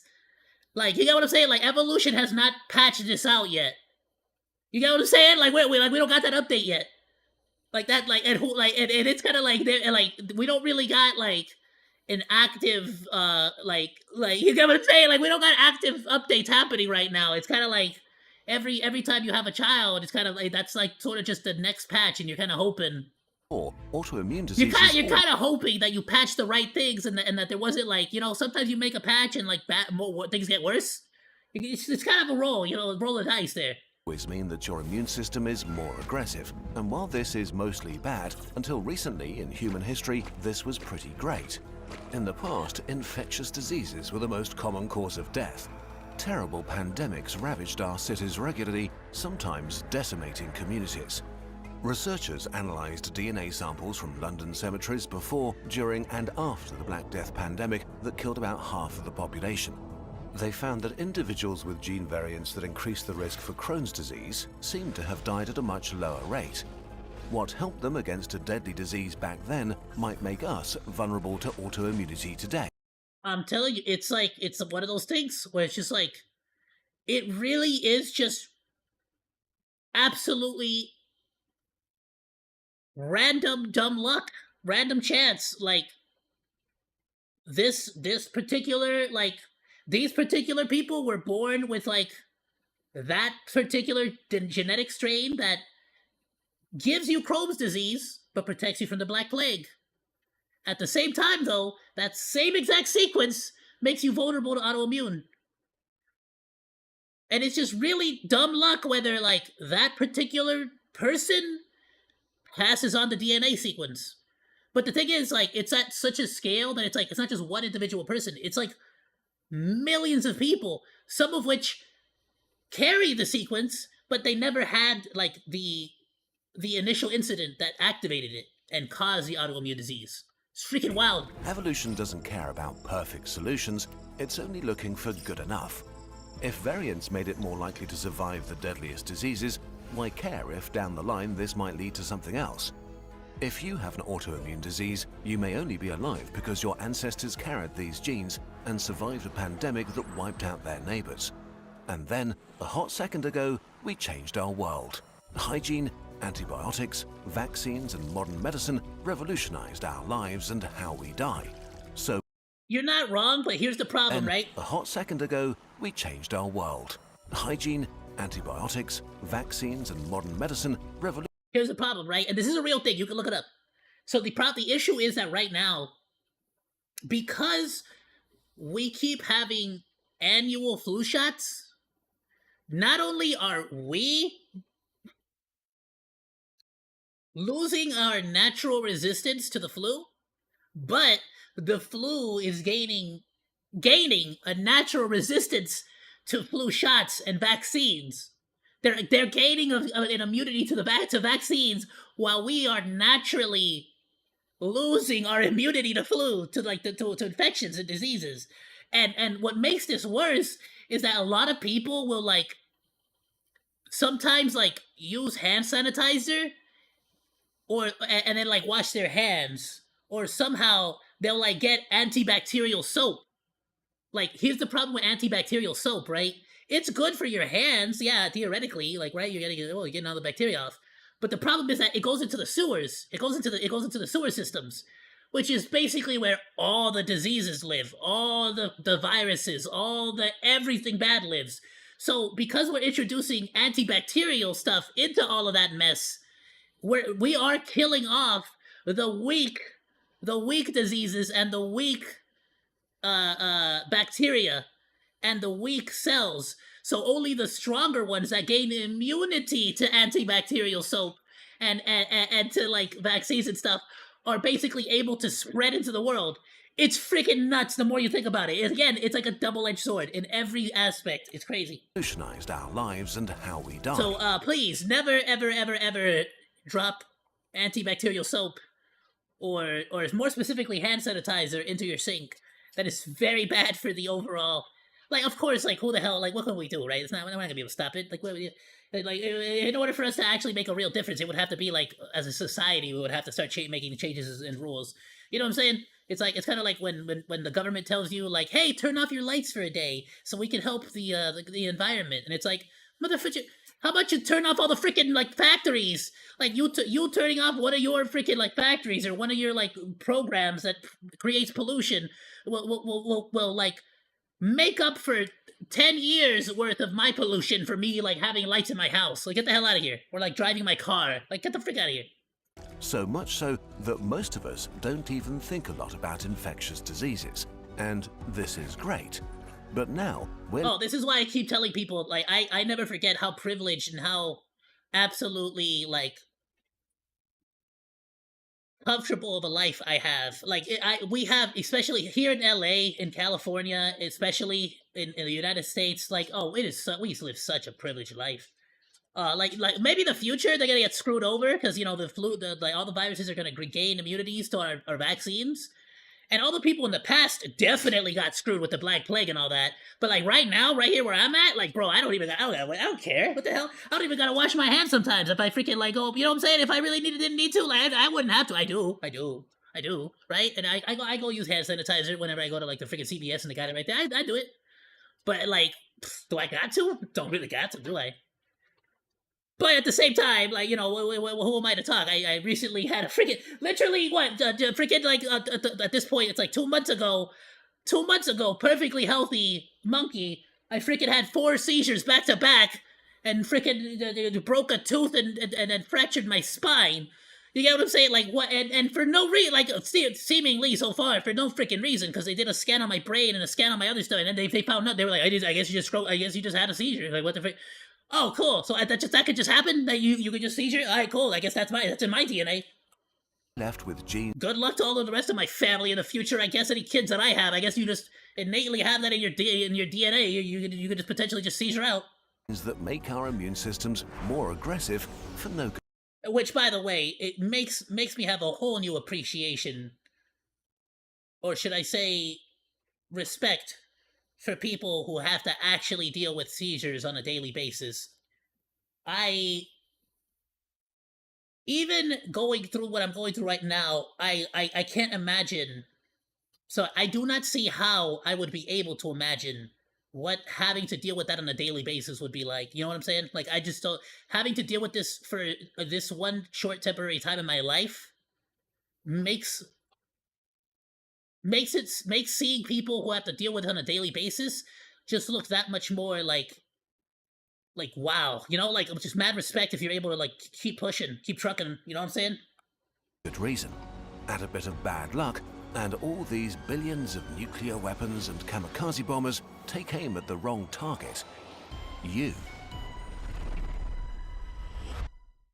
Your immune system isn't the only part of yourself that can be turned. And again, it's just so freaking scary because it literally is just luck. It literally is just luck. It really comes down to like potentially just luck. I think about my situation a little bit more, and it kind of like comes to like what like even with my doctors, we talk about it. Is like, what the hell? Like what could have caused it? If it was dehydration, which is like they said that was a possibility, could have been dehydration, could have been the medication that I'm taking. But it's like, if it was really dehydration, like what? So because I did have a bathroom like the day, like a day or two before, I had like pretty wet poops, pretty liquidy poops. You know what I'm saying? So like, if it was dehydration, it was like, so what? Just because I happened to have liquidy poops for like 2 days in a row, that could have been it. That could have been over for Monkey. That could have been like, that would have been done, over. Just my genetic line goes away, done. Next, you know what I'm saying? It's wild. It's wild to think about. Plan, your relatives are protected as well. Our favorite feature to take care of the whole flock. Get 20% off Delete Me consumer plans when you go to joindeleteme.com/nutshell and use promo code nutshell at checkout or scan this QR code. I actually genuinely might have to use one of these services because Mama Monkey will not stop freaking handing out her phone number to every freaking thing ever, and she gets so many freaking robocallers non-freaking stop. The amount of emails that just spam her, dude, like I'm like, stop giving your information out. Your data needs protection. Join Delete Me today to boost your digital immune system. This bird has magical powers. Let's see a demonstration. Bring in the latest scientific research. Wow, that's a lot of complicated stuff about the immune system and all its cells. How could someone possibly understand all of this? Incredible. Absolutely love you. Absolutely appreciate you. Normally, I am I'm the kind of person that wants to like shout out the merch for the channels. Please go and check out their website. They have some amazing posters and a really cute black hole plushie. But we're kind of on a timer. It's already 11:30. I got one more video I wanted to get through. So we're gonna move on. Please be sure to go drop a like or drop a sub to Kyrgyzstan, one of the most amazing channels on the platform, bar none. The That sounds mean. There's plenty of channels that are just that are just as good. I'm sorry, I didn't mean it like that. But what I'm saying is, like, these guys are in a league of their own. They're phenomenal, and I wish them only the best of luck. I like they're just great. This is like they are like the modern day version of like that one guy, the robot. Remember that for like in high school and stuff, the robo guy like that used to educate you. Oh, that was cool, bro. I drop a link on the Discord. And if you're watching on the VOD, it'll be down in the description below. So please be sure to go drop a like, go drop a sub, go drop a comment so the algorithm knows that you like the content. Alright. Let's move on. I got one more. You know, since we went as crazy as Fent, you know, we went with today we've gone to one of the hardest hardcore drugs, Fent. Now, let's go to one of the ones that we basically accept as, like, not only do we accept as a modern, like, just totally fine in society, but I genuinely believe is one of those things that, like, if it was not for alcohol, specifically beer, I genuinely believe humanity would not exist today. I genuinely believe that humanity would have gone extinct, or we would have an entirely different society to this day. Because if it was not for the antiviral effects, if it wasn't for beer and the ability to basically kill a ton of viruses and bacteria and disease in our guts, in our stomachs, especially in the early medieval ages, we would have died from diseases a long time ago. I'm telling you, that is a fact. But at the same time, it's important to realize that alcohol can absolutely be, like, dangerous if not handled the right way. But it's important to understand that there was a time where legitimately it was actually healthier to drink beer than it was to drink water, because water tended to contain parasites and other dangerous bacteria. So beer was just flat out safer. Flat out safer. This was your lunch drink. And I am a monkey that never drinks alcohol. I have not drank alcohol really in freaking, like, there was for sure like a cool 2-year period where I was completely sober, completely no alcohol. Now, right now in my current day, like now in my life, right now, I literally only ever drink alcohol if I'm like going to a party with somebody and they have alcohol there, I will drink. Otherwise, absolutely no alcohol whatsoever. I don't drink it. I don't really, but I do enjoy a nice cocktail if I go out somewhere. I absolutely love a good beer. Big fan of a good beer. Modelo Negra specifically, amazing. Shout out. Let's go. Alcohol is the most harmful substance on Earth. Every year. All right. We're gonna start after I just finish glazing beer. You're gonna start off with this. Alcohol is the most harmful substance on Earth. Every year, it kills more people than terrorism, wars, homicides, and car accidents combined. To be fair, he said alcohol, not beer. I'm just saying. I was glazing beer. I was glazing beer. I'm just saying. He said alcohol, not beer. It injures tens of millions in accidents. Let me grab another mineral water, actually. It had nothing to do with the fact that we're watching this. I just happened to run out. Violence and crime, while keeping hundreds of millions trapped in disease. If it didn't exist already, inventing it today would be unthinkable. And yet, more than two... Would it be? Hold on. What do you mean? Hold on. I'm a pause, because I got too much. Let me grab a mineral water.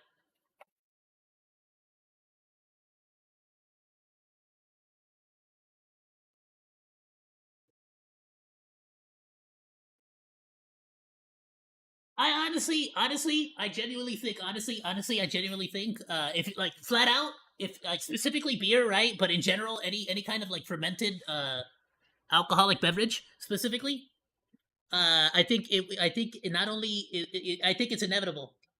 I think without it, humans don't evolve. Like, genuinely, think about it. Like, there's so many creatures out there right now, currently, monkeys, cows, like so many animals that actually purposefully allow fruit to rot so that it becomes alcoholic, and then they eat it and get a little bit high or a little bit drunk. That's a real freaking thing, especially monkeys. 2 billion people drink. I think it was inevitable. Most of us can't imagine it. I do not believe humanity could exist without the existence of beer. I believe it is intrinsic to the evolution of humanity. barbecue without beer, a wedding without wine, or a fancy soiree without champagne. We have a drink at the weekend because it's the weekend, but also after work, when we're stressed and when we're relaxed, sad and happy, at home and outside. Alcohol is kind of a paradox.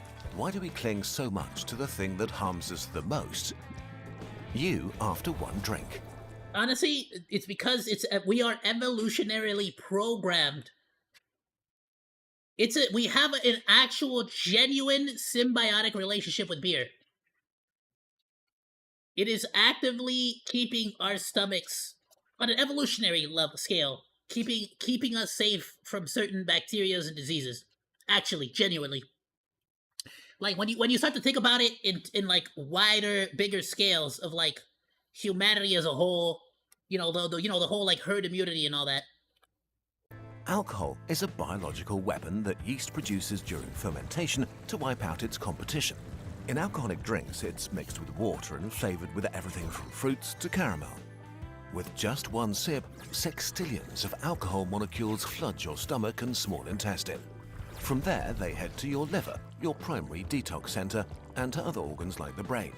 But your liver can only process about one sip of beer every 5 minutes, so unless you drink really slowly, it will become overwhelmed while an ever-growing swarm floods your brain.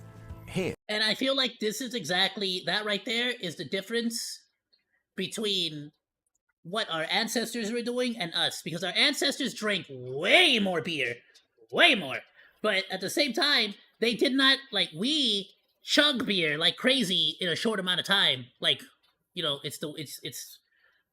start a party at 7 o'clock, 8 o'clock, and you go till like midnight, 1 o'clock, 2 o'clock. You're like chugging beer like crazy, and you're getting like, you're getting close to alcohol poisoning.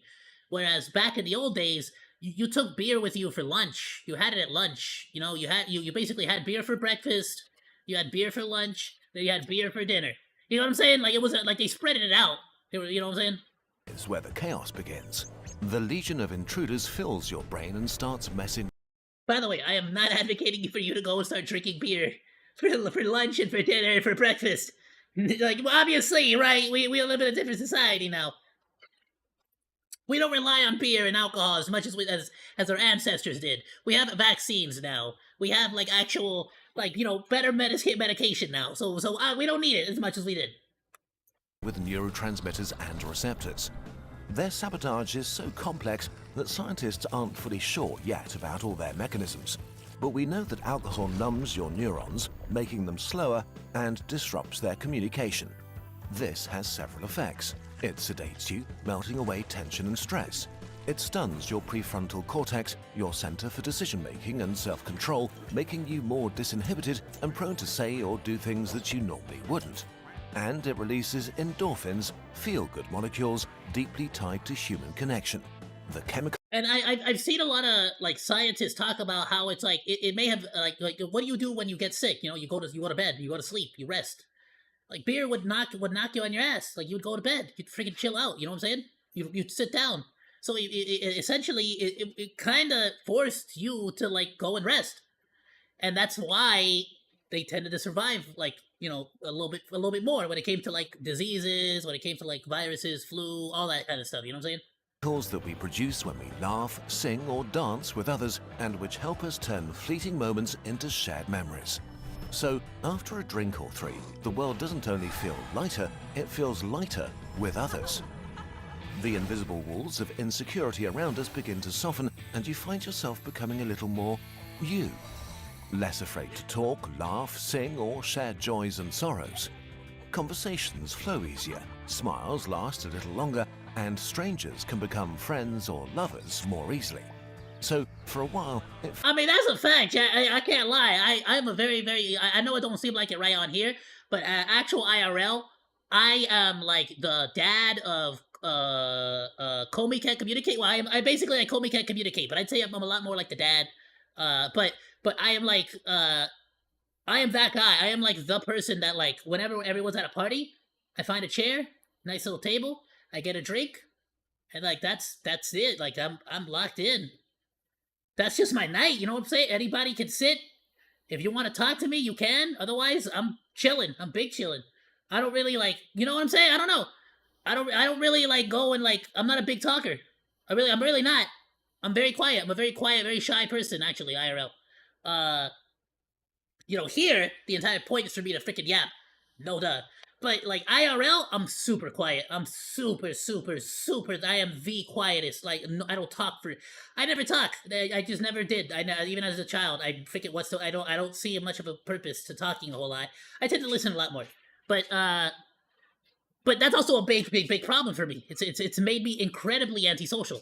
Well, not antisocial necessarily. It's made me incredibly incapable of being a socialite, social. So beer absolutely is one of those like things that helps me socialize for sure, for sure. Feels like the weight of being human. But at the isn't your- same time, that's kind of like where that danger comes. You start to get dopamine rushes. You start to freaking like get a little bit too like excited about it, and all of a sudden you don't got that like. You don't know when to stop, so to speak. To carry alone. Alcohol sits at a sweet spot of gentle relaxation, mild courage, and friendly companionship that makes it the perfect social lubricant. One that comes with quite a few costs. Your body on regular drinking.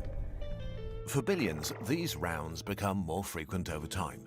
The occasional drink becomes a weekly habit, then a ritual every other day, catching up. Oh no, son, my 20s, I say my 20s like I'm freaking so old. I'm still 29, right? I'm about to lose. Anyway, especially my younger 20s, 21 to like 26.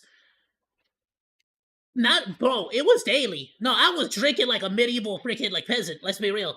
I'm gonna be real with y'all. Or unwinding. Me and my brother would go to the like market to buy like a bottle of Jack. It wasn't the super huge one, but it was a bottle of Jack. And like we would go back and like that was it. Like it was a bottle of Jack and we'd buy like Coca-Colas. Like a pack of Coca-Colas. And we would just go back and start knocking back Jack and Cokes and watching movies and doing whatever the hell it was. And there's always shout out to my older bro, Monke. This buddy who drinks way more and has a perfectly normal life. Bro, we started packing away 4 Locos. I used to destroy Foster's, bro. I knew Foster's, like, I like, without a shadow of a doubt, in my brain, in my head, I was like, nobody in Australia drinks this. Nobody in Australia drinks Foster's.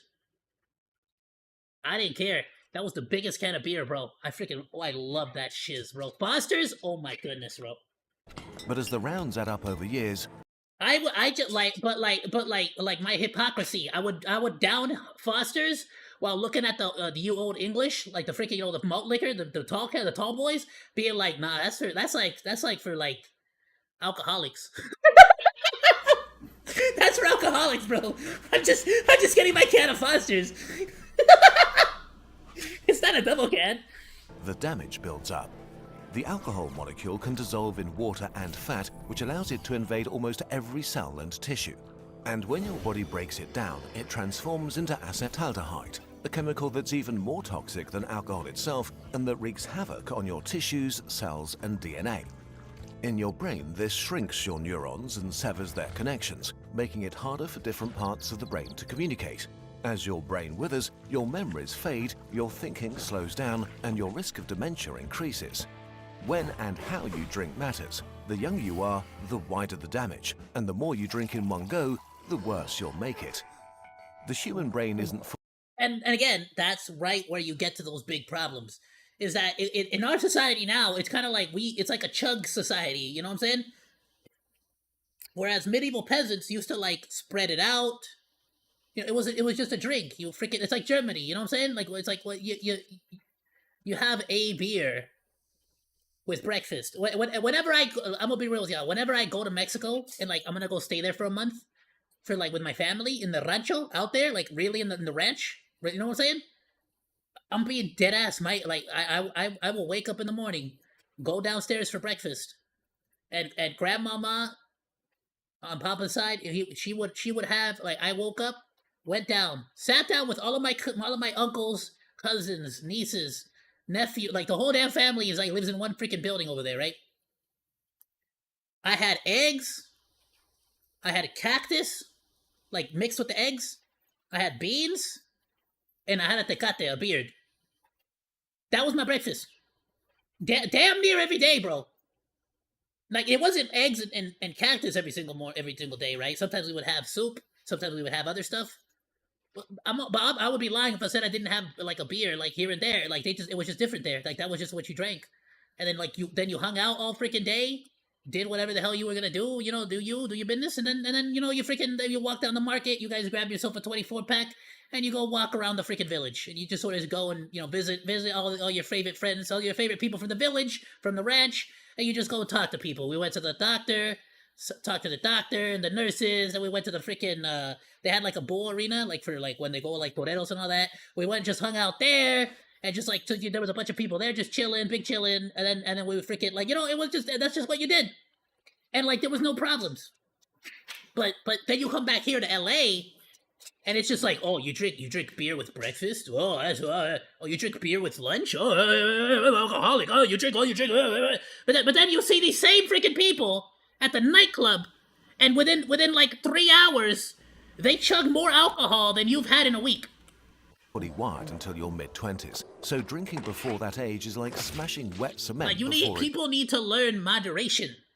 That's the problem, especially in like Western society, or specifically, I'm gonna say specifically, L.A. culture, California society. How about that, right? Because that's the only experience I got. I'm not gonna speak for the rest of the world. Set. In 20-year-olds, blackout drinking episodes have been found to cause mental problems for up to a year. I've only ever blacked out once, and apparently, each time you black out, it becomes easier for you to black out the next time. So if you ever black out, like from drinking, it's easier. The next time you black out, it's gonna happen a little bit faster. That's a real thing. Like you are actually doing permanent damage, and so it becomes a little bit easier every single time. Why you entered a room or having difficulty learning new things. Binge drinking in late adolescence is also one of the highest risk factors for early onset dementia. Then there's cancer. Just as smoking hits your lungs, alcohol causes 8 types of cancer, basically everywhere from mouth to bowel, plus breast cancer in women. Here, risks start at an average consumption of less than 1 glass of wine per day. Beyond that, risks increase. Worldwide, alcohol causes around 740,000 new cancer cases per year, leading to 400,000 deaths. Another victim is your liver. Alcohol disrupts fat metabolism, causing fat to build up in your liver cells.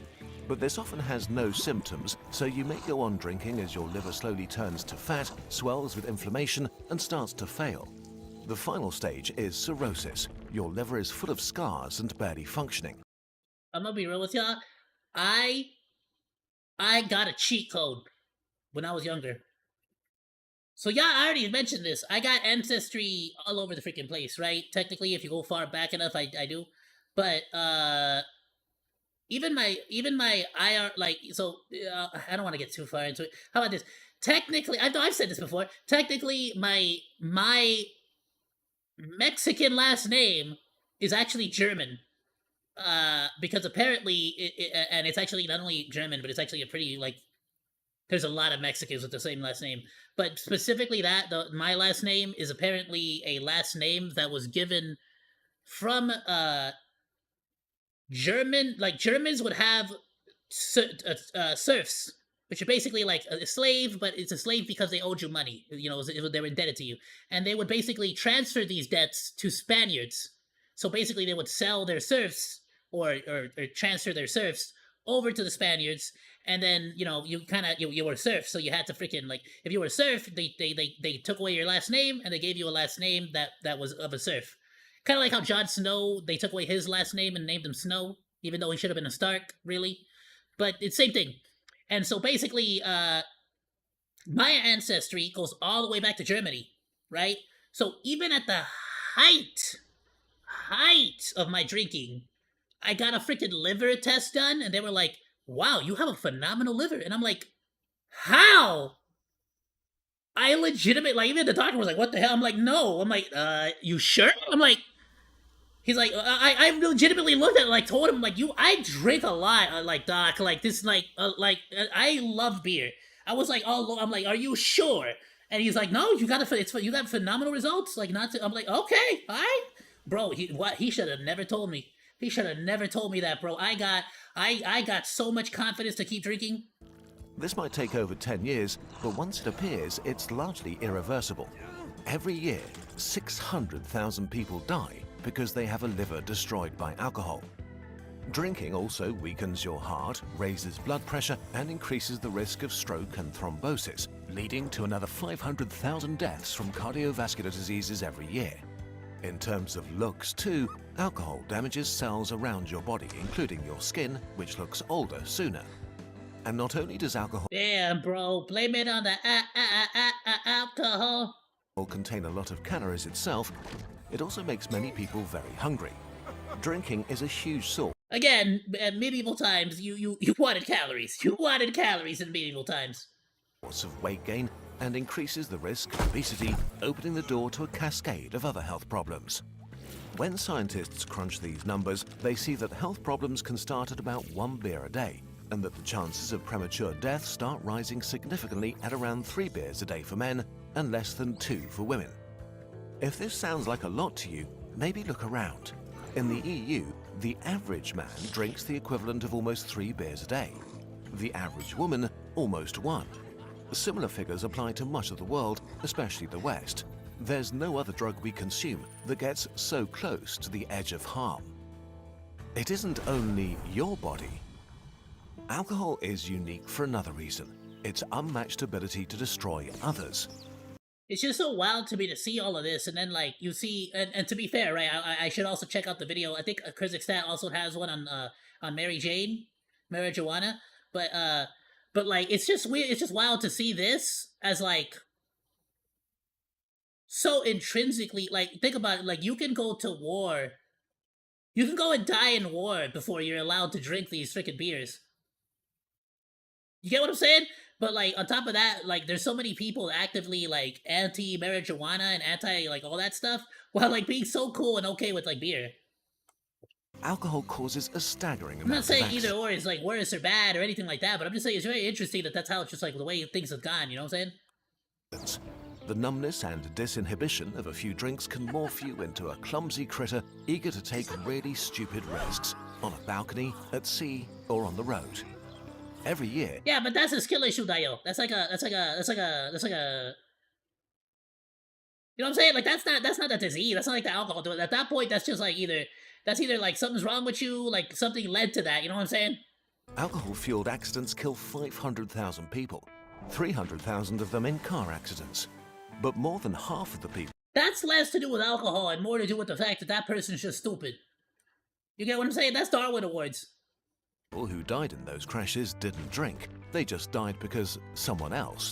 Like people really be acting like people really be acting, bro. Like if I ever was in that bad of a scenario in my life, like bro, I had a blanket in my car. I'd go to bed. Like I go to sleep. What do you mean? What do you mean? Like what? Like it's like, you know what I'm saying? A car is it's fine to go to, like it's a nice place to go to bed. You don't gotta drive. Like knock the hell out in your car. Just knock out real quick. You know what I'm saying? Like, well, you got a heater in there. You got everything you need. You don't gotta do nothing. You just freaking go to bed. Go to sleep. Go to sleep. Sleep off the drunk. And then in the morning you freaking drive home. Like what the hell? Like what? Come on now. Did. Alcohol is also one of the major causes of violence, from fights in the pub to domestic abuse, other brutal assaults, and murder. Figures differ by country, but essentially 50% of all violent crime and sexual assault is committed by drunk offenders. Each year, alcohol-fueled crime kills about 100,000 Really, 50%? That damn. people. That's a city like Pisa being massacred every year by a drunk mob. And then you have all the non-lethal victims. Out of curiosity, on like a grander scale kind of deal, is like I wonder how much of that is like not the car accidents, but like I wonder how much of that is like I'm about to commit a crime, so it's like this is my last chance to get a drink in me kind of deal. You know what I'm saying? In England alone, 500,000 adults are injured So it's every kind of year.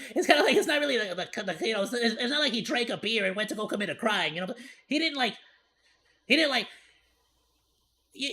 like your stepdad didn't like drink a beer and become a wife beater. Like he was already a wife beater. He just had, you know, he also was an alcoholic. That's just something, you know what I'm saying? in accidents caused by drunk people. Another 800,000 get hurt in violent attacks by drunk offenders. Zoomed out to the rest of the drinking world, this means that every year dozens of millions are physically harmed by someone else's drinking. The most innocent bystanders are the 600,000 babies born every year with fetal alcohol spectrum disorder, a devastating lifelong condition caused by drinking during pregnancy. Here's the thing, and people forget this a lot. Not only is this a thing with alcohol, the amount of you guys know that I've been in like my job had me like taking care of like children, especially whenever it came to like child protective services scenarios. Whenever like children would be taken away from adults, they would be brought to me. They would be brought to my parents and my older brother. We were caretakers. I technically am still a caretaker, just different like I guess field. But when we were like in like really into that job, like I would get babies, children, actual babies, like brought to my house with like crack addictions, cocaine addictions, freaking babies, which is like how the I'm like looking at these people like, how's a freaking baby got a drug addict? That doesn't make no freaking sense. How's the baby like getting crack addicted? Like, and they're like, no. So the issue is that the mama would do these drugs during pregnancy. And of course, everything the mama does during everything you eat, everything you inhale, everything that the mama is subjected to during pregnancy, it's gonna go into the baby. Like all of it is gonna go into good, bad, all of it is going into the baby. You drinking a lot of Pepsis during pregnancy, it's going into the baby. Like flat out. So when these babies would come out, when they pop out already addicted to this stuff. So they'd have withdrawal symptoms. You know, the baby wasn't over here like, let me get a hit, man, I'm Johnson. But like they would have fevers. They would start to have like they would actually have the same symptoms of withdrawals. Is nothing short of a global catastrophe. Because you know they were born and no longer had the freaking like, cause the feed from the mama basically. They got detached from the mama. They cut the umbilical cord. The final toll. The hijacking of 400 million lives. And to be completely honest with you, it's like little things like that even though I want to be always fair and I always want to be nice, it's situations like that in my past that like make me so incredibly nonchalant with like people who endanger children and people who value other things in life above their children. Specifically, like moms who like value a new boyfriend who beats their kid, stuff like that, you know. Freaking hate it with a passion, like stuff like you know what I'm saying, like my parents that put more value in other things than they do on their own children. I'm not gonna get into the whole like whether you raise your kid right, whether you're a good bad parent. I'm just saying people who genuinely value other things or other people more than their offspring, it like on a different level, it just disgusts me. When your drinking escalates to a point that it causes real harm to yourself I realize or others, that's like a weird you've thing. crossed the invisible line to alcoholism. It's not a weird thing, right? It's not a weird. That's a very logical thing. But I'm saying I realize that that's like a irrational hatred, so to speak. Like it's like because it's like they might have a certain. It's not even irrational. I'm not gonna say that, but I realize that it's kind of like why you getting like you know why you getting all up in yourself? Why are you getting all up like why are you getting so offended by all that? It's like it's not that I'm getting offended. It's just that like I've seen it way too much, and at this point, it's just like I'm like ugh. You know what I mean? Like it's like one of those things. It's like when you work at McDonald's for too damn long, so to speak, and you're just like I don't want to see another burger again. It's like you know what I'm saying? It's like I've seen this kind of abuse so much that at this point, if I see it again, it's sort of like it activates my almonds so quickly that I'm just like screw you, screw this person, they're garbage, you know what I'm saying? That's why I like the whole CPS situation as well with like Ethan Klein and all that. Like really triggered me, bro. For real. I was like, get the hell out of here with that. Nuh-uh. 400 million people. 1 in 14 adults are in this territory. Which is why I'm like so quick to be like, no, that was your douchebag stepdad. That wasn't alcohol. I kind of got like so triggered by that. You know what I'm saying? It's just like, don't blame it on the alcohol. If you're a piece of shit that hits kid, that like abuses kids, you're just a piece of shit. You deserve to go to jail. is very Bro fuzzy set me and off. I varies know you from didn't mean to person trigger me like person, that, Chris but Cat, if but you you did. consistently drink 8 beers per week as a woman, 15 as a man, or 5 on the same day, you've either crossed the line or are dangerously walking towards it. Of those 400 million, more than half have fallen into an even deeper trap, dependence. When alcohol has become something that you physically or psychologically need. In Europe and the Americas, 1 in 20 adults are caught in this way. Shout out to Papa Monkey. I don't know if he did it out of like actual genuine like intelligence or whatnot, but he drank my entire childhood. He drank light beers, and he drank basically like a pretty like I'm not gonna say every single day because it definitely wasn't, but on a pretty consistent basis, he would drink like 2 beers. That would be it. Like he would have his 2 beers. You know what I'm saying? Like after work, 2 beers, relax, watch some soccer, go to bed. Bro was so reasonable and so incredibly responsible about his drinking habits that I feel like shout out to Papa Monkey. Like he absolutely made it so that I am able to like be a responsible alcohol drinker today. Actually though. The stereotype of alcoholism is one of extremes. A homeless person clutching a bottle or an always drunk father shouting at his kids. But it can be far more silent. A US study found that up to 50% of all alcoholics may fly under the radar. They come in 2 main groups, unproblematic young adults and middle-aged professionals with successful careers and families. As one of them, you'll show no antisocial behavior. You'll fulfill your obligations. You'll probably have no diagnosed health conditions. But on average... We call those, what's the term? Functioning alcoholics. You'll be having 4 beers a day and will get drunk every week. And neither you nor your family may notice.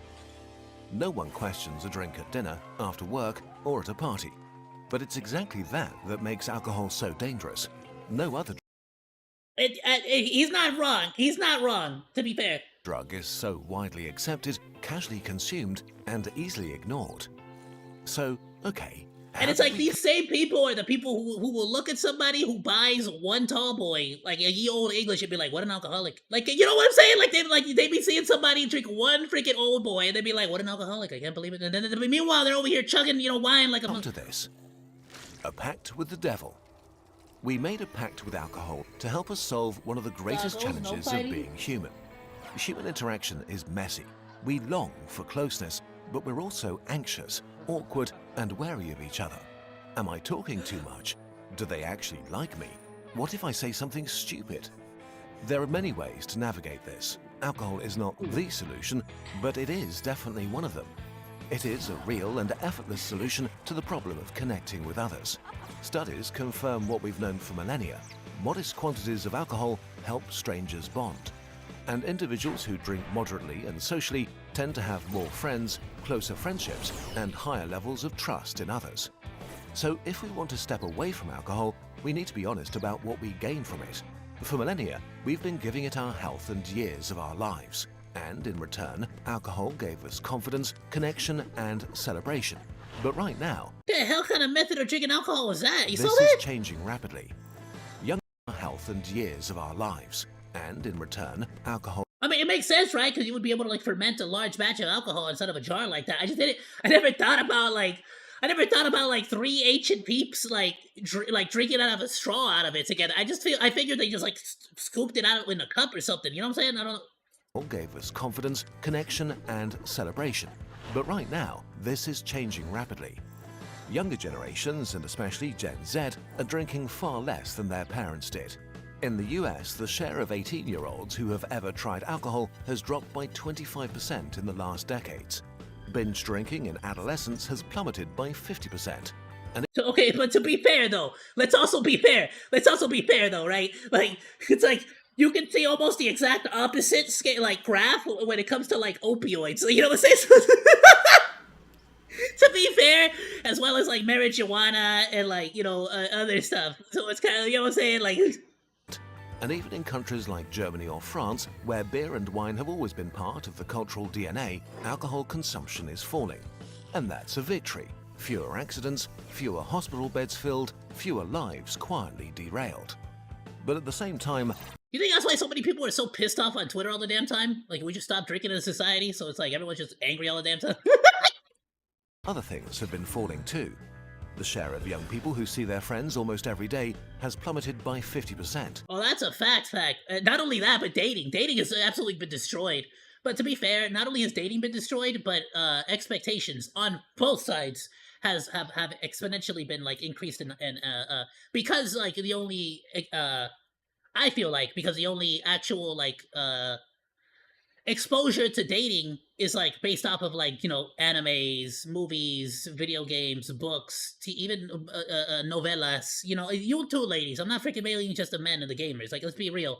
The amount of like every time I go to a live, like the amount of times you will see ladies going for like on some weird like furry werewolf man bullshit. You know what I'm saying? Like some freaking like quit acting like y'all don't exaggerate the hell out of everything too. Attendance at parties has fallen by 30%. True that. Dating and casual sex have fallen To be fair, alcohol is expensive as hell. You see, like how pricey. Like I don't got money for that shit. I don't got money to go out. I don't got money for dating. by a similar amount, all while loneliness and mental health issues have skyrocketed. To be fair, ladies, I'm 29. I'm sexy as hell. I get confused for Samoan. I'm on the chubbier side, but I'm single and ready to mingle. What's up? Hit me up, baby. There are many different reasons for this, from COVID to social media. But the shift in which drugs we consume I got two doggos though that like I like obsessively care about, so you're gonna have to be like okay with that. is probably not totally unrelated either. Drugs like weed have gained ground massively, and in contrast to drinking, smoking weed tends to make many people less. I don't like let my dogs like lick my freaking lips or like some of those freaking weirdos, you know. But if I'm like depressed or sad one day, like I'll absolutely let my doggo sleep on the bed with me. You got me? Like so like fair, you know what I'm saying? Fair is fair. It's energetic. For some people that's like too far too. You know what I'm saying? Do things more socially awkward, and especially if you use a lot of it, more lonely. Alcohol has been a powerful and influential tool for sharing, celebrating, and enjoying life with others for thousands of years. If the West is on the path to drinking less, we might also be on the path to something completely new. A future where we connect and rejoice without a poisonous chemical crutch, or at least without this specific one. It's up to us to figure out what comes next. Honestly, brother, like I said, it's evolution. Like I said at the very beginning of the video, alcohol, especially beer, is intrinsic to the evolution of humanity, and because of that, we are multiplying at a much lower rate. That is not that statistics is not like. It's not like, you get what I'm saying? That's not like a complete like coinky dink. It's a fact. Like they are intrinsically tied. Alcohol has been pushing evolution for humanity for as long as humanity has been existing. Since monkeys first ate a rotting fruit that basically accidentally turned into alcohol. That basically pushed us into evolution, flat out. Without a shadow of a doubt. There are so many other ways to strengthen your confidence and make connections. By doing the things you're passionate about, by working towards BS, because then I just do the things I'm passionate about by myself, like I'm doing right now. Well, besides you, chat, right? I love y'all. Just shout out. Well, I'm not talking about you, right? by investing time into your you know what? I kind of disproved my own point there, but you know what I'm saying. Dreams, like starting your own business. With the help of today's sponsor Odoo, a business management software, you can do the first step of starting a new business in 3 minutes. Don't believe me? I bet you $5 and you and I will do it together. You can try Odoo for free. Dude, $5? Hold on, I only got 4 though. You're gonna have to I'm gonna have to give you an IOU if I lose this bet. Like I don't know if I can. I don't know if I can gamble this. By clicking this button here. The first application stays free forever with unlimited hosting and support. Let's select the e-commerce application to set up an online store. Then you just follow. I'm not gonna lie to you. I absolutely will be getting into all of this like extra stuff. But it's kind of like me personally, and I have a shop. I have a store, like a merch shop. stop. A merch shop already. If you go to my Streamlabs, I have a shop. I have very, very simple logo designs for like very simple stuff. But I don't really want to like get too much into it because like in my mind, it's like A, I haven't debuted yet, and B, I'm not at 1,000 subscribers, so I'm not really like a self-sufficient YouTube channel yet. I don't have a what would we call it? A self-sufficient, a self-maintaining community yet. So it's kind of like I don't see a point to it. I want to focus on content and making content, creating good content. And once my content is like peak, I feel like then I could like start to like put out merch and stuff, right? But like even then, merch is like I don't want merch just to be merch for like I don't want y'all to just give me money for the sake of giving me money, right? I like the way that like other people like Moist Critical do it and stuff, where it's kind of like I want to actually like hire an artiste to make like a piece of art of like one of myself, one of Bon, one of Nana, and I want it to be its own intrinsic piece of art. Like I want it to like be its own thing. So like if you walk around in public with it, it's not like oh, that's OzDaMonke. Oh, that's Bon from OzDaMonke, or that's Nana from the. No, I want to just be like, oh, that's just. It looks like a really cool, like generic and like not generic in that sense, but it looks like a really cool just anime T-shirt that like you could like see in any anime shop or any like merchandise shop. I want it to have like a cool design. I don't want it to just be like it's my face, it's my logo, it's my me. Like just standing there. Like you know what I'm saying? I kind of want it to have a little bit of a flair to it. Something to it, But, so we'll get into that. But right now, I got other things to focus on. Regardless, though, what a phenomenal video by Kurzixstat. Amazing. As always, Kurzixstat putting out the top quality premium educational content. Please go and support. Please go and check them out. I'm gonna go ahead and link the video on the Discord.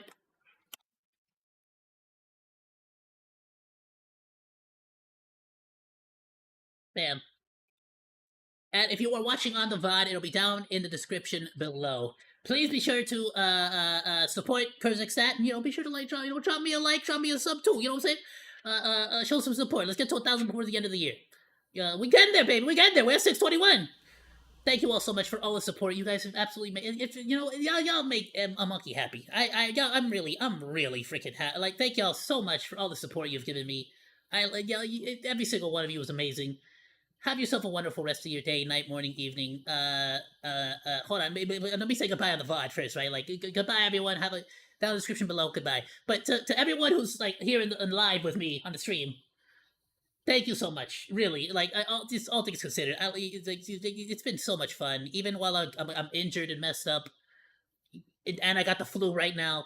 It's just sort of like I don't know, yapping while watching like cool content, getting people's opinions, and just talking to everybody here. It's just cool. It's just fun. It's just nice. You know what I mean? It's kind of like whenever I'm just talking with my friends. I like it. So thank you so much for I guess just putting up with me, having patience with me, and just for watching and nothing else. Even if you don't like, even if you don't subscribe, even if you don't follow, if you don't do anything else, even if you just clicked on the video, watched the first 10 seconds, and then said I hate his voice and left. Thank you so much just for swinging by. Now, thank you all so much for joining me on today's live stream. It's been an absolute pleasure watching videos with absolutely every single one of you. Have yourself a wonderful rest of your day, night, morning, evening, whatever it happens to be, wherever you happen to be. Goodbye, and thank you all so much for swinging by. Salut! The doggos know when I'm ending the stream with that outbreak because they're all over here running over toward me. I know, okay, I'm ready. I'm gonna go play with the doggos. Later, monos!